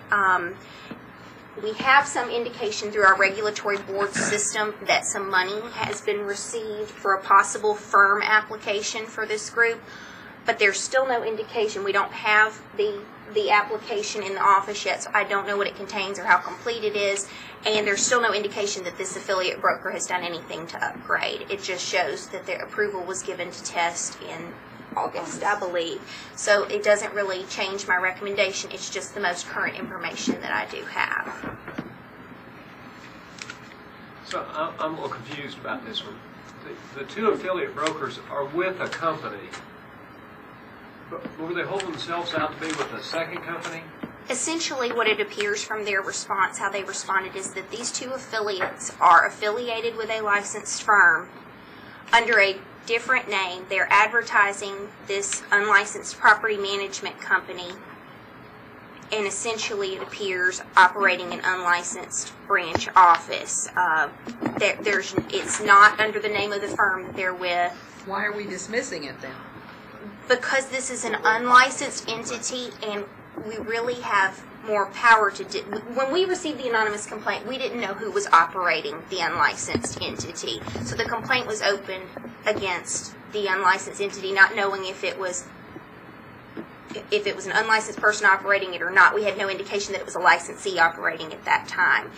It would be easier to take appropriate action under our laws against someone who has a license with us rather than an unlicensed entity. And that's why I've spoken this over. You're just dismissing the unlicensed to open 3 complaints against the 2 affiliates and then their principal broker for failing to supervise. Which is more appropriate. It's just... So what you're saying is not going away, you just... No, sir, we're opening 3 in its place, and I'm sorry... So moved. Second. Commissioner Alexander moves that we accept council's recommendation, and I had a couple of seconds, so all in favor? Commissioner McMullen. Commissioner McMullen, he beat. Janet, you're going to have to pick up. I didn't even try. All in favor? Aye. Opposed? Number 4. 2012-021-721. The complainant alleges that respondent unlicensed is selling real estate and charging a fee to do so without the license. Complainant appears to indicate that respondent had a potential buyer for complainant's property and a legal issue came up on the property. But as complainant would not accept the potential buyer's offer, complainant states that respondent made phone calls which resulted in an institution of foreclosure proceedings. There were no documents submitted with the complaint. Respondent submitted a reply denying the allegations. Respondent states that respondent does consulting work for which respondent is paid but does not elaborate on what kind of consulting work. Respondent indicates that respondent looks for businesses for sale that may suit respondent's friends. Respondent denies trying to sell complainant's property. Subsequent responses from complainant and respondent indicate that respondent and complainant knew each other personally, as complainant makes a statement that respondent has been doing these types of things for a number of years, and respondent makes a reference to complainant's financial situation and provides details regarding same. Though the information contained in the file is not sufficient to evidence unlicensed activity on the part of respondent, respondent might benefit from a letter of instruction regarding what types of activities require a real estate license. And the recommendation was a letter of instruction regarding the definition of broker in Section 6213-1024A and B, and Section 6213-103 titled Broker or Move to Affiliate. accept council's recommendation. Commissioner Northern moves to accept counsel, seconded by Commissioner Crease. All in favor? Aye. Oh, any discussion on this? By the way, consulting work is code word for sell real estate without license. In this case, this individual, sometimes you can go on the internet and see it's a company or something. I couldn't find anything here other than what the two were saying back and forth against They each have other. a little technology savvy too and make a website that has that, but it's what it means. Oh, well, there, I couldn't find any website of any kind for it, so I just... It's called friend-to-friend real estate. Okay, well, any opposed? No. Motion passes. Go ahead, number 5. 5 is 2012-021-851. The complainant is a licensee who was a principal broker of a firm for a number of years, and according to complainant, the firm used a very distinctive sign for a number of years. Complainant closed this firm and began working with another firm in 2011. At that time, complainant states that one of complainant's affiliates left and eventually began working with respondent, principal broker. Complainant states that in 2012, complainant discovered the affiliate was using a sign which had a design so similar to the sign which was used by the complainant's former firm that it was confusing to the public. In fact, complainant states that complainant began using the design again in complainant's advertising with complainant's new firm.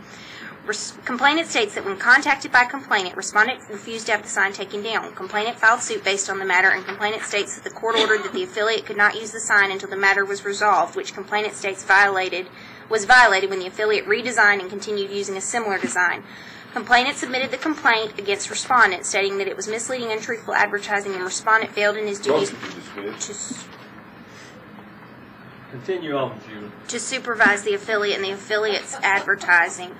Respondent submitted a response denying that there was any violation. Respondent states that complainant had closed complainant's firm and had not used the design in approximately 1 year at the time the affiliate began utilizing a sign with a similar design, and only began reusing the design when the complainant discovered that the affiliate had developed a sign with a similar design image on it. Respondent acknowledges that the matter resulted in a lawsuit, at which point the parties agreed that the offending design image would not be used, and the firm and the respondent were dismissed from the lawsuit. Later, the affiliate, upon the advice of counsel, modified the sign to eliminate the design image originally utilized by the affiliate, and the affiliate was permitted by respondent to use the revised design, at which point complainant amended the complaint to include the firm and respondent again. Respondent states that although the complainant filed a lawsuit, the use of the design on the sign is not unlawful or a violation of the Commission's rules. In fact, respondent points out that all of the affiliate signs have utilized the affiliate's name, the firm name, and the firm telephone number. However, respondent states that all signs which complainant complained of have been taken down. Based on subsequent information submitted to TREC, it appears that respondent and the firm have reached a settlement with complainant, and the lawsuit between the affiliate and the complainant is ongoing. Based on the information contained within the file, it does not appear that respondent's actions violated TREC's laws and/or rules, and the recommendation is to dismiss. Sounds like a copyright infringement to me. I'm not sure if the mark was registered or not. I got bits and pieces of the court documents, but it's a design issue. Move to dismiss. Second. Okay. Commissioner McMullen moves to the council's recommendation, seconded by Commissioner Collins. Any discussion? The complaint was filed against a principal broker not the affiliate that came to work with the principal broker. Is That's that correct? correct. The complainant listed only this respondent in the complaint. Okay, and that principal broker had previously had some history with the Real Estate Commission? Yes, it was an issue, I believe, regarding an unlicensed branch office and advertising for that branch. It's not anything that is substantially similar to these facts, but that's the nature of what the previous one was. Some unrelated? It's not related to this party or this type of issue. But the type of complaint was unrelated to the previous complaint? It was not an issue with his signs being... Thank you. Thank you, Madam Chair. Any further discussion? All in favor? Aye. Opposed? Motion passes. Number 6. 62012-022-011. Complainant was the buyer of a new construction home. Complainant contracted with the builder with respondent, affiliate broker acting as facilitator. Complainant states that complainant was told to bring any issues during construction to respondent. From the correspondence provided, it appears that complainant and respondent were in frequent contact throughout the process. Complainant states that there were issues during building, such as walls in the wrong places, which complainant states that respondent assured complainant that the respondent would address with the builder. Complainant states that the issues were not resolved, and respondent's principal broker became involved with communicating with complainant. At this point, complainant states that there were a number of problems, including footers, walls, windows, and room dimensions being wrong. Complainant states the complainant was released from the contract due to the problems. Complainant alleges that the problems were the fault of respondent, who did not resolve them, and complainant states that respondent was unprofessional. Respondent submitted a response stating that respondent met with complainant about building a home, and when the builder, who was a client of respondent's, became involved with the building complainant's house, respondent states that respondent reviewed the agency terms and the parties agreed that respondent would be a facilitator in the transaction. Respondent states that complainant wanted to shop for finishes outside of the builder's selections despite the fact that it was a spec home. Respondent states that communication with complainant took place primarily through email, and respondent states that every time complainant contacted respondent with a problem, respondent contacted the builder with the concern. Respondent states that complainant sent several nasty emails regarding the problems, which resulted in respondent asking respondent's broker to become involved. At that point, the principal broker became the designated agent for complainant, and respondent represented the builder. Respondent states that complainant would meet with the parties in person to resolve some of the building issues. Eventually, respondent states that the building stopped and complainant was released from the purchase of the home due to problems which the parties could not resolve. Based on the documentation within the file, there does not appear to be a violation by respondent, and the recommendation is to dismiss. Madam Chairman, I move that this file be given to Commissioner DeChar for review. Okay, Commissioner Alexander wants Commissioner DeChar to review it. Second. We have a second. He was quick on that. He is looking for you. It's a big one, too. Would that be okay with you, Commissioner DeChar? Yes. It's fine with our... Why is everybody talking for her? Yeah. Like I'm shy and quiet. You're shy and quiet. You Better can't go answer first. for yourself. Yeah, I'll review it. Commissioner Excellent. DeCharo agrees to review. Excellent choice, Commissioner Alexander. Just wait till it's your turn. You got several of them coming. Uh-oh. Okay, should we go move on to number 7? Make a motion? Well, we had a motion and a second. Any further discussion? All in favor? Aye. Opposed? Okay, Commissioner DeCharo. Number 7. 20120224041. Complainant hired respondent a principal broker to manage complainant's properties approximately 4 years ago. In early 2012, complainant states that issues arose with management practices, and complainant terminated respondent's firm to hire a new property manager and requested all rent money, keys, deposits, and rental agreements to the new manager. From the complainant, it appears that complainant's decision to terminate respondent's services was due to a lack of an owner's draw on the properties for a couple of months prior to the termination and incomplete income statements. After complainant terminated the services, complainant states that complainant was unable to get comprehensive documents and statements from previous years showing duplicate charges, excessive fees, and repair expenses, and commingling of funds between the two properties, which complainant states were organized into 2 legal ownership entities. Complainant indicates that complainant filed the complaint so that the parties could settle the matter. No documentation was submitted with the complaint. Respondent submitted a response denying complainant's allegations and stating that respondent managed the properties to the best of respondent's ability, but complainant refused to cooperate in keeping the property in a way to attract tenants. Respondent states that all complainant's properties were reported under the same tax ID number and complainant never indicated this was an issue. Respondent states the complainant terminated the agreement when respondent's firm requested payment from the complainant for an outstanding balance. Respondent states that complainant owes respondent's firm money and respondent has consulted with an attorney to attempt to obtain that money. The documentation provided does not appear to evidence a violation by respondent, but instead this appears to be a dispute between the parties which is best left for resolution through civil litigation and/or mediation, and therefore the recommendation is to dismiss. Move to dismiss. Second that motion. I have Commissioner Northern made a motion to dismiss, seconded by Commissioner Stevenson. Is there any discussion? All in favor? Aye. Opposed? I have a question since we've just talked about property management. We have a Track Core property management course, correct, Steve? Just commercial. Just commercial. We do have property management courses Okay. that are, just specific to no other specialties. Okay. There are courses offered by Institute of Real Estate Management and other organizations and some associations dealing with property management. And we have no way of, well, okay. We've just got so many different, we have so many people morphing into property management and they don't know what they're doing. And they don't know what the laws are. Is this something that maybe we need to discuss as a commission at another time? I'm just throwing that out there. I mean, it is a problem. We do have a problem. I mean, do you see that as a problem? There are a lot of people who've gotten into property management that sort of fallen into it, who don't really understand. They have no idea. They don't really understand. That's just a way for them to make money where they used to sell houses and now they're doing property management. Or they fell into it by a house that was a lease purchase, or they just sort of, and then it did. They Right. Right. They did what? Is there any other concern on the commission?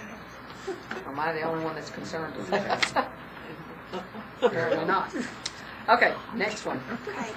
8, 9, and 10, 2012-022-051, 2012-022-052, and 2012-022-081. The complainant was the purchaser of a property. He was represented by Respondent 2, an affiliate broker. Complainant alleges that Respondent 2 and Respondent 1, who is Respondent 2's principal broker, told complainant at closing that certain repairs would be completed by a specified time, and the repairs were not done. Respondent 3 is the same person as Respondent 1. Another complaint was opened for failure to supervise. Complainant was purchasing a former vacation rental home, and complainant states that the renters in the house were scheduled to stay past the closing date. As it turns out, complainant states that the tenants were out by closing date, but complainant alleges that Respondent 2 told the renters to get out. Complainant states that the closing was delayed by a few hours due to poor planning by Respondent 2. In the final walkthrough a few hours before the closing, complainant states that complainant discovered that several items on the inspection report which were supposed to be repaired before closing had not been done, and that those which were fixed were done by a handyman that complainant does not think was licensed and insured. Based on the documentation provided, it appears that complainant's list of repairs based on the inspection report was sent on the day before closing. Complainants attended the closing, and the sellers and seller's agent were not present. Complainant states that complainant was going to refuse to close due to repairs not being finished, but complainant states that Respondents 1 and 2 told complainant that they would have the original noted items repaired within a couple of days. Complainant signed a buyer's final inspection sheet which stated that certain repairs would be completed within a specified time period, and Respondent 2 signed the bottom of the sheet. For the seller, it was written not available. Complainant states that the repairs were not completed on time, and Respondent 2 assisted with repairs, and Respondents lied to complain about what had been done. Respondents each submitted a response. Respondent 1 states that Respondent 1 was unaware of the problems with the workmen hired by the seller after closing to do repairs, but Respondent 1 contacted complainant and a resolution had been reached regarding the repairs. Respondent 2 submitted a response denying that Respondent 2 told the renters to get out of the subject property, but instead Respondent 2 informed the rental manager to be sure that the renters were out by closing day, which was done. Further, Respondent 2 states that the closing was delayed because complainant did not have a check ready for closing. Respondent states that the walkthrough was done just prior to closing, and there was not time to have all the repairs completed prior to closing due to renters in the property. During the closing, Respondent 2 states that complainant expressed that complainant was not sure that complainant wanted to continue and should have asked for more repairs. Respondent 2 states that respondents agreed to make sure that the repairs were made, but complainant continually kept asking for additional repairs. Respondent 2 states that Respondent 2 assisted with being sure that some of the agreed repairs were done after closing, and Respondent 2 understood that the repairman would complete the other exterior items. Respondent 2 denies the complainant was lied to and believes that respondents did everything possible to meet complainant's expectations. Complainant submitted an additional response confirming that respondent did come to an agreement with respondents to resolve the repair issues, but complainant stands by the allegations in the complaint. Based on the information contained within the file, there does not appear to be a violation by respondents, and the recommendation is to dismiss. Madam Chairman? Yes, Mr. Alexander. I ask this case be signed to Commissioner Grease for review. I've got a substitute motion. Well, tell me what, I'm happy to do it, but what issue do you see that I should check on? What I see is that these folks signed some papers when Speak up here where we can hear. I see that there's some things there that I'm not sure that's not under the Brokers Act, not covered. You look at it and you tell me. You mean you think they're... I think they're, yes. I think there The is. possibility exists. Yes, I do. I ask you to look at it and it's not to dismiss it. Okay, Commissioner Grease. I'm whatever. I'm going to take the next one. So go ahead. Esteemed Commissioner. You're going to take the next one? Yeah, I'll take the, I'm going the next one to be signed to me too. Okay, well, I Go have... ahead and read it in the file. Second the motion. I have a motion from Commissioner Alexander that it be assigned to Commissioner Grease, and have a second for Commissioner McMullen. If you take number 11 itself. That's what he says. Well, let's just go ahead and get it done too. Let's just get it done too at the same time. Well, let's, if he's going to take it, let's just not even read it. Second that motion too. Well, wait a minute, let's finish this motion. You need to read the case number into the file. Okay, let's get this motion done first. Is there any further discussion that Commissioner Grease would take this file and Call for the discuss it? question. All in favor? Aye. Opposed? I make a motion that... No, wait a minute, let's let her read it into the... To the record. Y'all got 8, 9, 10.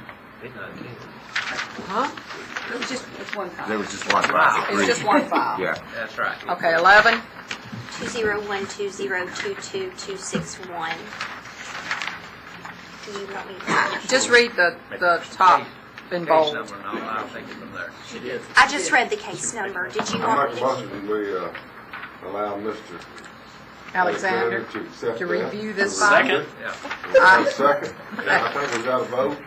Well, wait a minute, I have a motion that Commissioner Alexander takes number 11 by Commissioner Collins, and I have a second by Commissioner McMullen. Any further discussion? All in favor? Aye. Opposed? Okay, number 12. 201... You gonna take that one too? I think make a motion, we'll give that to him. Wait a minute. Well, there's some questions on it. I may give it to you. I'm not accepting. Okay, let's let Julie read. Let's go. 20120228001. Complainants state that they listed their residence for sale with respondent broker in 2010. At that time, complainants signed an exclusive right to sell agreement with respondent's firm for a period of 1 year, which in part provided that a 6% commission would be paid if the property is sold, exchanged, leased, conveyed, or otherwise transferred during the contract period. After approximately 6 months, complainants state that respondent presented them with an opportunity to enter into an installment purchase agreement with potential buyers, which provided that the potential buyers would pay a down payment and then pay in installments for a period of 24 months. Respondent acted as a facilitator.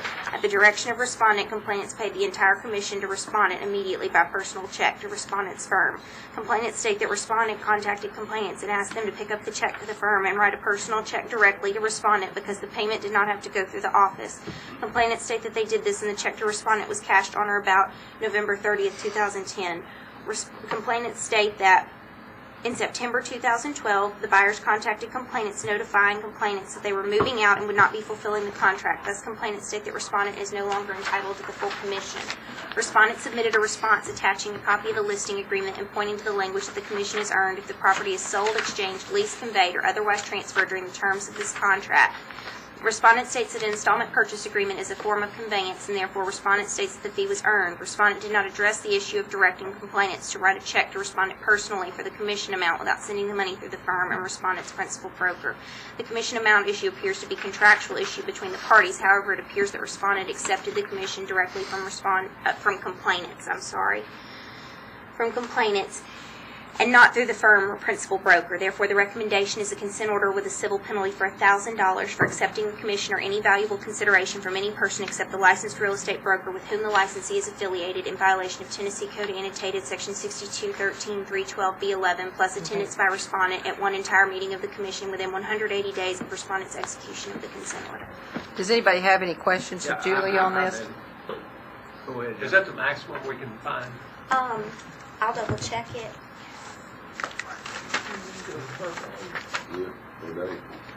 Well, it's a little bit. The range for 11 is $250 to $1,000 for each separate violation of the statute. I'm going to make a motion to accept the council's recommendation. Second. I know it's a big discussion. Yeah. Okay, Commissioner Grease makes a motion. We accept council's recommendation, seconded by Commissioner Collins. Now, time for question. Now, discussion. Discussion.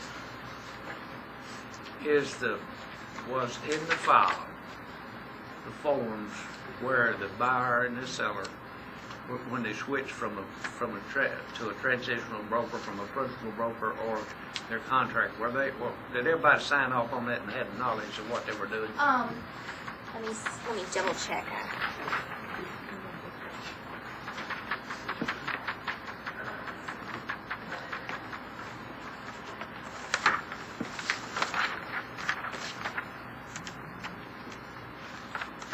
There's a copy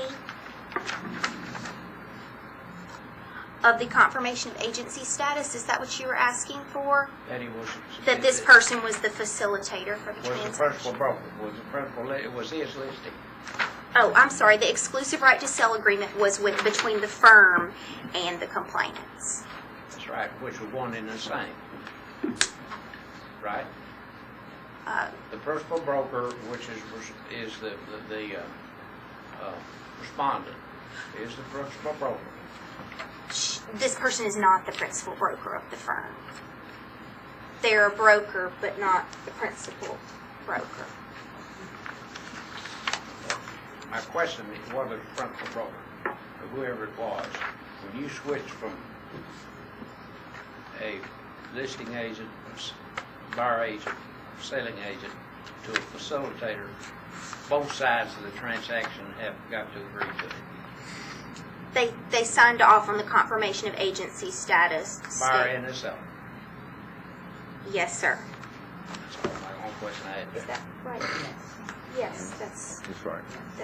It's signed off on. Yes, sir. That's the only question I had. Any further discussion? Okay, all in favor? Aye. Opposed? Motion passes. Number 13. 2012022-851. Complainants were repeat timeshare purchasers who, based on the complaint and supporting documentation submitted, list a number of issues which complainants had in the purchase of a timeshare from respondent, a timeshare registration in 2009, including but not limited to not being able to leave the presentation using high-pressure sales tactics, failing to give a promised gift for attending, failing to advise the right to cancel, and not allowing complainants to review the legal documents which complainants signed. Complainants also state the number of verbal misrepresentations were made at the presentation, including but not limited to promising incentives and stating that the incentives would not be available on a later date, stating that the timeshare was an investment that would increase in value, stating that complainants would rent the timeshare for profit, promising credit toward maintenance fees for referrals which complainants did not receive, and telling complainant that trading an existing timeshare for a new one would be more affordable. Complainants state that they can no longer afford the timeshares due to the cost of being sold more than they could afford. Respondent submitted a response denying complainant's allegations. Respondent also indicates that complainants made a number of repeat purchases over the period of years prior to and after the presentation on which complainants appear to be basing their complaint. Respondent states that the documents reviewed and signed by complainants outline the terms of their purchase, and the documents signed by complainants contain specific disclosures regarding topics such as ownership, fees, rentals, resale, and investment, and documents and investment, and the documents include specific provisions regarding rescission. Respondent states that complainants are delinquent in their assessments and loans. Complainants submitted an additional response stating that respondents have made a number of additional purchases.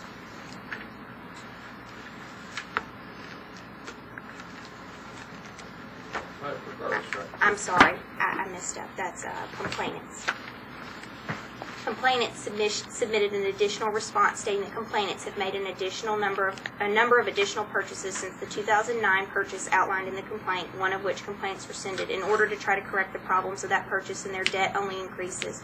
Respondents allege more verbal misrepresentations which complainants state conflict with the documents they signed. The documentation contained in the file does not appear to evidence a violation by respondent. Further, it would appear that respondent's 2009 purchase outlined in the complaint took place outside of the 2-year statute of limitations, and therefore the recommendation is to dismiss. Move to dismiss. Second. Commissioner Northern moves to dismiss, second by Commissioner Collins. Any discussion? All in favor? Aye. Opposed? Motion passes. 20120237071 and 20120239091. The complainants were timeshare owners who attended a member update in 2011 offered by respondents. Respondent 1 is a timeshare registration and Respondent 2 is a principal broker. They are a timeshare salesperson now expired, met with complainants. Complainants state that the salesperson told them that respondents had a first right of refusal, which would allow respondents to buy back complainants' timeshare if they ever wanted out, and the salesperson said he could help complainants with rental of their timeshare. Complainants also state that the salesperson told them that by purchasing and upgrading and combining deeds, the payment would be more manageable. Complainants state they were told they had 30 days to review the materials and rescind. Upon reviewing the contracts, complainants realized that there was no guaranteed buyback of the timeshare, rental assistance, or 30 days to cancel. Respondents submitted a response denying the allegations of verbal misrepresentations on the part of the salesperson. Respondents state that the document signed by complainants explains the first right of refusal and that the respondents have no obligation to buy back the timeshare. Further, respondents state that the documents disclose that the timeshare was purchased for personal use and there have been no representations regarding rental income, tax advantages, etc. Further, respondents state that the documents outline the rescission period. Respondents denied the allegations in the complaint, but state that as a gesture of goodwill, respondents agreed to cancel the contract and reinstate the old contract. The documentation in the file does not appear to evidence a violation by respondents, and therefore the recommendation is to dismiss. I make a motion to accept council's recommendation and dismiss. Motion by Commissioner Stevenson, second by Commissioner Charo. Any discussion? Is the timeshare salesman deceased? No, just expired, not expired from life. Expired license. It says now expired. I just want to. Expired license. Thank you for waking us up. All in favor? Aye. Opposed? Commission. Number 16. 20120234001. Complainant states the complainant was swindled by respondent at timeshare registration. Based on the information contained within this file, it appears that complainant purchased a timeshare in 2010. Complainant states the complainant was promised a different timeshare use schedule by the salespeople than the use schedule which respondent actually got. Complainant states that to receive the use schedule, complainant believed complainant was getting their additional fees. Complainant states the complainant did not discover the true terms which were specified in some of the documentation provided to complainant until after the 10-day rescission period. Respondent submitted a response denying that any misrepresentations were made to complainant. Respondent states that complainant signed documentation outlining the weeks that fell in the complainant's use period. Further, respondent states that complainant signed documentation which disclosed that complainant had the ability to make exchanges, but said exchanges would cost an additional amount. The documentation in the file does not appear to evidence a violation by respondent, and therefore the recommendation is to dismiss. So moved. Have a motion by Commissioner Nachara, second by I'll second. Commissioner Grease. Any discussion? One quick question. So the respondent states that about these signed documents, do we get a copy of those? We just take them? Yes, they always, typically the respondents for these two send them and I look through them. Okay. Okay. Sometimes a wealth of documents. Too much. All in favor? Aye. Opposed? Okay, 17. 20120234011. Complainant reserved a cabin rental with respondent, a vacation lodging service, online and used a credit card to reserve the cabin. A few months later, when complainant arrived, complainant was first told the cabin was not ready and was given a rate which complainant thought was high. Complainant paid for the cabin, then realized that the cabin was not the same cabin that complainant had reserved. When respondent mentioned this, complainant was told that the specified cabin was already rented and the respondent did not give refunds. Complainant states that respondent offered complainant several other cabins which were not acceptable to the complainant for various reasons, such as complainant's fear of heights, spouse's bad knees, etc. Respondent submitted a response stating that complainant attempted to reserve online and the credit card was declined. Respondent states that attempts to contact complainant regarding the problem were unsuccessful. Respondent states the original cabin was also high in the mountains, but when complainant arrived, respondent was able to reserve complainant a cabin which was not so high up, but complainant did not like the location, so respondent attempted to find another cabin at a more secluded location. Respondent expressed regret that complainant did not like the cabin, but attached a copy of respondent's policies, which states that no refunds are given after a check-in and key code packet acceptance. Complainant denies that there were problems with complainant's credit card or that respondent tried to contact complainant. The parties appear to have two different versions of what occurred, but the documentation contained within the file does not appear to evidence a violation by respondent, and therefore the recommendation is to dismiss. Reminds me of the expectation I had for a hotel room. Make a motion to accept council recommendation. You're out of order, Commissioner Grease. I'm in charge of this. Commissioner Grease. Motion, a second by Commissioner DeCharo. Discussion? All in favor? Aye. Opposed? Okay, keep going. 18 and 19.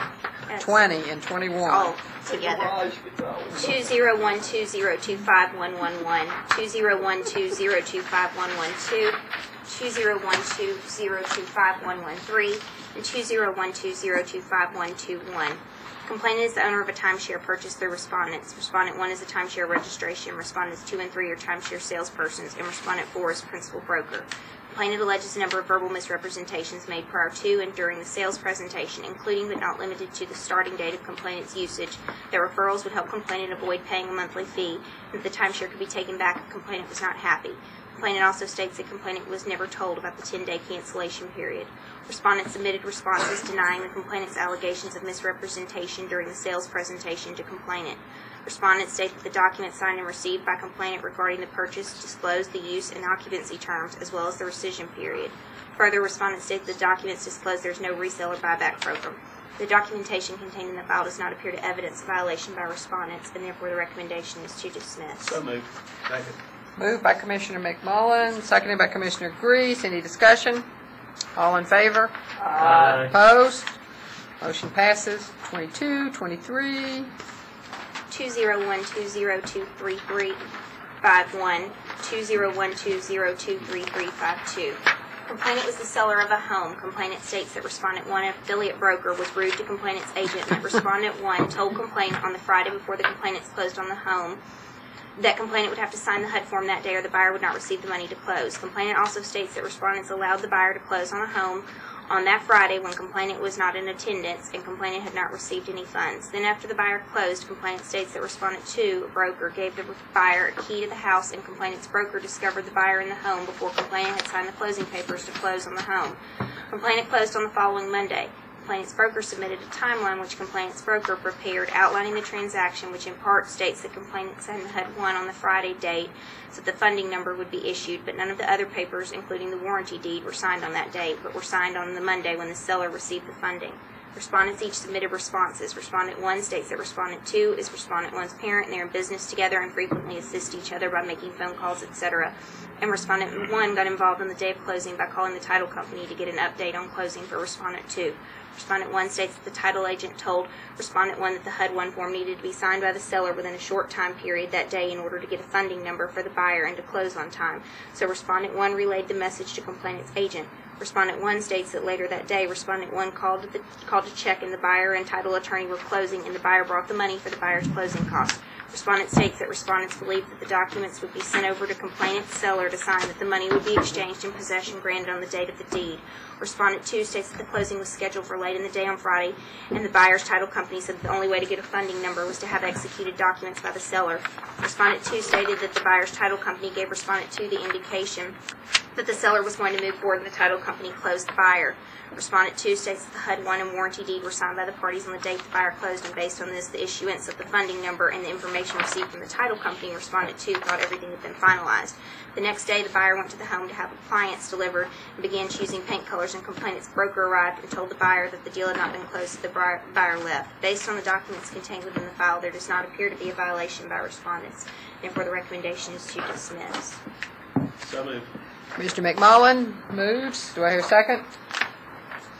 Second. Second by Commissioner Stevenson. Any discussion? All in favor? Aye. Opposed? Abstain. Abstain. One abstention by Commissioner Northern.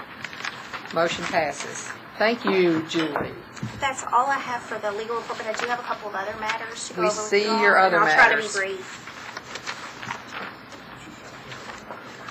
Yeah, I'm very interested in the legislative bill update. Okay, well, I hope it doesn't disappoint you. I'm afraid it might. It doesn't sound like it will, or it does sound like it will. I've got these that I can pass out. I printed them all. Do you want to do your consent order log first?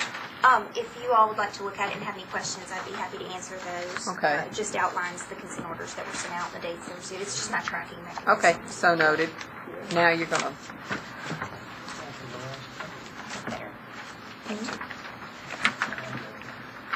Is that mine? I printed you. Thank you. I didn't know if I had to pass it down to Steve. Anybody? I didn't know it was It's okay. Better do you. Oh, I think you need one. Do you want one for me? Fair. There, Lundberg, this is the E&O thing. I'm just going to be, rather than read them to you, I'll try to summarize what they say. We can go over any That's fine. particulars. I say not read them to us, just summarize. Okay. Well, the first one is House Bill 133, and essentially what it does is that it allows for automatic suspension of a license if the licensee fails to maintain or renew the licensee's errors and omissions insurance policy. And the bill actually lays out a schedule of how a suspended license under the section could be reinstated if it's within 30 days. It's just providing proof of insurance. And based on the period thereafter, it outlines a penalty schedule, allows for someone to request a formal hearing regarding that, and actually provides for revocation if the license is suspended more than 1 year pursuant to the section. Julie. What's the corresponding this- Senate? Or is there a corresponding Senate? One of them's a standalone. When you've got House bill, usually there has to be a Senate bill too. Identical. I mean, they should be a Senate sponsor and a House sponsor. It's just, there's one of them that's standalone, but it's not this one. I mean, usually they're sponsored because they have to go through both houses.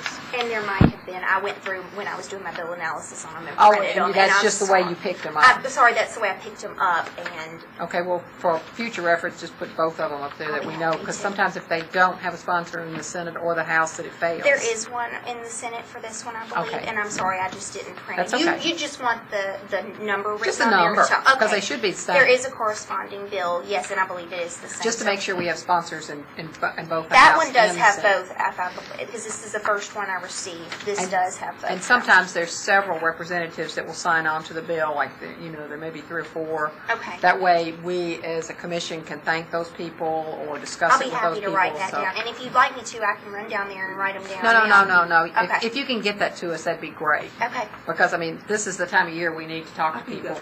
So Okay. we I'll need to keep know going who and the she sponsors can go are. grab it. I'm sorry. That's all right. That's Just okay. who signed on to the bill so we can do our appropriate thank yous or... Is this the bill that TAR sponsored in conjunction with their promise to us? Yeah. I'm not sure of that, Okay. but I was advised that they did sponsor one It is. and that it had been discussed. Deanna said it is. Okay. Thank you. This is it, isn't it? Yeah, I'm sure Okay. it is. Lundberg was going to carry that bill, so that's it. Deanna said it is. Okay.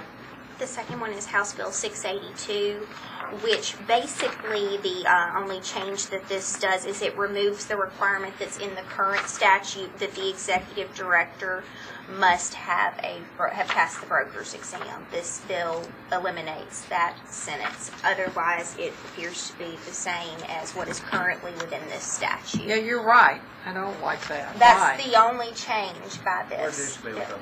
Where did it come from and why? The House, all I get is the assignment when it comes through, so I know that it's a House Bill 682 by Swan. And Where is Ms. Macker? she's gone to get the corresponding bill numbers for the Senate. Where'd the bill? Where'd it come from? It's some guy named Swan. Yeah, that's all the information she gets. They don't get the history or anything, she just gets the... I guess the bill's assigned to me and I have to complete what's called a bill analysis. Where's Representative Swan from? I don't know. How does this change?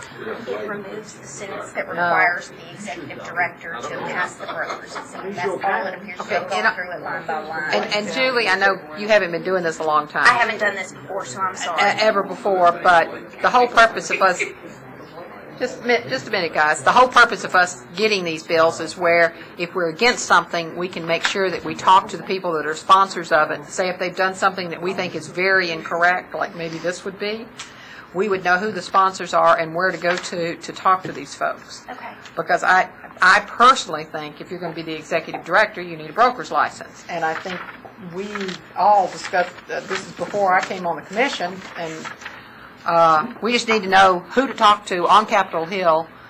I may be getting too far into the minutia here, but could this be related to the fact that our assistant commissioner does not have a broker's license?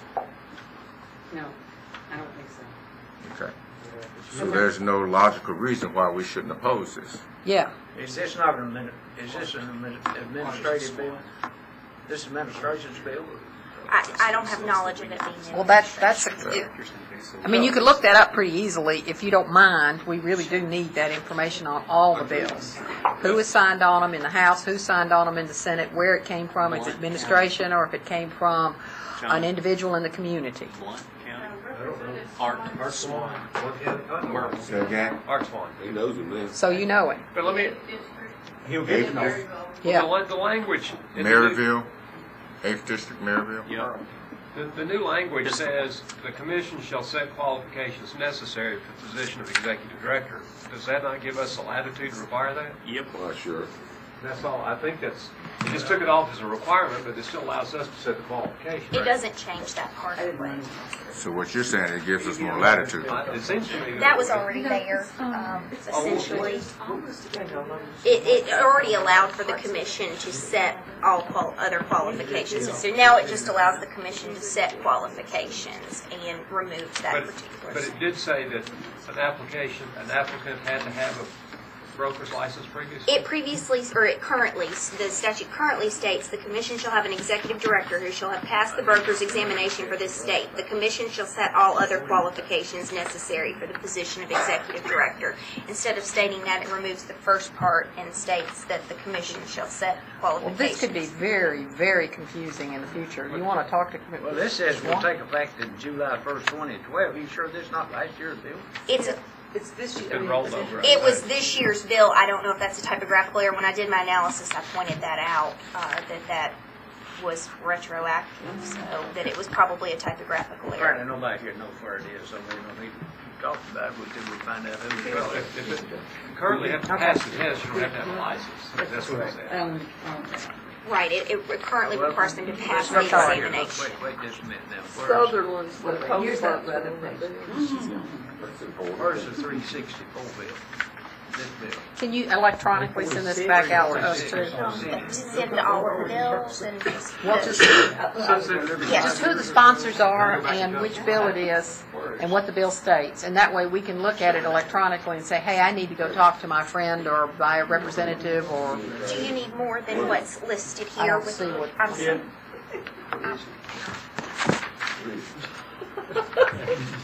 No, I think that's good. Because it's got the sponsors on it, and it's possible that other people will sign on, but okay. I'm looking at 346 here. Is there any further discussion on this one? Yes, the next one extends the termination date of the Real Estate Commission from the current date of June 30th, 2013 to June 30th, 2018. Okay, that should be an administration bill. I believe so. That's a sunset. Yeah, that's sunset bill. Yeah, they voted to let us stay in existence. Well, they may. They may vote for it. They may. They hadn't voted for it yet. Well, they're going to. I think they. I think the commissioners will. What are they going to do without us? They're going to. Yeah. Well, they do like they do in the other boards. They just won't even about having the appeal process. They leave pay the license on time when they're out in what the insurance is. They don't have any appeal whatsoever. Really? Yeah. They don't have a real insurance commission anymore. Continue on, Judy.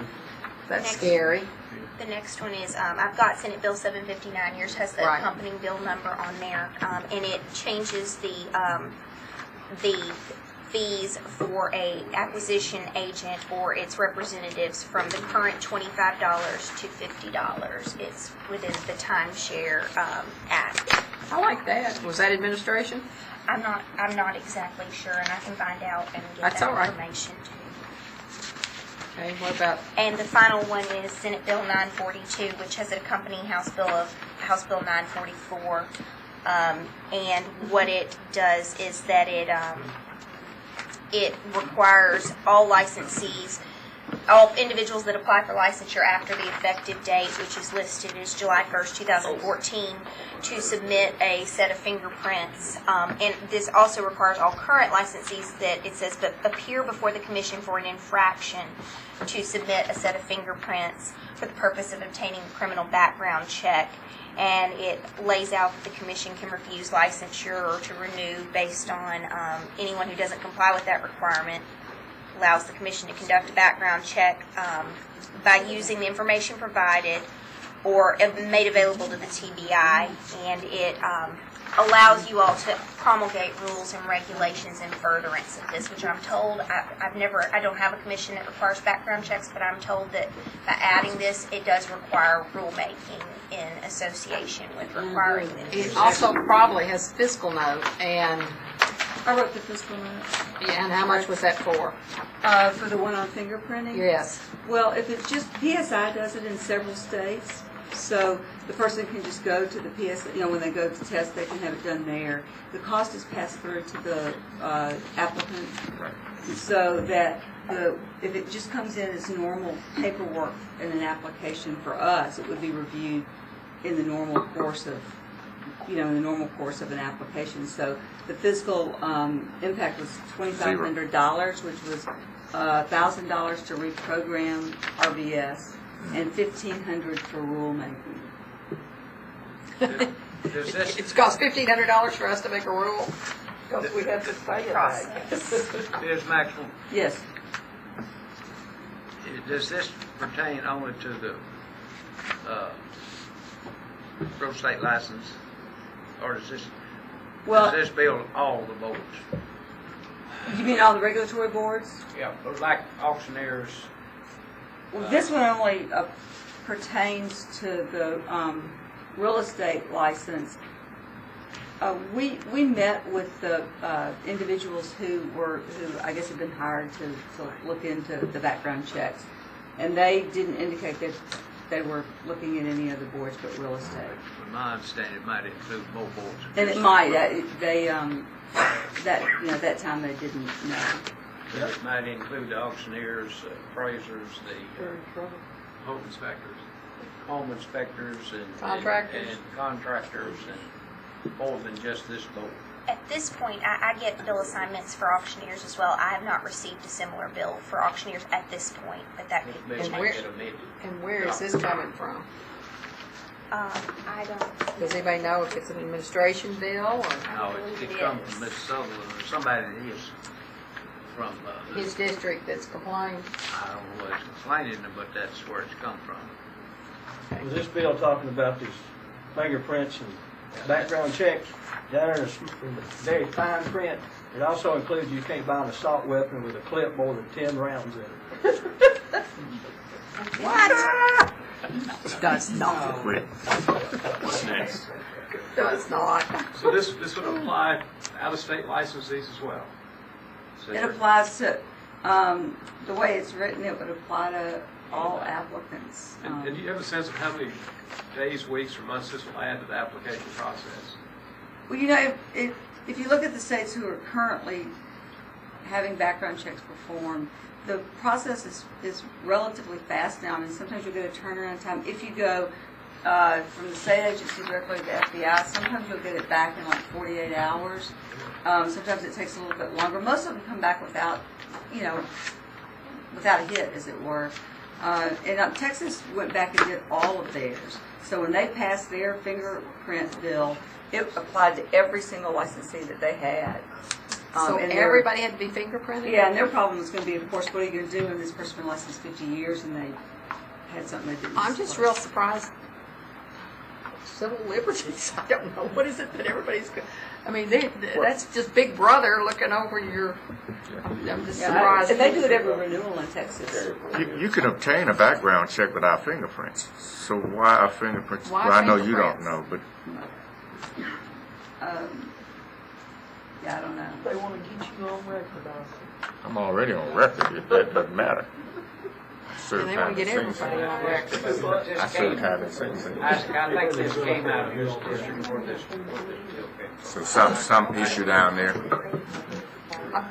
Just surprised that this coming up in this administration. Well, do we need to take a position on this or any of the other bills? I'd like to know a little I don't bit know. more about this brokers thing, where it's coming from. Does the timeline allow us that luxury between now and March? Well, they still have till the 15th to submit bills, so there may be some more bills. And a lot of times these bills will they will add to them and subtract from them, and they become caption bills for something else, and you never know what's kind of going to happen unless you're watching it. Is there There's any a deadline way? for withdrawing the bill, though. So what is that deadline? I'm thinking that's the end of the month. I'm not sure. Deanna. Deanna? I'm sorry, yes. What's the deadline for withdrawing the bill? That I do not know. I would need to check with my Black holes. And another thing we can do too, Julie, and I don't know if this helps anybody, but we can go online and you can put your bill number in and find out when the committee is discussing these bills. And if we have a pro or a con against it, we can come to the committee meetings and we can speak.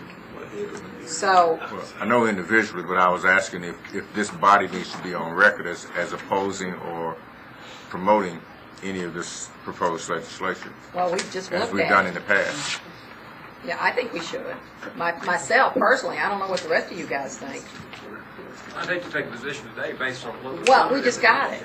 Yeah. No. Could you find out some more information about these bills? Sure. Would you like to for know us who? for next month? Julie, could you update us by email about this stuff? Yeah, I'd like for it to be an email update if possible, because they're trying to get out very early this year. Yeah. They're limiting the number of bills. They're running through, committees are supposed to be over with by, what was it, the end of March, 1st of March? I mean, they're really limiting everything this year where they can get out sooner. So the sooner we get the information, the better off we are. And for instance, if they're discussing this bill in the House and we really like it, some of us need to be there to say we like it. And I would be glad to. I mean, and there's other people that would too. I make a motion to direct Julie to do further research on these bills and whatever information she can get to email it to all of us. Second. I have a motion for Julie to get as much information as she can and email it to all of us as soon as possible. And I have a second by Commissioner McMullen. And any discussion? Periodically. Periodically? It really needs to be done the first of the week, because the first of every week they change and they set their calendar what they're going to talk about. Question on the motion. Question on the motion. All in favor? Aye. You don't think so? No, I just think that Julie's putting her in maybe a position that she won't easily be able to handle. I can get you as much information Well, as I can find. the thing is, it is Yeah. so important at this time of year. I understand, but Our window of opportunity is this big. no, but I'm just They'll be cussing and discussing these bills today. And we can forward them, as soon as we can sign the bill, we can forward it to you. Yeah, Which just means make that's sure as we soon know as when- it's been yeah. introduced, you'll see it at least. And otherwise, we can all go to the state site and we can put House Bill 133 and it will take you right to the committee where it's been heard, who said what. You can watch the videos, and we can all do our own research for that matter. But we just need to know we need somebody's eye knowing what kind of real estate bills are out there. I think the best thing is to forward them to us when we get a bill in. Right. Just forward you the bills as soon as possible. Right. Okay, I can do that. And then we can do our own research on the state side. I'd be happy to forward that as soon as. Okay. And just as a reminder, TAR's Day on the Hill is March 27th or 28th? March 27th. And if we're going to solicit their support, we need to know be with as them. much in advance as possible. Is that a Tuesday? It's Wednesday. Okay. Where do we down here on Tuesday? So we will have already met. We will have already met at that point. I could make you a suggestion before you do all this work. You just call over there to Ask Russ. save you all that. And then you know whether it's going to pass or fail. You put this lady to do something and either... No, we can do that part of it. All she needs to do is tell us that these bills have been filed. And then we Just do told us that, what you got to do. Well, there may be more. Okay. This is all there is as of today. As of right now. And that's why I waited to print them off. I didn't send them on with the materials on Friday. Because if TAR is approved, it's going to pass, and if they're opposed to it, it's not going to pass. Okay. Mr. Haynes, you've done an excellent job conducting this meeting this afternoon and this morning, but I'm taking this gavel back. You taking this gavel back? You I want was to go making sure home. you weren't an attorney. I just have two other quick things. Go ahead. Okay. We were asked in our last legal staff meeting for all of the board attorneys just to give a quick update about the Tennessee Open Meetings Act, just address it. It wasn't our first meeting of the year, but for many boards and commissions it was. And so I was just supposed to go over that, the Tennessee Open Meetings Act is at section 844-101, and it just requires that the meetings of any governing body, which include boards and commissions and committees and things of that nature, have to be open to the public, proper notice given. That's one of the reasons why Ms. Maxwell gave her notice statement earlier in the day. And that a meeting is defined as as the convening of the governing body for to make any kind of decision or deliberation toward a decision on any matter. Everything has to be open in the open and stated for the record, which means no talking amongst yourselves really quietly. Our video could pick it up even if it's not you deliberating off the record. It could appear that way. So all comments need to be made in the open. No telephone calls or emails about board business outside of the meetings. And that's pretty much it. Just asked to do it over. One more comment, y'all, and this is for all of y'all. I know because I went to seminar last fall. No talking about things on bathroom breaks. Okay? You've been going to the bathroom. She's in there. I'm just saying, no talking about it in the bathroom break. It's not meant to be a lecture against you all. It's for everybody, and it's partly because she helped to give a CLE on this, and so we were asked to just pass along the information.